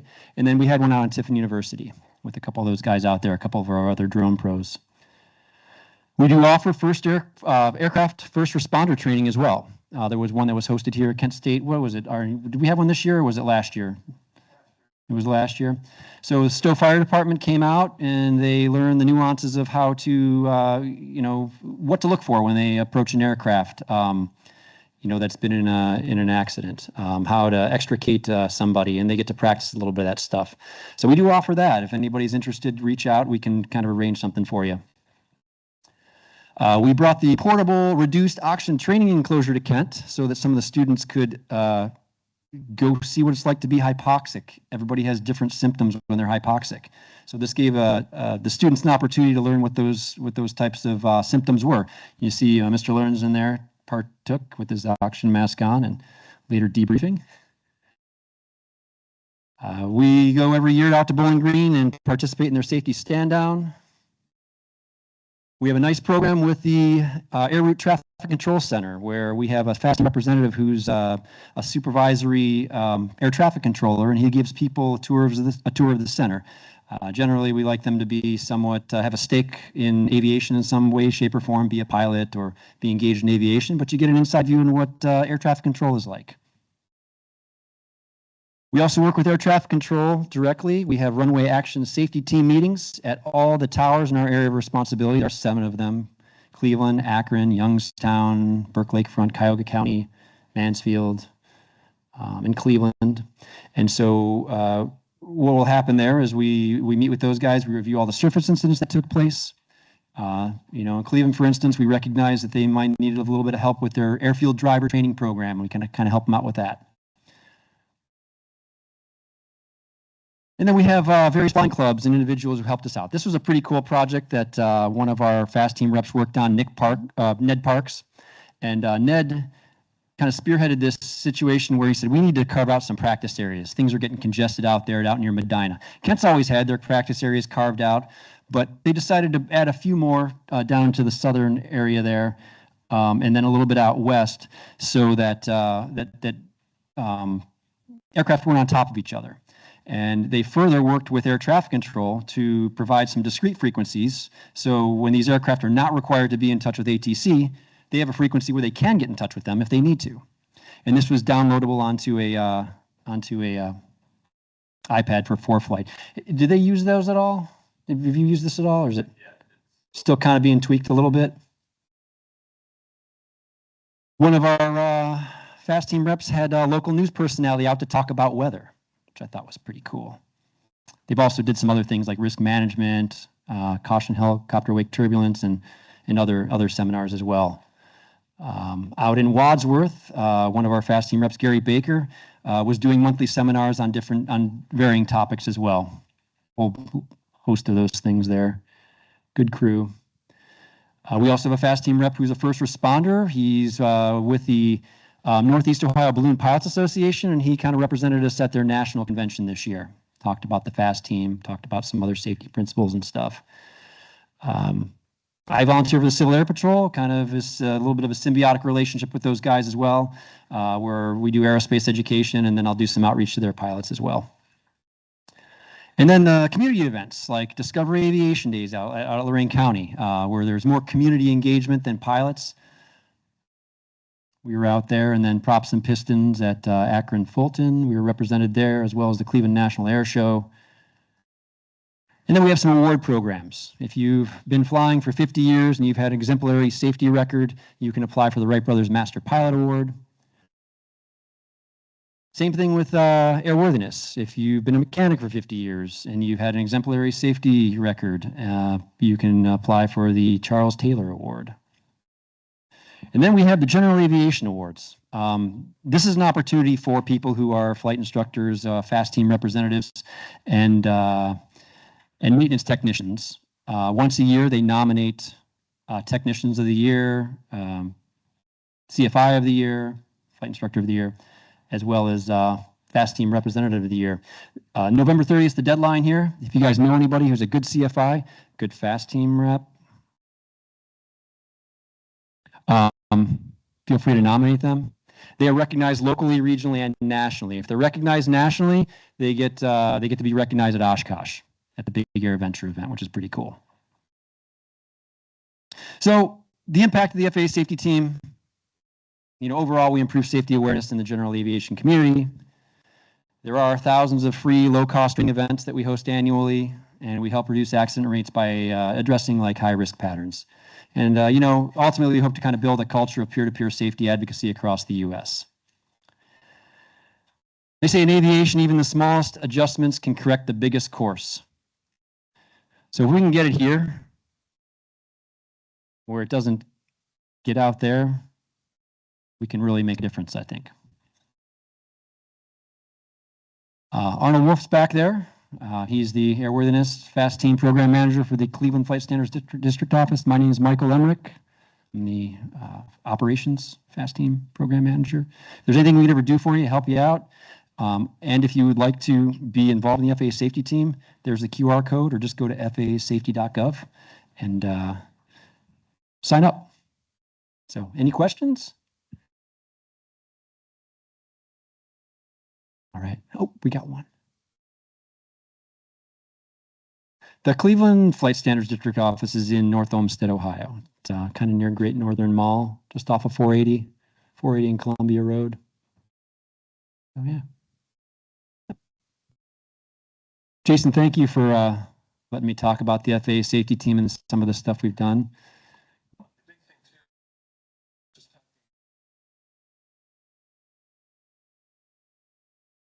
The drone pilots can join, right? Yeah, oh, absolutely. Yeah, drone pilots can join. Don't forget to go to the drone zone as well. But yeah, the drone pilots can join as well.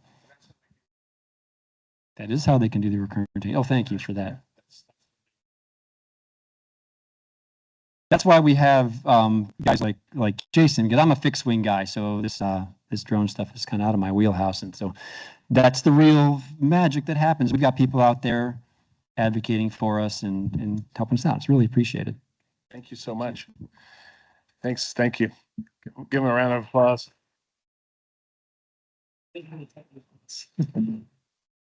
So as we switch over, we got two more presentations to go, and this next one, thank you, Michael, because it segues right into now the NTSB. Of course, if you have an issue with the FAA or the FAA has an issue with you, you don't agree with it, you can take it to the one side of the NTSB when we have one of the administrative law judges, actually the acting chief judge of the NTSB, Judge Stuart Couch. And he's with us. We had to switch a little bit around there because he had a meeting a little bit earlier. But nevertheless, he's with us now, and I'm just going to pull up his slide deck, and he's going to talk to us about his role at the NTSB and the actual NTSB. Judge Couch, are you able to hear us? I am. Good afternoon, everybody. There you go. You're on there. I'm going to hopefully get this set up here for us a little bit easier. So give me about 2 seconds. If you want to give me some vamping music, Judge Couch, while I speak for just a little bit while I get your slide deck up. Sure.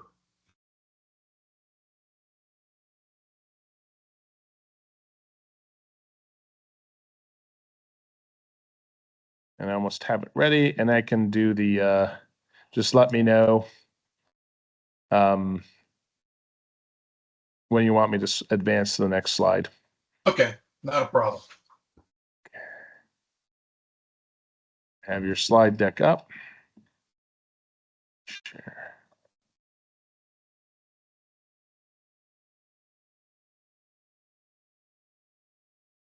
And hopefully you can see your slide deck. There we go. Okay. There we go. Well,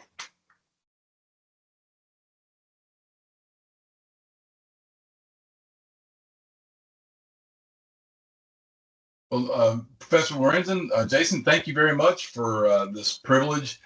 Welcome, everybody. I'm really glad to be here. I wish I could be there in person, but as we just came off the government shutdown, you can imagine we're all sort of scrambling these days, getting back up and running. But anyway, I'm thrilled to be here with you today. I do need to make a disclaimer that my comments today are my own opinions. They will not reflect how myself or any one of the other administrative law judges we have with NTSB would rule in any particular case. And so now that I got that legal mumbo jumbo out of the way, we can go to that next slide. I've been with the National Transportation Safety Board now since July of 2023. Go ahead, next slide, please, Jason. Give me 1 second because they're letting me run this. And one big technological thing I've learned from my students is that those of us over the age of 30 need a mentor under the age of 30. That's right. That's right. Give me 1 second.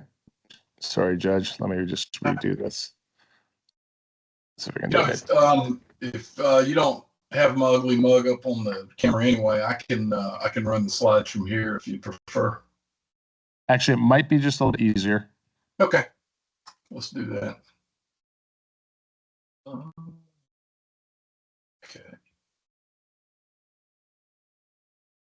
All right, there we go.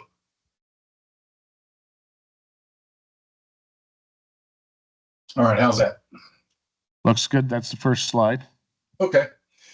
All right, so I came to NTSB in July of 2023.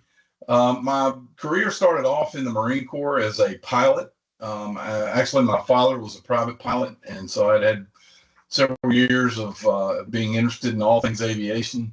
And then for some crazy reason, I went from being a naval aviator to being a Marine Corps judge advocate after attending law school. So I finished my career as a judge. And then after I retired in 2009, I was an immigration judge for close to 13 years before I came over to the NTSB. You know, I'm glad at this stage in my life to finally have a job where I can put together my interest in the law along with my love in aviation. And I really appreciate the opportunity to speak with folks that are also enthused about aviation, like you, like the drone operators that I'm speaking to today. So here's just the, generally when people think about the NTSB or they hear that acronym, they think plane crash and guys running around with yellow letters on their back, picking up stuff out of a crash site. Actually, and that is primarily what the NTSB is into. Is in safety, transportation safety, air safety in particular, and that does take up the majority of the effort of the NTSB. But there is a very, very narrow band of what the NTSB does, and that's the language there that you see in highlighted, of performing fair and objective airman and mariner certification appeals. So we like to say that the NTSB writ large is an agency of approximately 450 individuals, and we are a very small office in a small agency. In that we carry out this particular role of adjudicating appeals, and that's what I'm going to talk to you about today. The enabling statute mandates that the NTSB will review on appeal the denial, amendment, modification, suspension, or revocation of a certificate issued by the Secretary of Transportation. And so that's basically, for your purposes, it would be if you have a remote pilot certificate, if the FAA takes action against that certificate, whether it be a suspension of it or a revocation of it, then you would have, you may avail yourself of a right of appeal before one of the administrative law judges with the NTSB. The other thing we handle are those orders imposing a penalty under section 46301. That's basically a civil penalty or a monetary fine, and I'm going to talk a little bit more about that here in a second. In the Office of Administrative Law Judges, or what we refer to as the ALJs, our mission statement is to promote transportation safety by adjudicating the airman appeals of certificate actions and denials, providing due process to those affected, and ensuring the integrity of the aviation safety enforcement system. In our decisions that we render after hearing the evidence and considering it, we always have that tagline that it's in the interest of air safety. If we affirm the decision of the FAA or the enforcement action of the FAA, we will say it's in the interest of air safety that is informed, that is affirmed. So air safety, we really take our role seriously, especially in light that we are part of the effort to maintain air safety in the United States. Now, the certificates under our jurisdiction here, pilot certificates, whether it be an airline, ATP, commercial, private, flight instructor, ground instructor. And because of this presentation today, I've now added remote pilot. I've got one case that has come before me and it didn't go forward to trial. And I'm going to talk about that later on in this presentation. But the certificates that are highlighted these are the ones that we generally see. For pilots, mechanics, airworthiness or aircraft registration, and then the medicals. The medical, I have seen a medical case involving a remote pilot. Again, I'll talk a little bit more of that here in a second. So this listing of the way that we refer to the different cases, this comes right out of our regulation. So when a case comes in, we'll give it a number, and we'll give it these two letters in front of that number to tell us what kind of case it is. And the top three right there, those are the ones that are most frequently come before us. I'm sorry, it's this next slide. The most frequent types of cases are these three. The safety enforcement, and that's where the FAA has said, okay, the respondent, and that's the folks that appeal to us are called the respondent. They have a certificate, and the FAA has said, okay, we find that you've committed a violation, and as a result of that violation, we're either going to suspend your certificate for a certain amount of time or indefinitely until you do something else, until you take some rehabilitative action on it, or we're going to Judge Couch. Yes, sir. So we're having a little bit of technical difficulty. Can you tell us which slide you're on, and we'll run the slides from here? Okay, I'm on the most frequent types of cases slide 8. Slide 8. Okay. Okay, we're with you now. Okay. Do you want me to go back to asking you to advance the slides? Yes, please. Okay. I'm gonna go back to my main screen then. Okay. I'm gonna stop sharing. Oh, I guess to stop the share screen fell off. Okay. Well, these are the three most frequent types of cases that we get. As I was saying, the safety enforcement, that takes really up the bulk of our time. That's when someone has a certificate and the FAA has claimed that they've committed a violation. And then the certificate holder says, I want to appeal or I want to challenge that determination by the FAA that I violated a regulation. That's when they'll come to us with the appeal. The safety enforcement or the SE cases, they are broken into two kind of classes. It's either emergency or it's non-emergency. In an emergency case, the action by the FAA is automatically in force. That is, if they designate the case an emergency, they'll say, you got to turn in your certificate, your remote pilot certificate now. And if you don't, you'll be subject to a fine for every day that you don't turn it in by this deadline. In that instance, the respondent will be without their certificate. They will not be able to exercise in any rights under that certificate because they've had to surrender it. And because it's emergency, we have the judges, the ALJs, we have within 30 days, we have to schedule that case for a hearing. And what happens within that 30 days is you exchange information between the respondent and the FAA. It's called discovery. You can be represented by an attorney at that proceeding. We got a lot of things happen in that 30 days to include a trial, and then the judge renders a decision.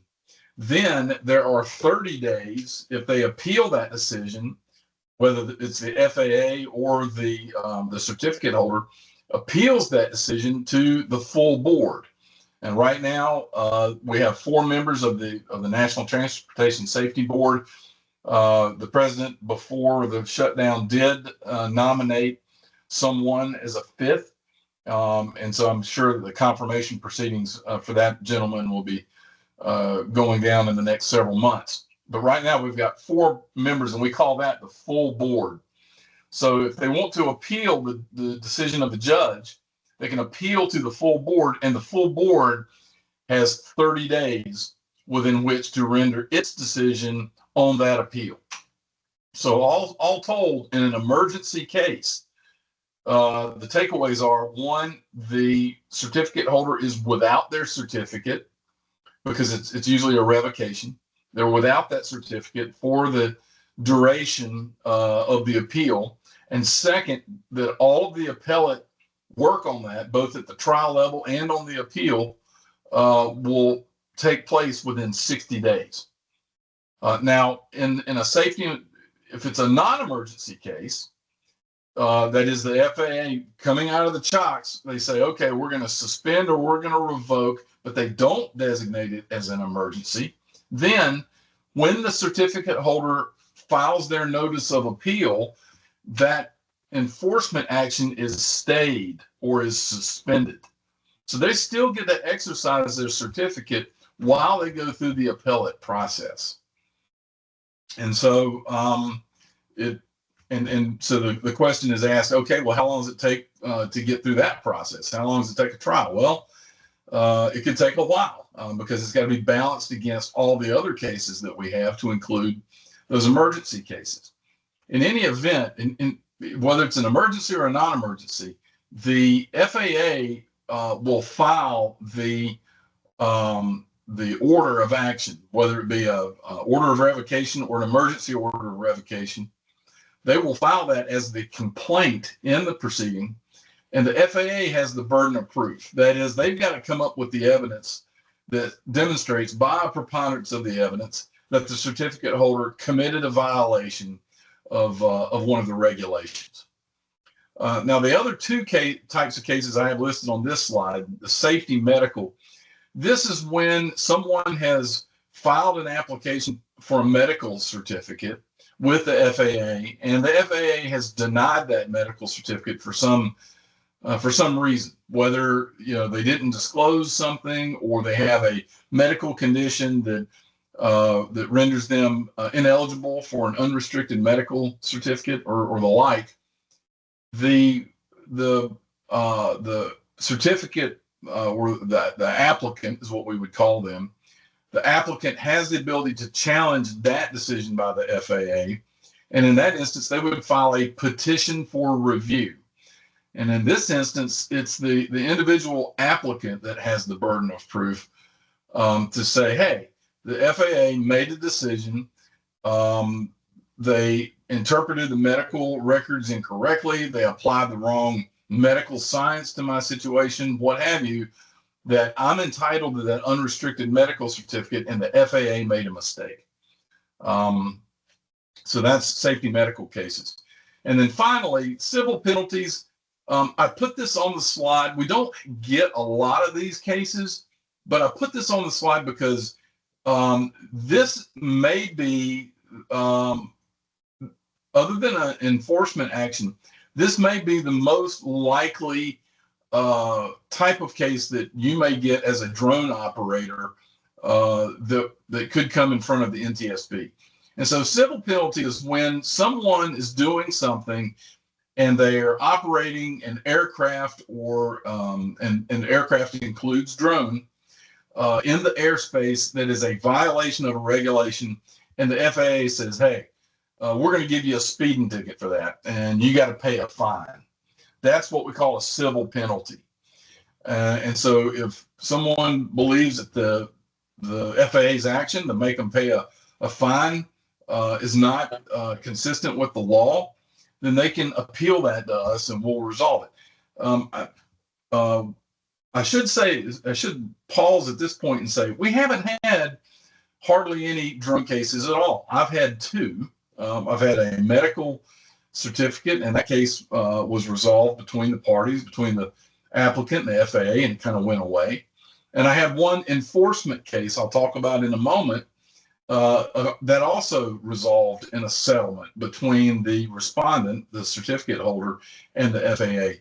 So we really aren't seeing a lot of drone cases, but I anticipate that we will. And that is solely because drones are becoming more of a way of life. A lot more people active in that industry, in that space. That's why I do believe that most likely the legal challenges involving the operation of drones are probably going to come in this civil penalties form of a case. And again, I've got another slide here in a few moments that will illustrate that. Next slide, please, Jason. All right. What we do is what they call a split enforcement model. That is, the FAA generally in our enforcement cases, I'm going to talk about the enforcement cases right now.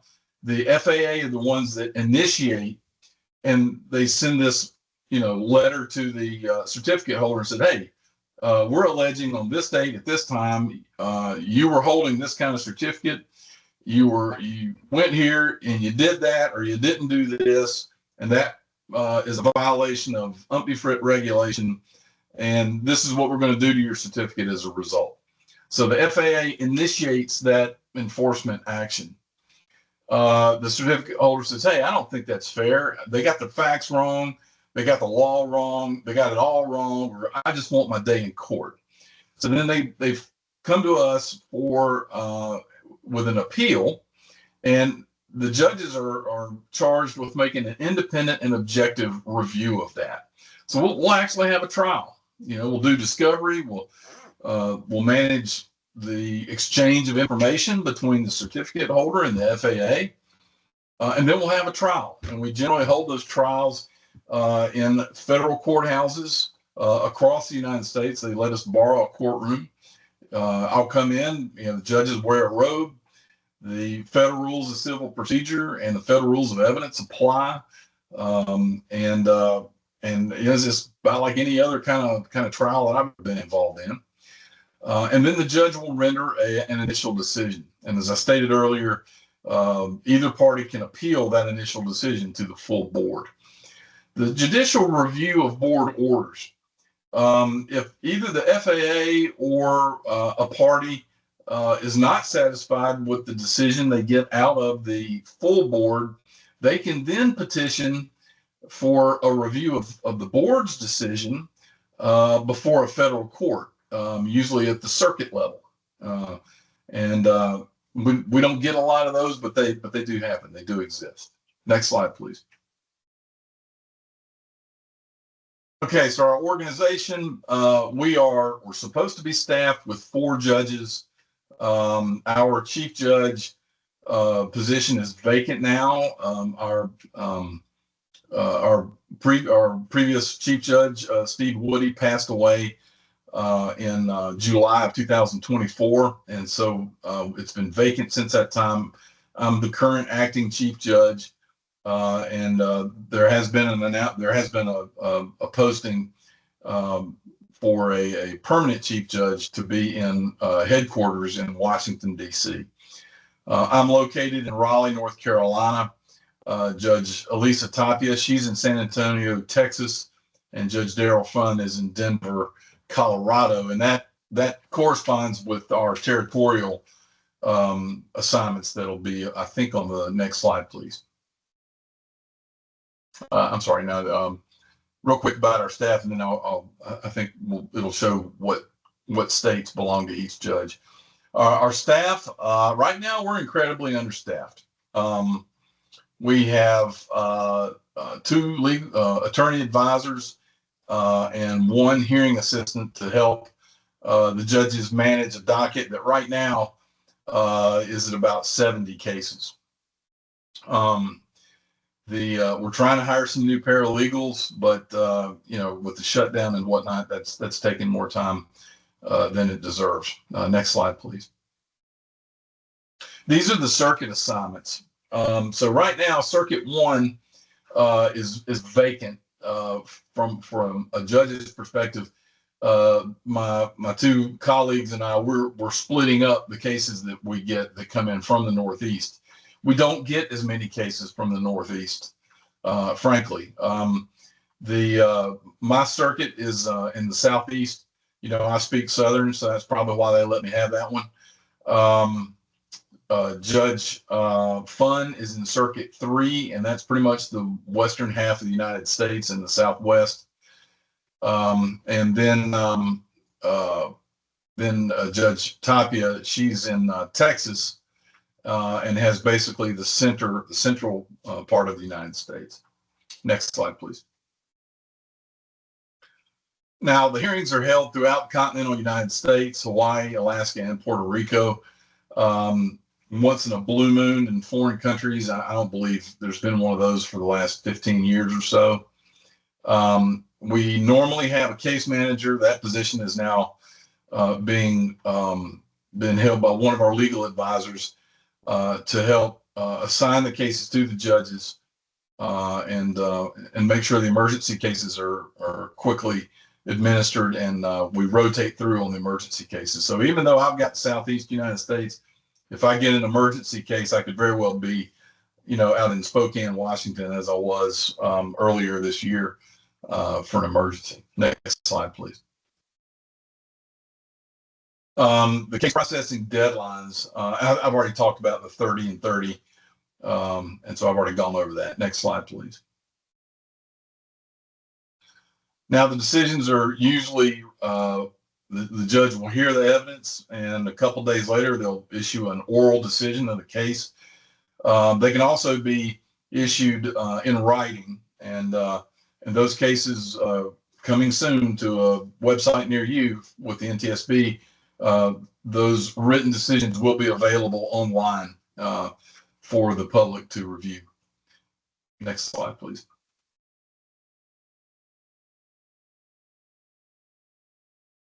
All right, so I wanted to even though we haven't had a ton of drone cases, I still wanted to have some takeaway for y'all today.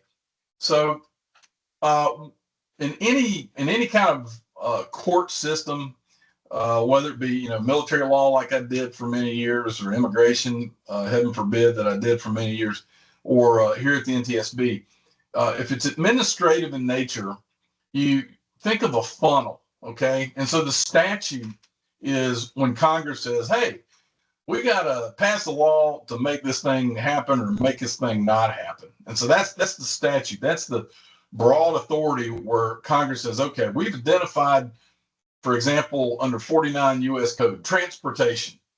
Under the Commerce Clause of the United States Constitution, Congress can pass laws involving commerce, and they've determined that transportation falls under that. So we're going to say, if you're going to transport anything in the United States, here's what you can do and here's what you can't do. All right, and I'm really oversimplifying this. So when you drive down to 49 U.S. Code section 40102, that talks about air safety. Okay. That's where Congress is able to say, okay, this is what we say the law is when it comes to air safety. So once an agency like the FAA has this broad mandate to administer the laws applying to transportation, then the FAA turns around and says, okay, we got to come up with a bunch of rules or regulations that allow us to do our job that Congress has told us to do. So the Congress says, FAA, you guys get down there and make sure everybody in the public are safe from things that fly in the air. And the FAA says, roger that. They turn around and they've created all these regulations. And the regulations that you find related to drone operations are at 14 Code of Federal Regulations, section 107 and et sec. That's one of those Latin terms that says 107 and a bunch of paragraphs that come after it. So the universe, if you will, for regulations that apply to the operations of drones are found at 14 CFR section 107. And so what are the Code of Federal Regulations? Man, it's like these little phone books that come out every year, right?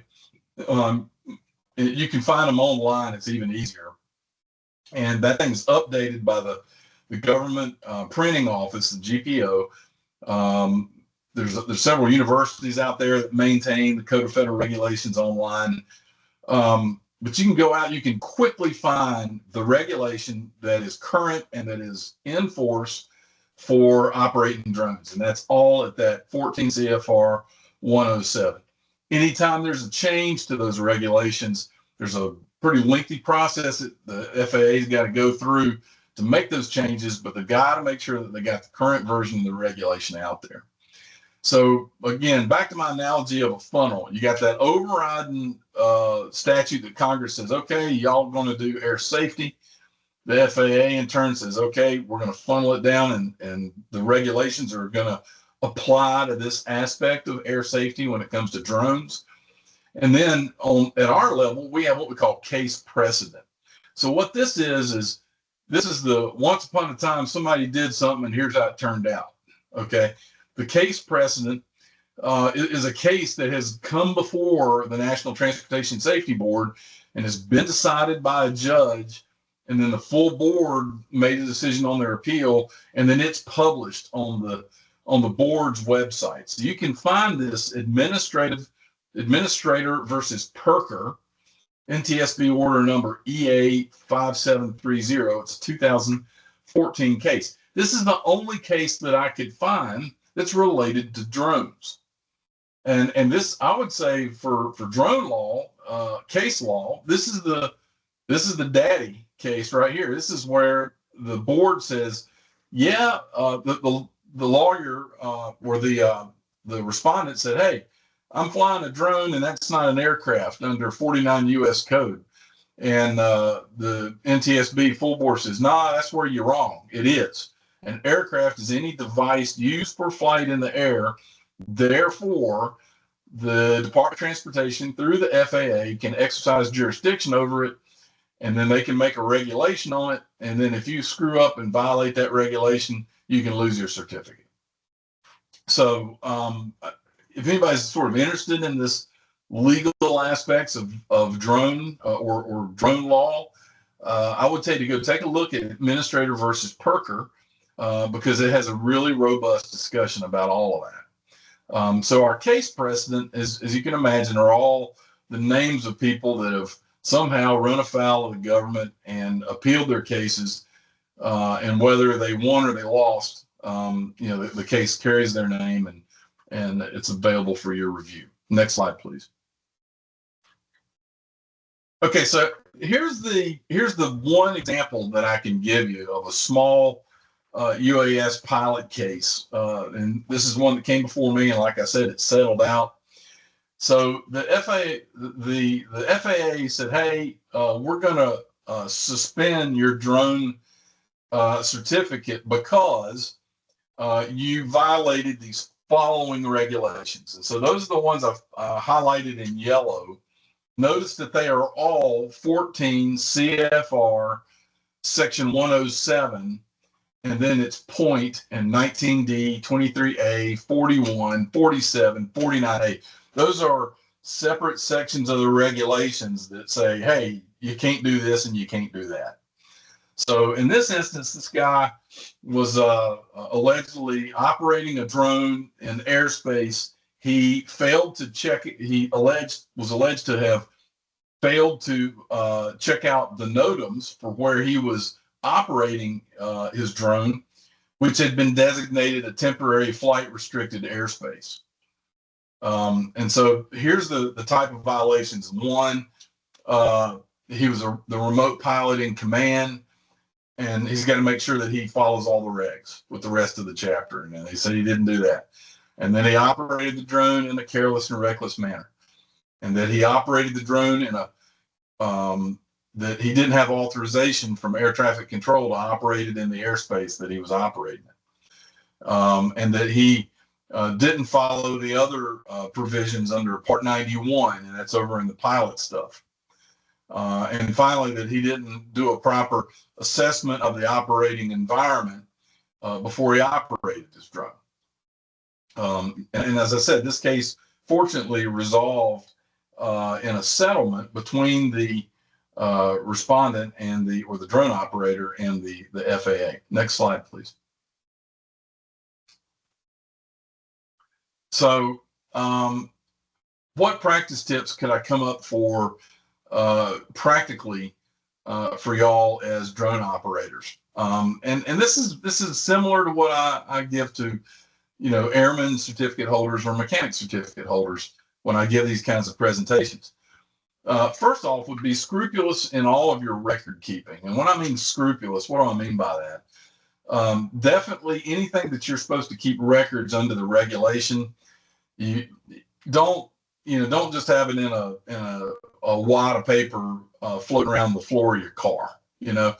Keep it in be very meticulous about that, because if the FAA ever wants to come after you, they're going to ask to see the documentation, and you want to have that record keeping in a neat and orderly fashion. An expungement doesn't mean it's not reportable.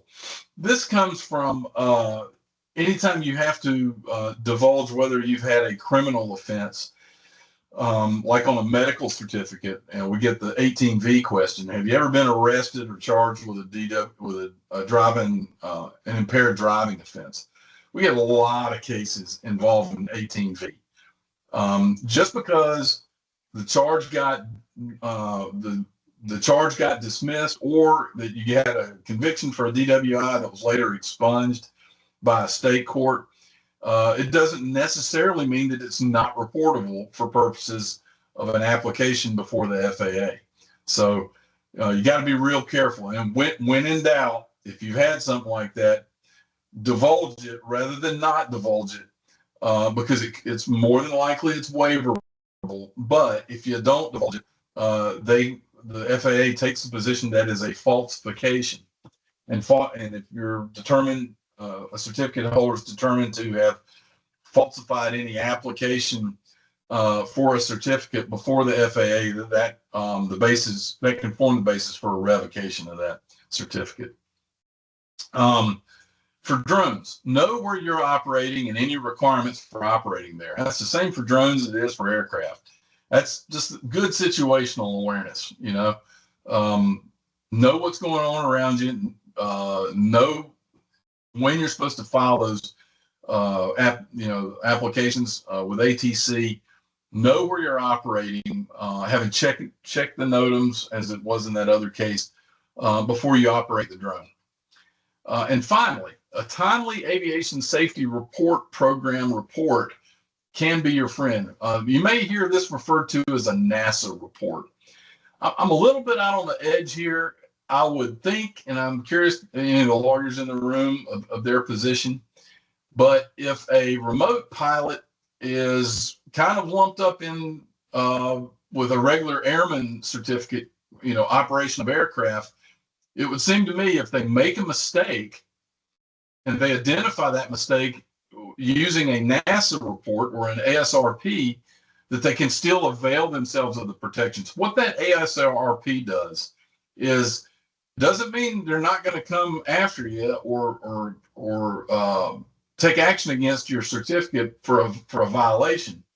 What it does mean is, if you make a timely report that, hey, I screwed up, and you turned in you sent this report in, there's an online reporting, that you'll be then immunized, even if they determine that you committed a violation. You'll be immunized from having your certificate be revoked or suspended.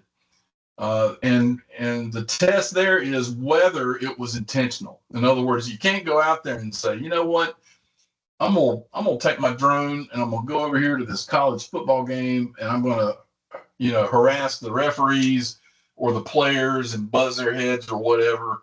And then if I get busted on it, I'll just file a NASA report, and it's my get out of jail free card. Doesn't work that way. It's only for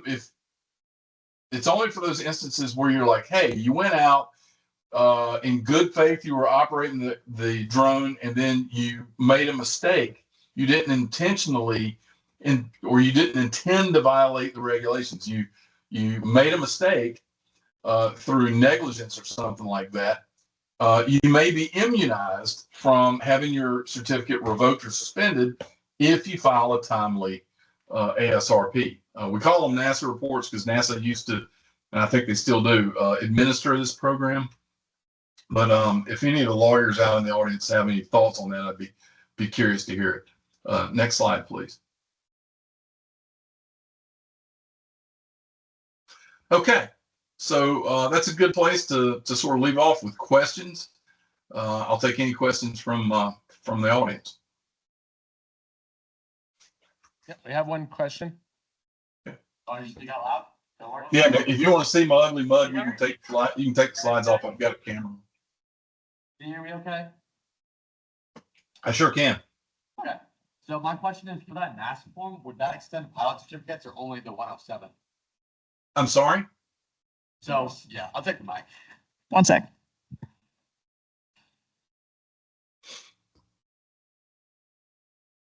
Yeah, so my question is, for the NASA form, if you make a mistake while operating a drone under good faith, does the violation extend to pilot certificates that you may hold, or only to the 107 certificate, or 107 certificate? I don't know. I'm not sure the answer to that. I think it would go. My guess it would be to the 107, but again, that's sort of me thinking out loud, because, like I said, we've had very, very few drone enforcement cases. But I'd be curious to see if an ASRP doesn't have the same effect with a drone certificate, a remote pilot certificate, as it would with any other airman certificate. Okay, thank you. I'm sorry. I think you said it pretty quick. Yeah, that would go to the 107. I don't believe it goes to the CP, to the civil penalties. I don't think that goes to the civil penalties. I've never looked at that issue to see whether an ASRP applies to civil penalties actions. So I don't want to stick my neck out on that one at all.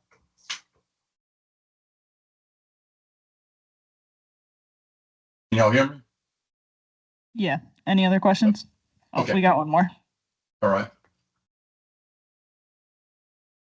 Hi, this is Chris Pizzala. Actually, I think you've had some of my drone cases before, at least before we settled them. And looking at the aviation safety reporting, they have a specific form for drones. So I'll have to take a look at specifically what the coverages will be, but I think it would be a similar program for UAS reporting, and that should protect the certificates. Yeah, and Chris, I am familiar with your work, and I do admire it and admire you. Help me out with that last question. If I think I got the question right, would a ASRP be of use in a civil penalty situation? Right. Yeah, I was going to say I don't know if that would be in use in the civil penalty. I was going to say I think it would just be to the certificate, because all the case law that I've seen, I had a case. It was an airman certificate where the NASA report came up, and from all that case law I could see, it was only as it revolved around the airman certificate. I think that would make sense. How many cases are you seeing with a civil penalty? I've actually yet to see one. Any of the cases? Yeah, I had one, and man, that thing was old as the hills. It's one I inherited when I came on board, and I don't know what's happened to the petitioner on that. He kind of fell off, so I went ahead and I dismissed his petition or his appeal of that because he failed to prosecute it. But it was a guy who, and I won't tell you where it was. Apparently, he was not a certificate holder. He went out and he bought an ultralight. I think I got this right. Like a kit. It was like a kit ultralight. And he lived on a farm where he had this thing, and he went to fly it. And I think he just, took off, and he got up about 150 feet and hit a pine tree, came down, and he survived the crash. He had to go to the hospital, had some injuries and all that kind of stuff. And the FAA came after him with a civil penalty of $4,000 for operating an aircraft without the appropriate certificate. Okay, that would make sense. And I would think you would have a civil penalty there because there's no certificate to take away. Right. Because we had one last year where I actually tried to offer the FAA money. I tried to swap a suspension for a civil penalty because the individual was employed and it was infectious deployment, and they weren't able to offer that. Mm-hmm. The Cape Perker, is it, was it Perker? I think if you go look at I think Perker is a civil penalty case, if I'm right on that. That old 2014 drone case that I gave you the citation. That's the only reported case that I have found before the NTSB. And I think it was a civil penalty. That would make sense. Before I hand over the mic, I would point out, even if it's not going to help with the civil penalty, I still think it makes sense to file a safety report for any kind of drone incident, because I think that when they take a look at the FSDO, they're going to consider it under the compliance philosophy, and I think that's going to help. I think that's an excellent point, and that's what I call prosecutorial discretion. You know, if most of the time, if and well, maybe I haven't been in this job long enough to see how it's done all around the country, but it would seem to me, if somebody says, "Hey, I was out flying around, I screwed that thing up," and they went and they self-reported, I think that's going to go a long way when that individual FSDO inspector says, "Okay, yeah, we got a violation here, but here's our range of options, what we can do about it. This is not somebody that we want to light them up and go to take, revoke or suspend. We can go with some additional training or something like that." Awesome. Thank you. We got another question. Hang on. Okay.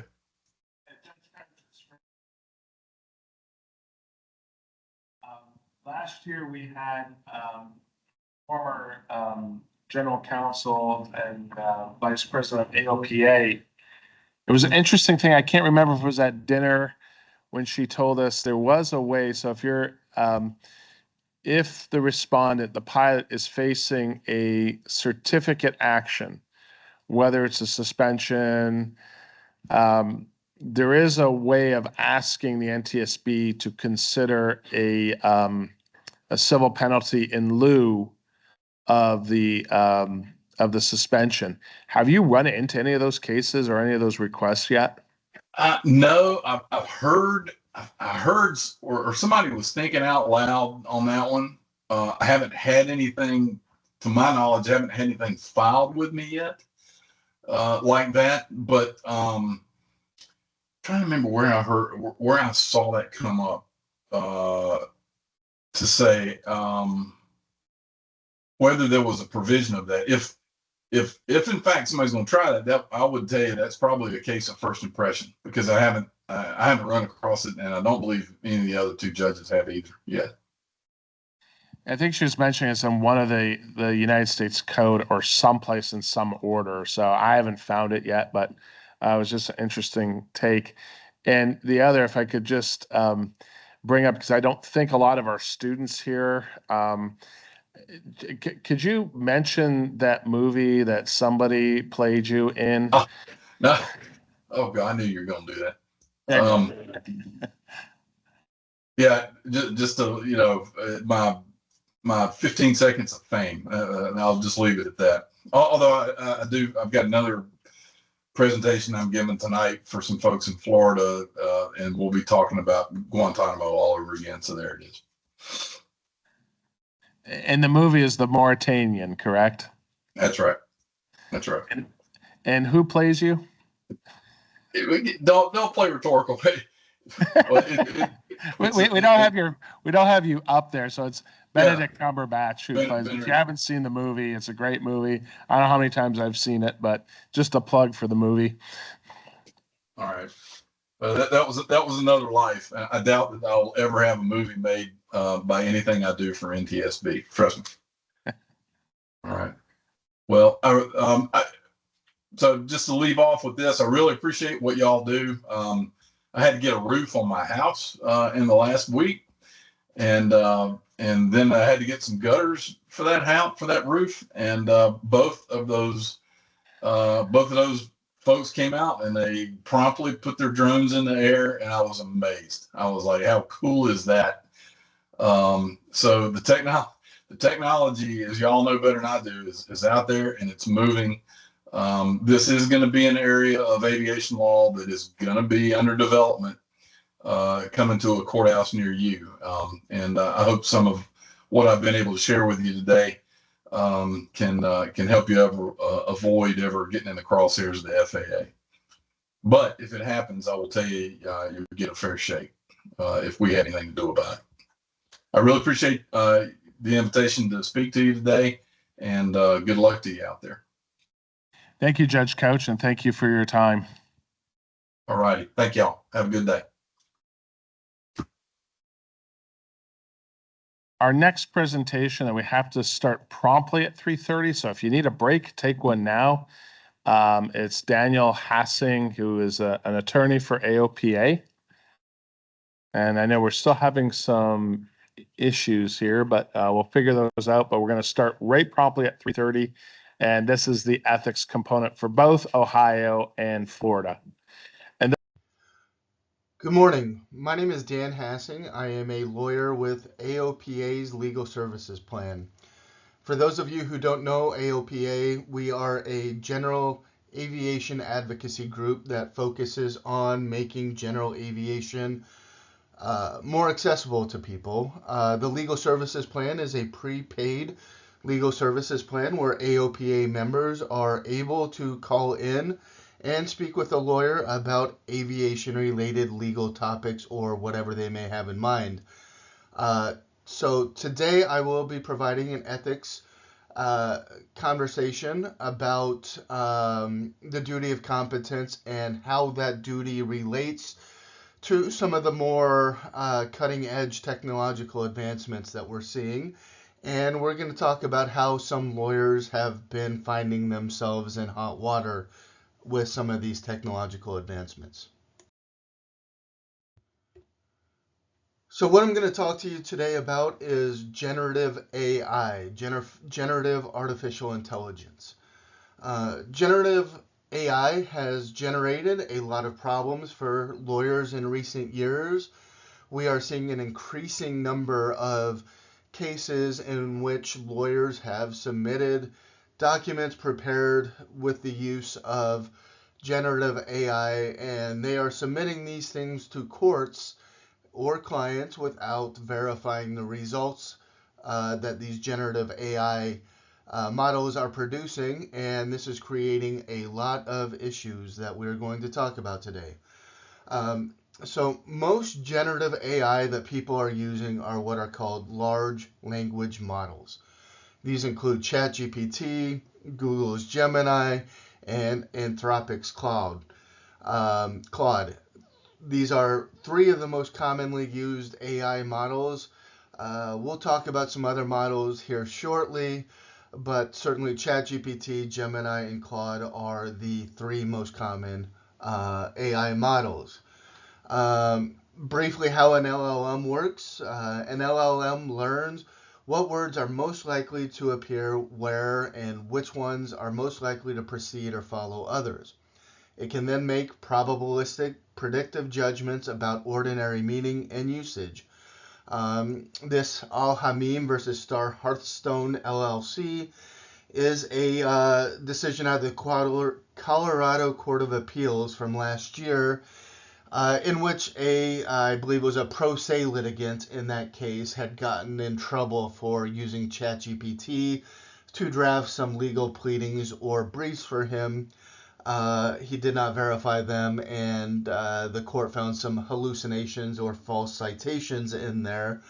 But that Al-Hamim case is a great case if you are looking for an explanation from a court as to how these large language models work, as well as some of the pitfalls associated with them. But the basic idea of a large language model is that if we put all of the text that has ever been written into a large language model, that large language model has data points that it can use in its predictions about what text or what words might follow one another in text that it might generate. And so if you put all of Shakespeare's writings in there and and gave a large language model a prompt to draft a Shakespearean sonnet, that large language model would use the data that had been imported to it, the prior writings of Shakespeare, and then generate a new one. That large language model, again, kind of learns the text, the structure of that language, learns it, memorizes it, and then can make a predictive judgment about how to construct those sonnets based on what it has been taught previously. There are some inherent limitations in how these large language models work.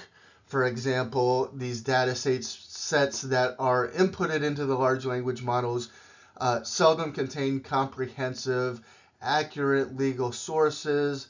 There are other limitations. For example, if there is a date cutoff, you might have inaccurate information. So if you asked it about current events, what happened on November 25th, 2025, but the last time the database for the large language model was updated was October 25th, 2025, it's not going to provide any context or information about what has happened since its last data input, for lack of a better term. And so depending on how often these large language models are updated, they may or may not be good sources for current events. Another issue that we often see in discussions about large language models is bias.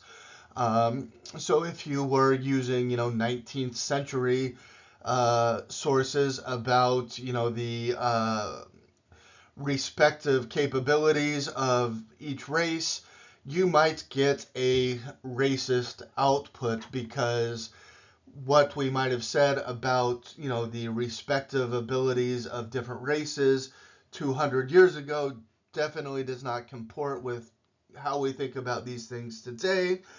But if that is the data that the LLM was trained on, and you are asking about a prompt, asking based on a prompt for that information, it's going to spit out a predictive judgment, a predictive sentence based on what it has learned. And so if you have old information, you're going to get responses based on that old information. If you have biased or racist information that has been uploaded into the LLM, when you ask it a prompt, you're likely to get some sort of a biased or racist response. And so to sum up, these LLMs are essentially garbage in, garbage out.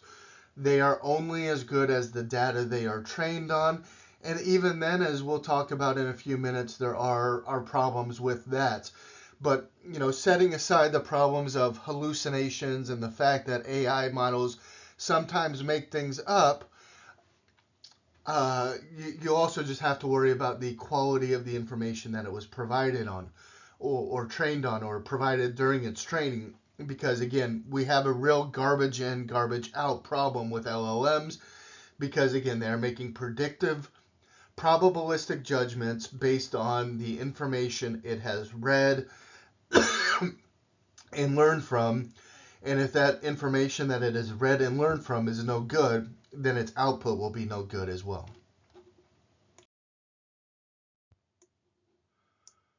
On this slide, I have the logos and names of some of the more popular large language models. We have ChatGPT, which is the model produced by a company called OpenAI. Claude is produced by a company called Anthropic. Gemini is Google's large language model.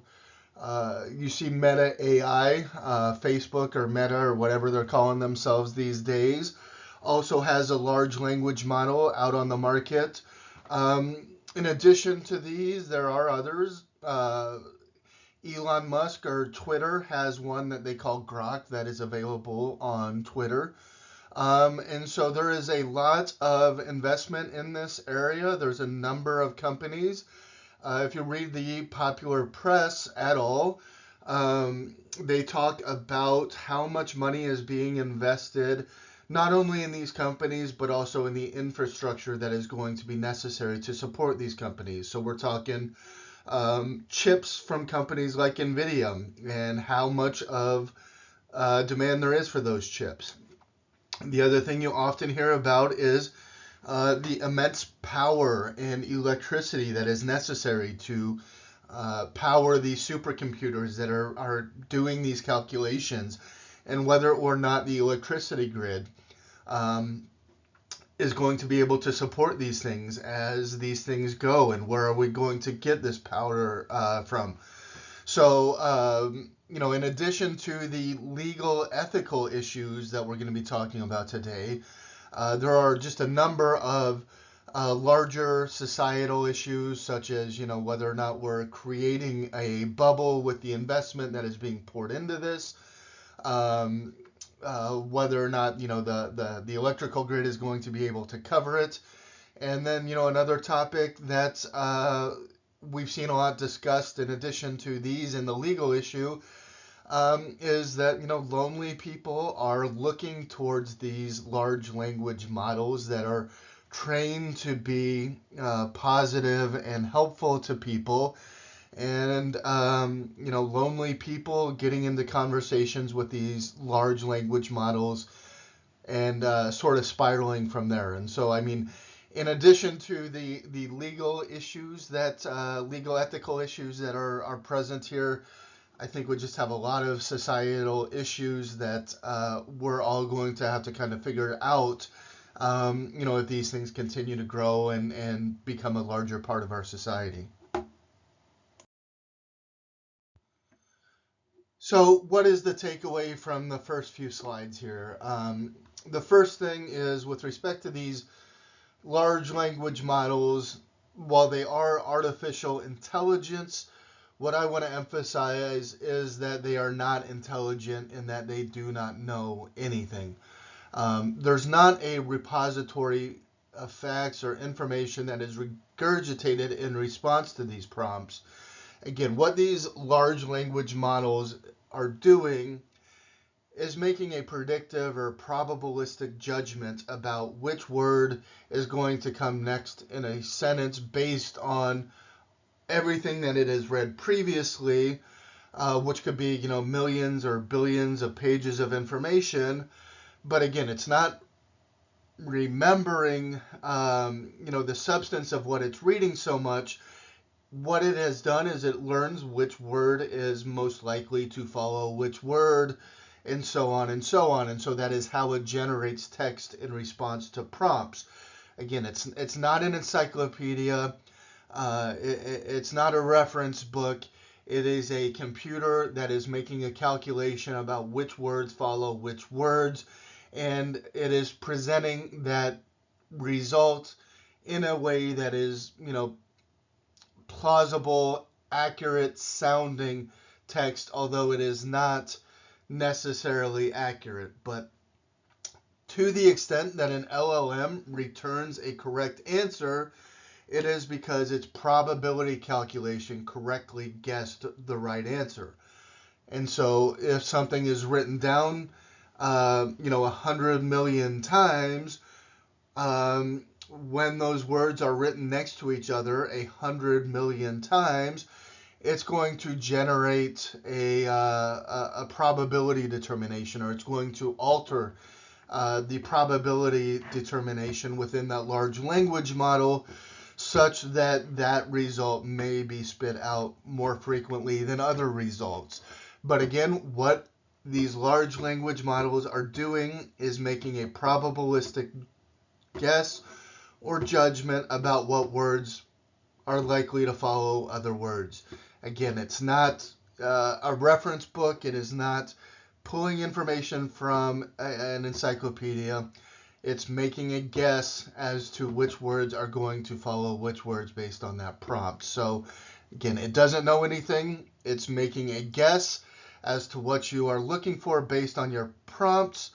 But again, it's just a probabilistic predictive determination, but it's just, again, it's not intelligent. It doesn't know anything.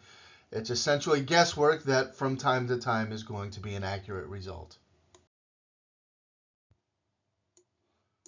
All right, now that we've talked about large language models and a little bit about how they work, overwhelmingly the biggest problem with large language models currently and how people are using them are the issue of hallucinations, which is basically when the large language model makes something up. In the legal context, what we've seen is that this can take a variety of formats. People who have used large language models to submit briefs have found that those briefs contain citations to cases that don't exist, although those citations look realistic. They have party v. party. There is a reporter citation that looks like perfectly normal, Northwest Reporter, Pacific Reporter, whatever, references the appropriate court. By the look of the citation, you would have no idea that the citation, or excuse me, the case that the citation relates to does not exist. Other times we see these large language models discussing things they purport are in the case but are not actually in the case. So they'll make up a citation, they'll put it in quotation marks, they'll give you a pinpoint citation, only to find that that citation does not actually exist. That language is not in the opinion. Other times they will contain discussions of issues within the case that the case had nothing to do about. So one recent example that I read about was the large language model was discussing Ruth Bader Ginsburg's dissent in the Obergefell case, and discussed it as if it was about copyright infringement.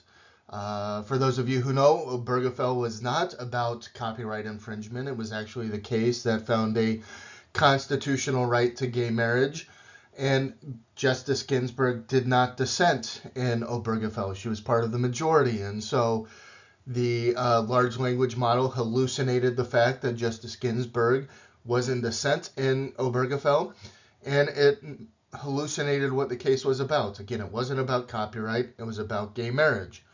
So why does that happen? Well, LLMs only generate text. Again, they are making a predictive judgment about what text follows other text. It does not care whether that text is true.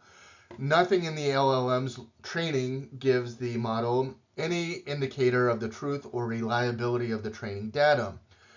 There's all sorts of text out on the internet. The language in books sounds confident, and so that is what the large language model is attempting to replicate. Confident text that sounds sure of the result. So it happens to produce that result whether the information is true or not. But it sounds confident, it looks accurate, again, but you have no way of knowing that this information is true or not until you have went and verified. The last point on this slide is a link to a article that I spent a lot of time with as I was preparing this presentation. I think what this ultimately is getting at, or what it is trying to explain, is provide kind of a brief overview for somebody who has some sort of an understanding of what these large language models do and how they work, but they find it's not too technical. So if you're looking for sort of the middle of the road explainer, this website here I thought was very good. All right, so here is an example of artificial intelligence not understanding the assignment, or perhaps lacking the context to accurately respond to a prompt. So you can see here on the right what I asked the large language model to do. Can you create a cartoon image for the adage that a broken clock is right twice a day? To me, that idiom in English means that, even somebody who is chronically wrong all the time about everything, occasionally they're going to land on the right answer almost by chance or something like that, is what that idiom approximately means to me. I have a really tough time seeing how that image relates to that. We have the saying, a broken clock is right twice a day. But here, the broken clock, which I think is on the right, you can see the cracks there at the bottom, is not inaccurate or is not right. You can't tell which one is correct or not. The broken clock appears sad or dejected. It's not clear why. The clock on the left there is not broken, but there seems to be kind of a smugness or a gloating in that clock. But again, that image to me does not speak to a broken clock is right twice a day. That is not an accurate representation of what that idiomatic expression means to me. It provides an explanation there. I created a cartoon that illustrates the saying, a broken clock is right twice a day. It features two cute, expressive alarm clocks, one cheerful and working, the other cracked and confused, along with the text above them so the message is clear and fun. I don't think the message is clear. I have no understanding of what that cartoon is trying to convey to me. Again, the text that I input is at the top, but the graphic seems to be completely disconnected from what I'm trying to do there. And so, again, it seems like the AI lacked context for what it did. Perhaps it doesn't understand that expression, but to me, that is a pretty common expression. I think the understanding or the meaning of that idiomatic expression is well established enough that I would have thought it would have, shown up in some sort of writing that the ChatGPT model was trained on. But here the model confidently generated something in response to the prompt, although the response does not appreciate the message carried by the idiom. Again, this is just not what you would expect here. But again, it confidently spits something out. It looks good, I guess, apart from the fact that it just completely misses the point of the idiomatic expression. And so again, this is just kind of an example of sometimes they will spit stuff out, but they don't really understand what you were looking at for one reason or another. So now let's talk a little bit about hallucinations in the legal writing context. And this is where most attorneys who are relying on these large language models are finding themselves in trouble with judges and courts. So generative AI has been an increasing problem for judges and lawyers. And as I mentioned earlier, these large language models can generate non-existent cases with realistic citations. So party v. party, accurate citation, accurate court. I remember reading about one decision that cited or listed real judges as author judges. I believe it was from the 11th Circuit. It attributed 3 judges. I believe 2 of them were actually 11th Circuit judges. One of them was the author judge was a sitting judge on the circuit. And so AI can generate these cases and these citations that at first blush appear to be 100% real. AI can misrepresent the holdings of real cases. And so, Smith v. Jones hypothetically will say was a case about negligence, but AI might say Smith v. Jones was a criminal case about the right of confrontation, and the holding was about that. And so AI, again, was asked about Ruth Bader Ginsburg's dissent in Obergefell and said it was about copyright, but Obergefell was not about copyright. Ruth Bader Ginsburg did not dissent in that case. So again, real case citation, but what AI said about the case and how it came out completely off base. AI can make up quotes and attribute them to real cases. And so again, making things up and saying, Obergefell said this about copyrights. Here's a quotation from an actual case or a case that we're going to say was Obergefell, but again, completely made up. And again, at first blush, unless you knew that Obergefell was not about copyright, you would have a really tough time trying to ferret out what was going on there. And so going back to the Al-Hamim case, for these reasons, individuals using the current generation of general purpose generative AI tools to assist with legal research and drafting must be aware of the tool's propensity to generate outputs containing fictitious legal authorities and must ensure that such fictitious citations do not appear in any court filing. So again, courts are aware of this. We're going to talk about some decisions here in a minute and what the courts are doing to sanction this. But this is a hot topic. There are even some judges who are getting in trouble with this. I recently heard about a decision, I think it was a federal judge, perhaps in Mississippi or Alabama or somewhere in that part of the country, who was using AI to assist in drafting his legal opinions and his orders, and he got caught to it, doing it as well. And so judges, lawyers, witnesses, everybody is using AI to assist in the drafting of these things, and not these things being affidavits, declarations, briefs, orders, pleadings. Everybody is using AI for all of these things. And it's really just creating all sorts of problems because of these hallucinations that are just, prevalent in large language models and how they output. So what are the consequences of some of these hallucinations that might find their way into legal writing? First and most obvious, it is just a colossal waste of the court's time and all of the lawyers' time.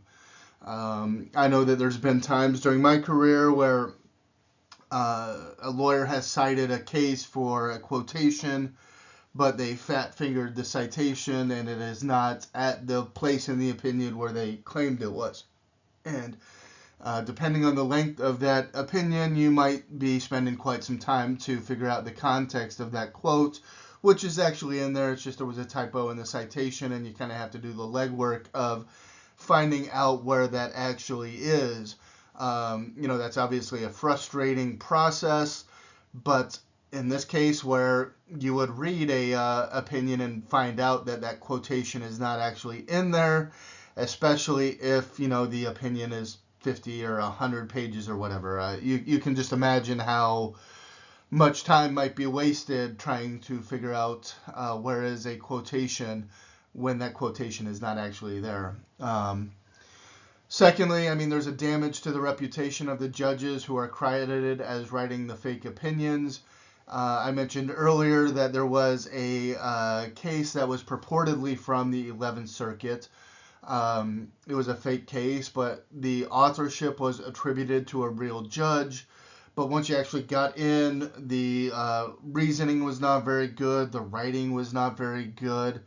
It was just not a well-crafted opinion, but it was ultimately ascribed to a real-life judge. And if I were that judge and AI had created a bunch of slop and slapped my name on it, I might be upset. Obviously, that there's some potential damage to the reputation of that judge there. It also undermines the judicial system when we don't know what cases or legal authorities are real. If everybody is running around saying, well, this order is fake, that order is fake, we don't know what orders are real at that point. How are parties supposed to conduct themselves? How are they supposed to be sure that they are not going to end up in contempt? When we don't know what is real and what is not, it becomes very, very difficult to know what to follow and what not. And at some level, you take this far enough, you're dealing with some sort of anarchy situation where, again, we just don't know what the law is. We don't know what we're supposed to follow, so we don't follow anything. And that's just not a result that's going to bode well for society. And so, lastly, judges are angry about this. And, maybe early on, before we really had a firm grasp on how bad the problem with hallucinations is with using generative AI, they might have cut some slack, but I think that the days of slack cutting are over. This is a problem that is getting more and more attention. I think judges are going to be less and less forgiving of this, and I think that the sanctions that we're going to talk about here are stiff, they're severe, but if this continues to be a problem, I think that we'll see even more strict and more severe penalties going forward. I want to talk for a moment about specialized legal artificial intelligence. Both Westlaw and LexisNexis have their own AI services they market. The hope, the theory behind this is that large language models that are trained only on specialized legal materials will be less prone to hallucinations. Again, if large language models are a product of what materials they are given during their training, the thought is that if we just feed them verified legal materials, that they will be less prone to hallucinations.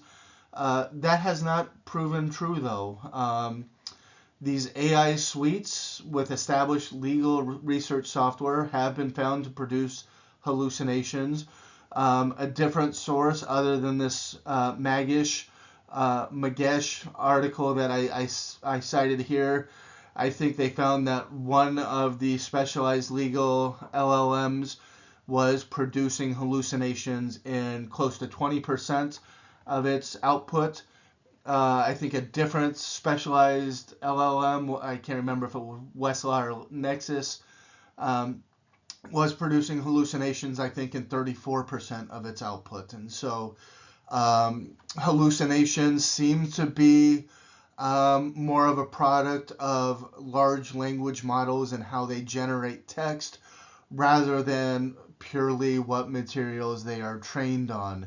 For whatever reason, we can't code these LLMs to just say, I don't know, or there's no argument to be made there, or I don't know the answer to that, the answer does not exist. These LLMs rather are trained to produce something in response to a prompt, and when they don't have a good answer seems to be when they are making these things up. Again, while there might be technical solutions on the horizon, the point is that hallucinations today and for the foreseeable future are likely to be a real problem in generative AI, and nobody should be submitting anything to a court or a client that was generated by AI without verifying every citation and verifying everything that the AI is saying about what the legal source says. Again, we've talked about how holdings can be completely fabricated, how quotations can be completely fabricated, how cases as a whole can be completely fabricated. And so relying on these things without verifying it line by line is perhaps just a recipe for disaster. And lawyers should not be doing it until we figure out that there is a technical solution to these problems. The problem is just too widespread.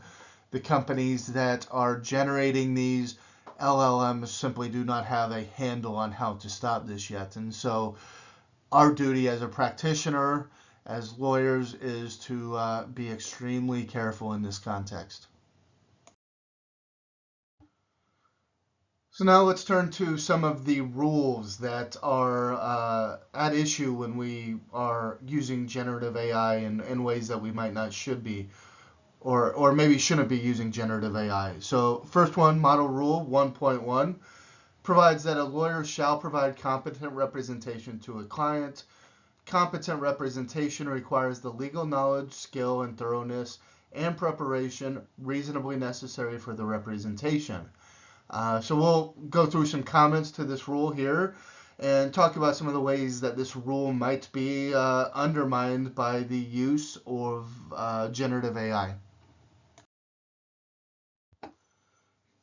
All right, so let's talk about some of the comments now on Rule 1.1.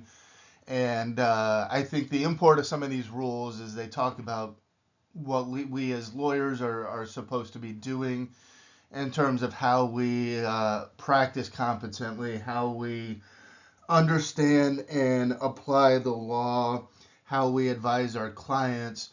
And the simple fact of the matter is that if you are outsourcing these responsibilities and these tasks to an AI large language model, you are not exercising the competence yourself. And I think that is the crux of the matter, and I think there's additional problems with it as well. But let's go ahead and talk through these rules. So some important skills, such as the analysis of precedent, the evaluation of evidence, and legal drafting, are required in all legal problems. And so, again, if you're asking a chatbot or a LLM to draft an argument for you, you are not the one analyzing that precedent.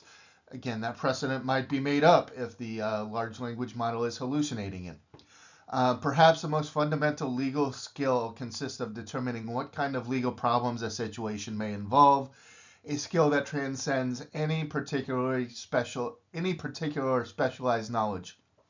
So again, I think this goes to issue spotting. If we are doing the case research ourselves, we're reading the case law, we're developing an understanding of the doctrine, we are going to spot issues in our client's narrative of their problem that we otherwise would not have.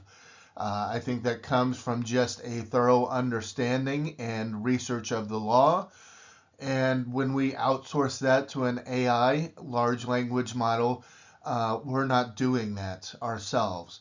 And we are probably missing issues that if we made an issue out of, we might come up with new ways that our clients could win their case. And so, again, we're not spotting issues. We are not doing our own analysis of the precedent. Several potential violations of the duty of competence when we are outsourcing our thinking to a large language model. Competent handling of a particular matter includes use of methods and procedures meeting the standards of competent practitioners. It also includes adequate preparation. Again, I mean, I think the impulse to use large language models is largely due to inadequate preparation. I mean, I think procrastination, waiting to the last minute, creates the circumstances in which somebody might say, I'm just going to ask ChatGPT what they think about this or how they would think about this problem. That's not adequate preparation. That is copying somebody else's homework at the last minute because you failed to prepare yourself. And again, that person whose homework you are copying is not necessarily a good student. They might be making stuff up. And again, use of methods and procedures meeting the standards of competent practitioners.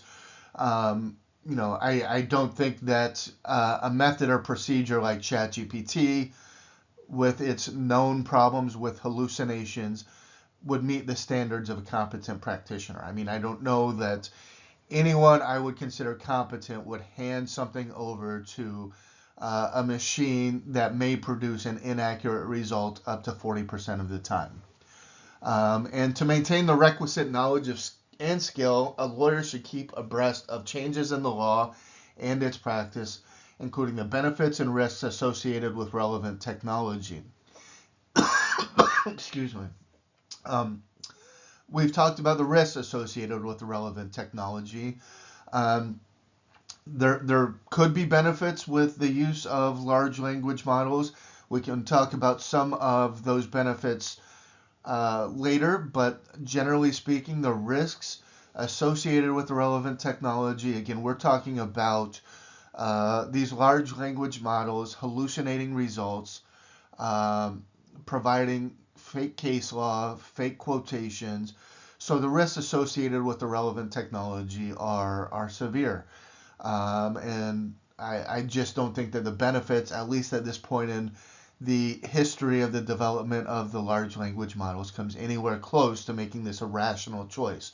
To me, the risks associated with this technology at least in terms of using it for something that you might submit to a court or a client, are just too great. And I just don't think that the use of these large language models is consistent with our duty of competence as attorneys.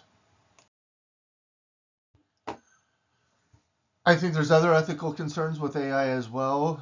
The duty of diligence 1.3, we're supposed to stay on top of things as lawyers.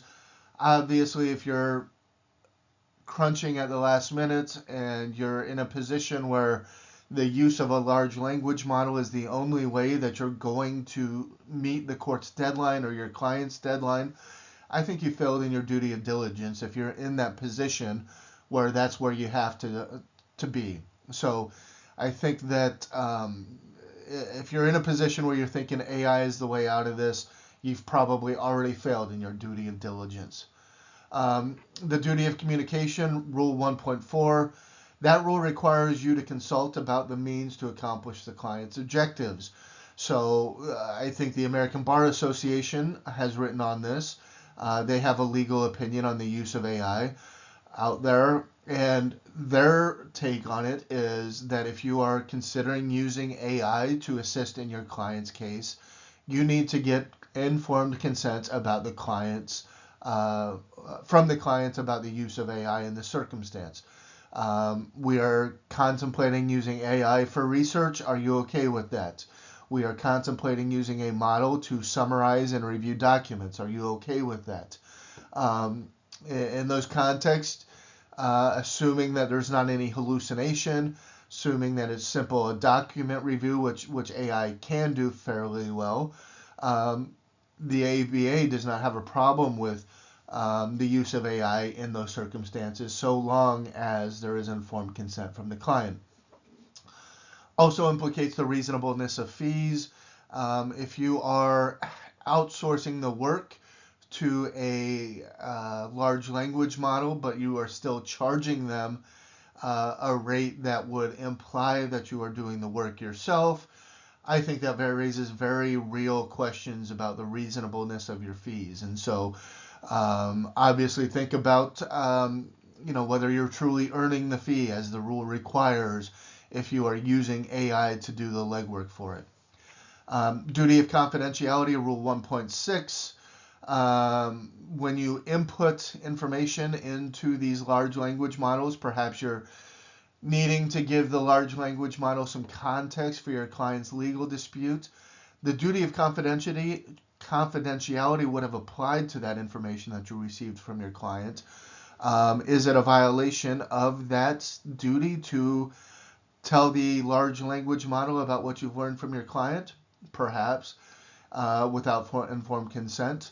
What about documents that you've received from your client? Are you able to share those with the large language model? Again, it's probably okay so long as you have informed consent. But if there's any question, obviously consult with your state council for discipline.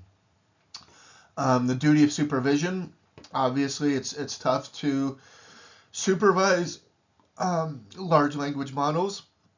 What they are doing is being done on computers far, far away. It's tough to know.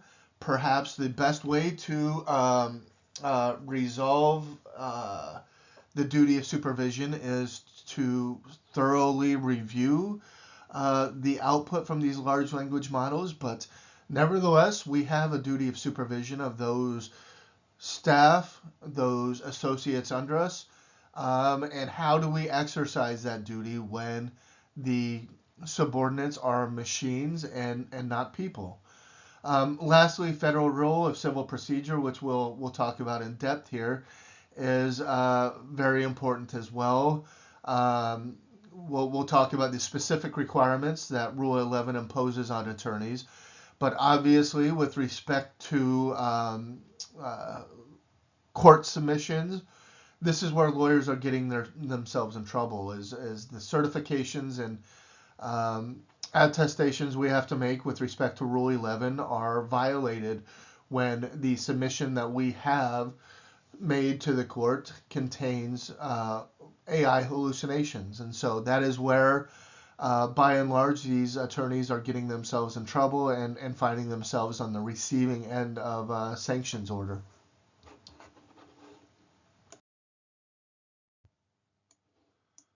All right, so this is Federal Rule of Civil Procedure, Rule 11. This is something that anytime we're filing an action in federal district courts in a civil case, we are bound by this rule. And so this rule states in relevant part, by presenting to the court a pleading, written motion, or other paper, whether by signing, filing, submitting, or later advocating it, an attorney or unrepresented party certifies to the best of the person's knowledge, information, and belief, formed after reasonable inquiry under the circumstances. The claims, defenses, and other legal contentions are warranted by existing law or by a non-frivolous argument for extending, modifying, or reversing existing law or establishing new law. The factual contentions have evidentiary support, or if specifically so identified, will likely have evidentiary support after reasonable opportunity for further investigation, or the denials of factual contentions are warranted on the evidence or are reasonably based on a lack of belief or lack of information. So obviously with respect to hallucinations, really hard to see how, if you are using ChatGPT or another large language model that is regularly producing hallucinations, how submitting that document containing those hallucinations complies with Rule 11. The claims, defenses, and legal contentions, if your ChatGPT or large language model drafted brief has hallucinated cases, obviously the claims, defenses, and legal contentions are going to be questionable at best. If you've asked ChatGPT to help you draft a complaint, the factual contentions may not have evidentiary support. If they are hallucinated, they could be fabricated completely. And so, again, given how often the large language models are hallucinating results, unless you are specifically verifying every legal contention, every factual contention in there, you are just playing Russian roulette with Rule 11 sanctions, given how often these large language models are hallucinating. All right, the next thing I want to do is I want to quickly go through some cases where attorneys have submitted briefs and other materials that they used large language models to help prepare. There's been just an increasing number of cases. This one on the screen now is from 2023, but it seems to me, just based on my research for this presentation, that these cases are snowballing, and there's a lot of lawyers who have submitted these documents, and the courts are still kind of working out how to punish these lawyers, and so we're seeing more and more of these, and until lawyers realize that this is just an inherently risky thing to do, we're probably going to keep seeing more and more of these. But Mata versus Avianca Incorporated, case out of the Southern District of New York from 2023. Personal injury case arising out of an airplane flight where a passenger was injured by the beverage cart that was going down the aisle. Plaintiff's attorney submitted a ChatGPT drafted opposition to a motion to dismiss that contained fake cases. The defense highlighted for the courts and the plaintiff's attorney that, hey, we think that some of these cases don't exist. Plaintiff's attorney doubled down when confronted with it. And ultimately, they found out that these cases had been hallucinated by the large language models. And so Mata contains a really good discussion about the fake cases and how, while they may seem facially plausible, legwork and close attention shows that the cases are not real. And I believe this is the one where they had cited a case from the 11th Circuit that was attributed to a real judge. The citation looked good, again, like facially plausible that this was a real case. The, again, citation looked real. If you knew that these judges by name, you wouldn't think twice seeing their name on this opinion, because again, they attributed this to real judges from the 11th Circuit. But if you actually typed in the citation, you would see that it took you to a different case having nothing to do with the issues that the attorneys were citing this decision for. So the court explained that Rule 11 imposes an ongoing obligation to provide the court with truthful citations, and once you realize a mistake, Rule 11 imposes a duty to correct that mistake. And so, the attorney here did not withdraw their motion once they had realized that the cases were fake.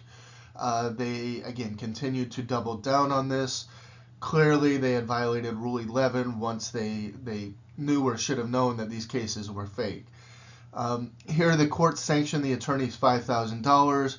The attorneys also had to take the embarrassing step of providing an order to their client, and then they had to send letters to each judge who ChatGPT had falsely attributed opinions to. And so, these lawyers, I can't recall if they were out of New York, but had to send letters to judges on the 11th Circuit, appellate judges on the 11th Circuit, that basically said, we're sorry, we used ChatGPT. ChatGPT attributed these cases to you, said you authored these cases. Turns out these cases weren't real. We're sorry we relied on these fake cases that had been attributed to you. Obviously very embarrassing to have to tell your client, hey, I took a shortcut. This shortcut basically made a bunch of junk up, and I submitted it to the court. If you send that letter to your client, I think any reasonable client would have very real questions about whether they should continue the representation with you. It seriously conveys that you are, a haphazard attorney, and I would never want to send a letter like that to a client, let alone to have to send a letter to a judge who would not be expecting this letter necessarily, and then explain that, hey, I'm a lawyer out of New York. You've never met me, but here is the shortcuts I've taken, and here is how it damaged your reputation. Very sorry for all of that. So just a lot of embarrassment, professional embarrassment, I think, inherent in how this court chose to sanction these lawyers, in addition to the $5,000 penalty on that. And so, very real embarrassment for these lawyers, very real financial consequences flowing from the use of these large language models without verifying the results. Another case kind of along the same lines, People versus Alvarez, this one out of California State Court. Attorney had an AI draft in opposition to a motion. That opposition contained a quote that did not exist in the case it cited. It cited a case that did not exist, and then cited two cases that did not address the issues for which they were cited. Here, the attorney quickly realized the issue, immediately withdrew from the case, and apologized to the court. In resolving this motion and how it was going to punish the attorney, the court said that there is nothing inherently wrong with an attorney using AI appropriately in a law practice, but attorneys have to check every citation to make sure that the case exists and that the citations are correct. Here, the court only imposed a $1,500 fine and referred the matter to the state bar. The resolution or conclusion of that state bar complaint, I don't know if that's been resolved yet. But here, that's a $1,500 fine as opposed to the $5,000 we saw in the last case. I would probably attribute that to the fact that in this case, the attorney quickly realized what had happened, said, sorry, I'm out of this case, withdrawing. And so that level of, contrition, I think probably did some help for this. But nevertheless, those citations were false. Did not comply with Federal Rule 11, or I guess what the California State Court equivalent would be in that case. But yeah, still, even if you claim a mea culpa, withdraw, you're still looking at penalties here. And so there's just very high stakes when you're trying to use AI to assist you in drafting these things. All right, the number of cases is growing. So here I have 5 cases. You check the dates, all 2025 dates in the citation. These are all from the last 6 months. I didn't have to go back further than that to find, 5 cases, to find cases with very, very serious consequences for the lawyers. I mean, this is just a very, very hot problem right now. And I would say at this point, courts and lawyers are on notice of what's going on here. I would expect that if this continues to be a problem, we're going to continue to see these sanctions and these penalties and these consequences increase, because courts just have very little tolerance for this. And I think that's completely understandable when you know how bad these LLMs are screwing up. The lack of patience that courts have for this is just completely understandable. Again, clients are paying good money for representation. Rather than providing that representation, lawyers are outsourcing their thought process, their research to large language models that are spitting out gibberish, and that gibberish is being submitted on behalf of clients who are, again, paying high amounts of fees to have a large language model hallucinate cases and then have those hallucinations submitted on the client's behalf. So, in Ray Martin, Northern District of Illinois, bankruptcy, $5,500 sanction, and court-ordered education on the use of AI and how AI has the propensity to hallucinate. Gardner versus Cadence, 2025, again out of Utah appellate courts. They had to refund the client's fees, they had to pay the opponent's fees, and then they had to pay $1,000 sanction into the court. And so I imagine that is going to be, thousands of dollars, if not tens of thousands of dollars. I don't recall the specifics of, what was going on in that case, if the fees were limited to just the opposition to the motion or what. But, we're looking at thousands of dollars, maybe even tens of thousands of dollars by the end of it. And then obviously if you're returning your fees to your client and you have to explain why they're getting their money back, you're probably losing that client once they realized how you dropped the ball on this one. Johnson v. Dunn, Northern District of Alabama, disqualification of counsel. Counsel was disqualified and told they could no longer represent this client. Obviously very embarrassing. If you are a defense attorney who is representing an institutional client, perhaps a large corporation, large insurance company, and you get disqualified in one case, and you have to explain why you got disqualified, I think there's a very real possibility that perhaps you lose that client altogether if they know you are taking shortcuts on this work and billing them the full amount. I mean, I can't imagine a client who would be happy with that circumstance. And so, disqualified from representation in the case, public reprimand, referral to state bar for perhaps a license suspension, perhaps a disbarment. Who knows how far these things are going to go. So again, just drastic consequences.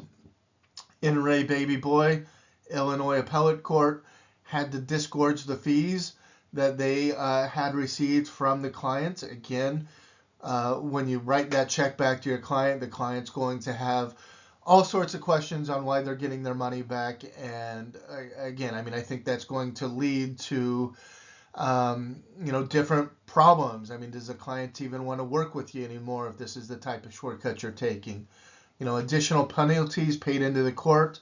So again, just very, very embarrassing, very, very expensive mistakes when you're using this AI without double checking the results. And then BioPlanet versus Johansson, Southern District of Florida, 2025. Plaintiff's attorney had their case dismissed. They had to pay the attorney fees of the opposing counsel. If the case is dismissed and it's beyond the statute of limitations and a new lawyer can't refile that on behalf of the client, presumably at that point you're talking to your insurance carrier about malpractice exposure. And so again, very, very embarrassing, very, very expensive mistakes here. The embarrassment did not stop there. The federal judge said that the order had to be attached to all future filings in the district. And so every time that a lawyer had to file a case in that district, he had to attach the order explaining that he had used ChatGPT or one of the other large language models, that they had hallucinated cases, that he had submitted those cases to the court, and then he referred to the state bar again. So just very, very serious, expensive consequences that are just going to be professionally embarrassing as well. And so cannot emphasize enough, if you are using ChatGPT, Gemini, or any of these other large language models, you absolutely have to verify every factual contention, every legal contention, because again, the consequences of failing to do so are just drastic. And if this continues to snowball as it has, I wouldn't be surprised if we see some license suspensions or even disbarments going down the road, because courts are increasingly losing patience with this. State bars are going to be losing patience as well, because this is just a well-known problem. We can't claim ignorance anymore, and at some level we are knowingly submitting false stuff to courts when we are using AI, and the consequences for that are going to be understandably and predictably very, very harsh.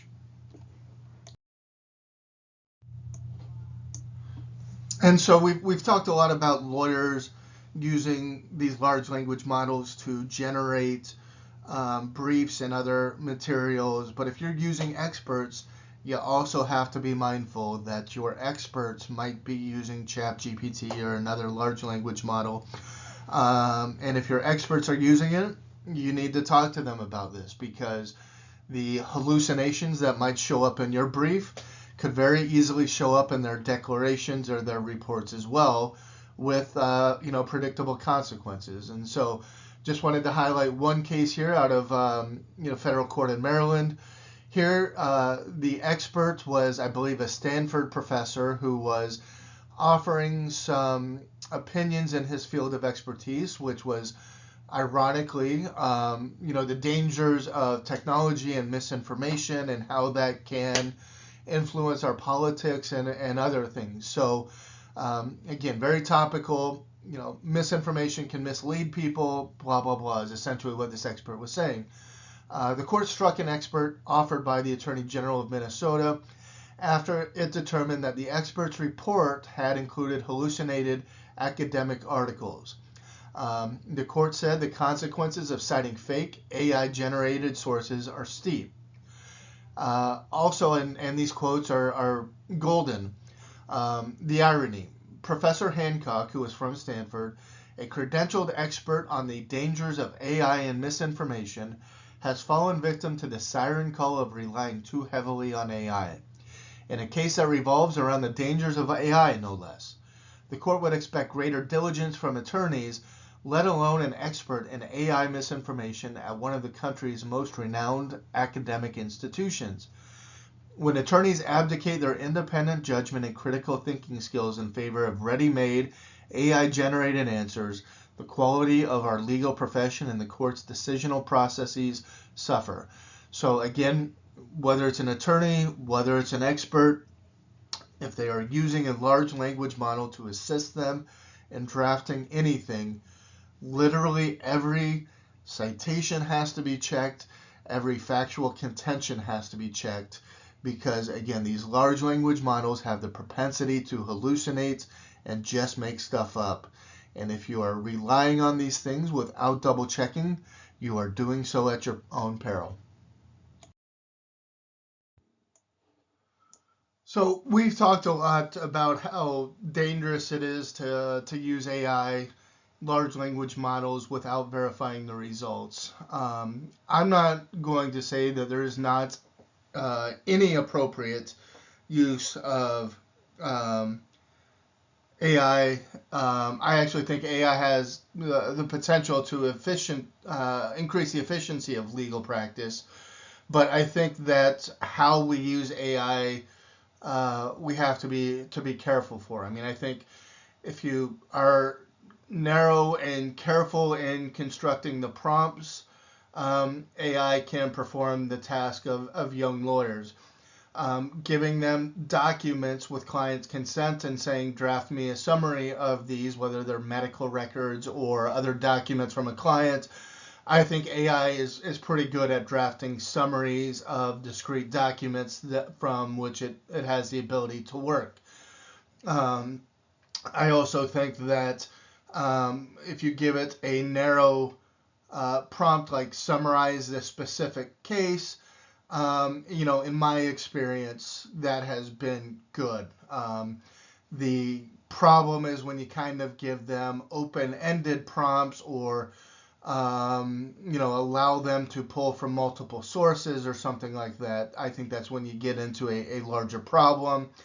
But giving them a narrow and discrete task with one body of writing to work with, I think, at least in my experience, has provided good results. I've also asked AI to generate research leads on topics or questions where I was unsure where to start. I think that it is a good source for kind of giving you an overview and perhaps some cases that hopefully exist, but that would give you a point to where you can actually read those cases yourself and start from there. But giving you a good kind of blueprint on where to go with your research instead of doing the research for you, I think is a good use of AI. But the principal point, if you've taken anything from my conversation today, trust but verify. Never submit something to a court or even a client that AI has drafted without having thoroughly reviewed the work first. And so again, this is verifying every legal citation, every quote, every factual contention. At some point you question whether or not it's really more efficient to use AI if you have to verify everything. But I mean, I think that's the limitation of the current technology, is that you just have to review everything and verify everything because of the propensity of these systems to hallucinate.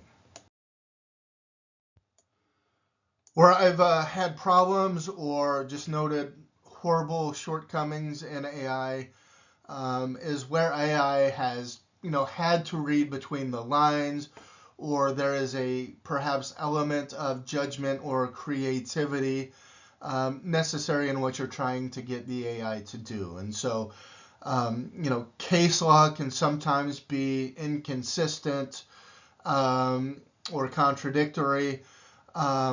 AI is not going to do a very good job of trying to explain to you how these cases might fit together to form a coherent rule. I mean, I think that requires kind of the careful analysis of the facts of each case, how the rule was applied there, and that is kind of an element of human judgment that I just don't think AI can do. I think also AI has difficulties with extrapolating a rule from a case and applying it to new circumstances. Again, these are we'll call them higher level thought processes that we as humans are able to do, we as good lawyers are able to do, but I just don't think that AI has the element of judgment or creativity necessary to do this, because again, all AI is doing is determining which words are most likely to follow one after the other. And so they're not thinking through these things with the higher level faculties as we as humans have. AI, again, is not going to be able to distinguish bad precedent because, again, that's an element of perhaps creativity, reading between the lines, judgment. There is more that goes into distinguishing bad precedent persuasively than just determining which words go one after the other, which is all AI really is doing. So perhaps my oversimplified rule of thumb is that if legal work requires an element of creativity or judgment, which by and large most legal work does, it's not a task for large language models like ChatGPT or Gemini or anything else. They just don't have that capability yet. AI can be used for simple basic tasks like summarizing a document or perhaps idea generation, but they are not the equivalent, at least not yet, of having a second lawyer in the office. Kind of the mundane task of summarizing a stack of documents, pulling words out that you might be interested in. AI is pretty good at that, but again, AI is not intelligent, so it's just not something that you're going to be able to rely on to do those higher level tasks. So, that's all I got on large language models and the ethical and professional risks that using them entails. Lastly, I always make this plug. We here at the Legal Services Plan represent and counsel AOPA members on aviation-related legal topics day in and day out. If you have legal questions or clients who have a matter touching on general aviation and you're just not sure of where to go, feel free to give us a call. We can help with research, strategy, filings, in other cases, providing you forms. We're happy to help however we can. We're also always looking for appropriate cases to serve as amici. Even if your case does not involve an AOPA member, if your case presents the opportunity for us to move the law in the right direction for our members, we want to hear about it, and we'll give real consideration to whether or not we want to jump in on an amicus level on that. So if you have general aviation questions, legal questions, feel free to give us a call. We're happy to help however we can. Last point is my email address and my phone number. Please give me a call if there's anything we can help you with. Thanks.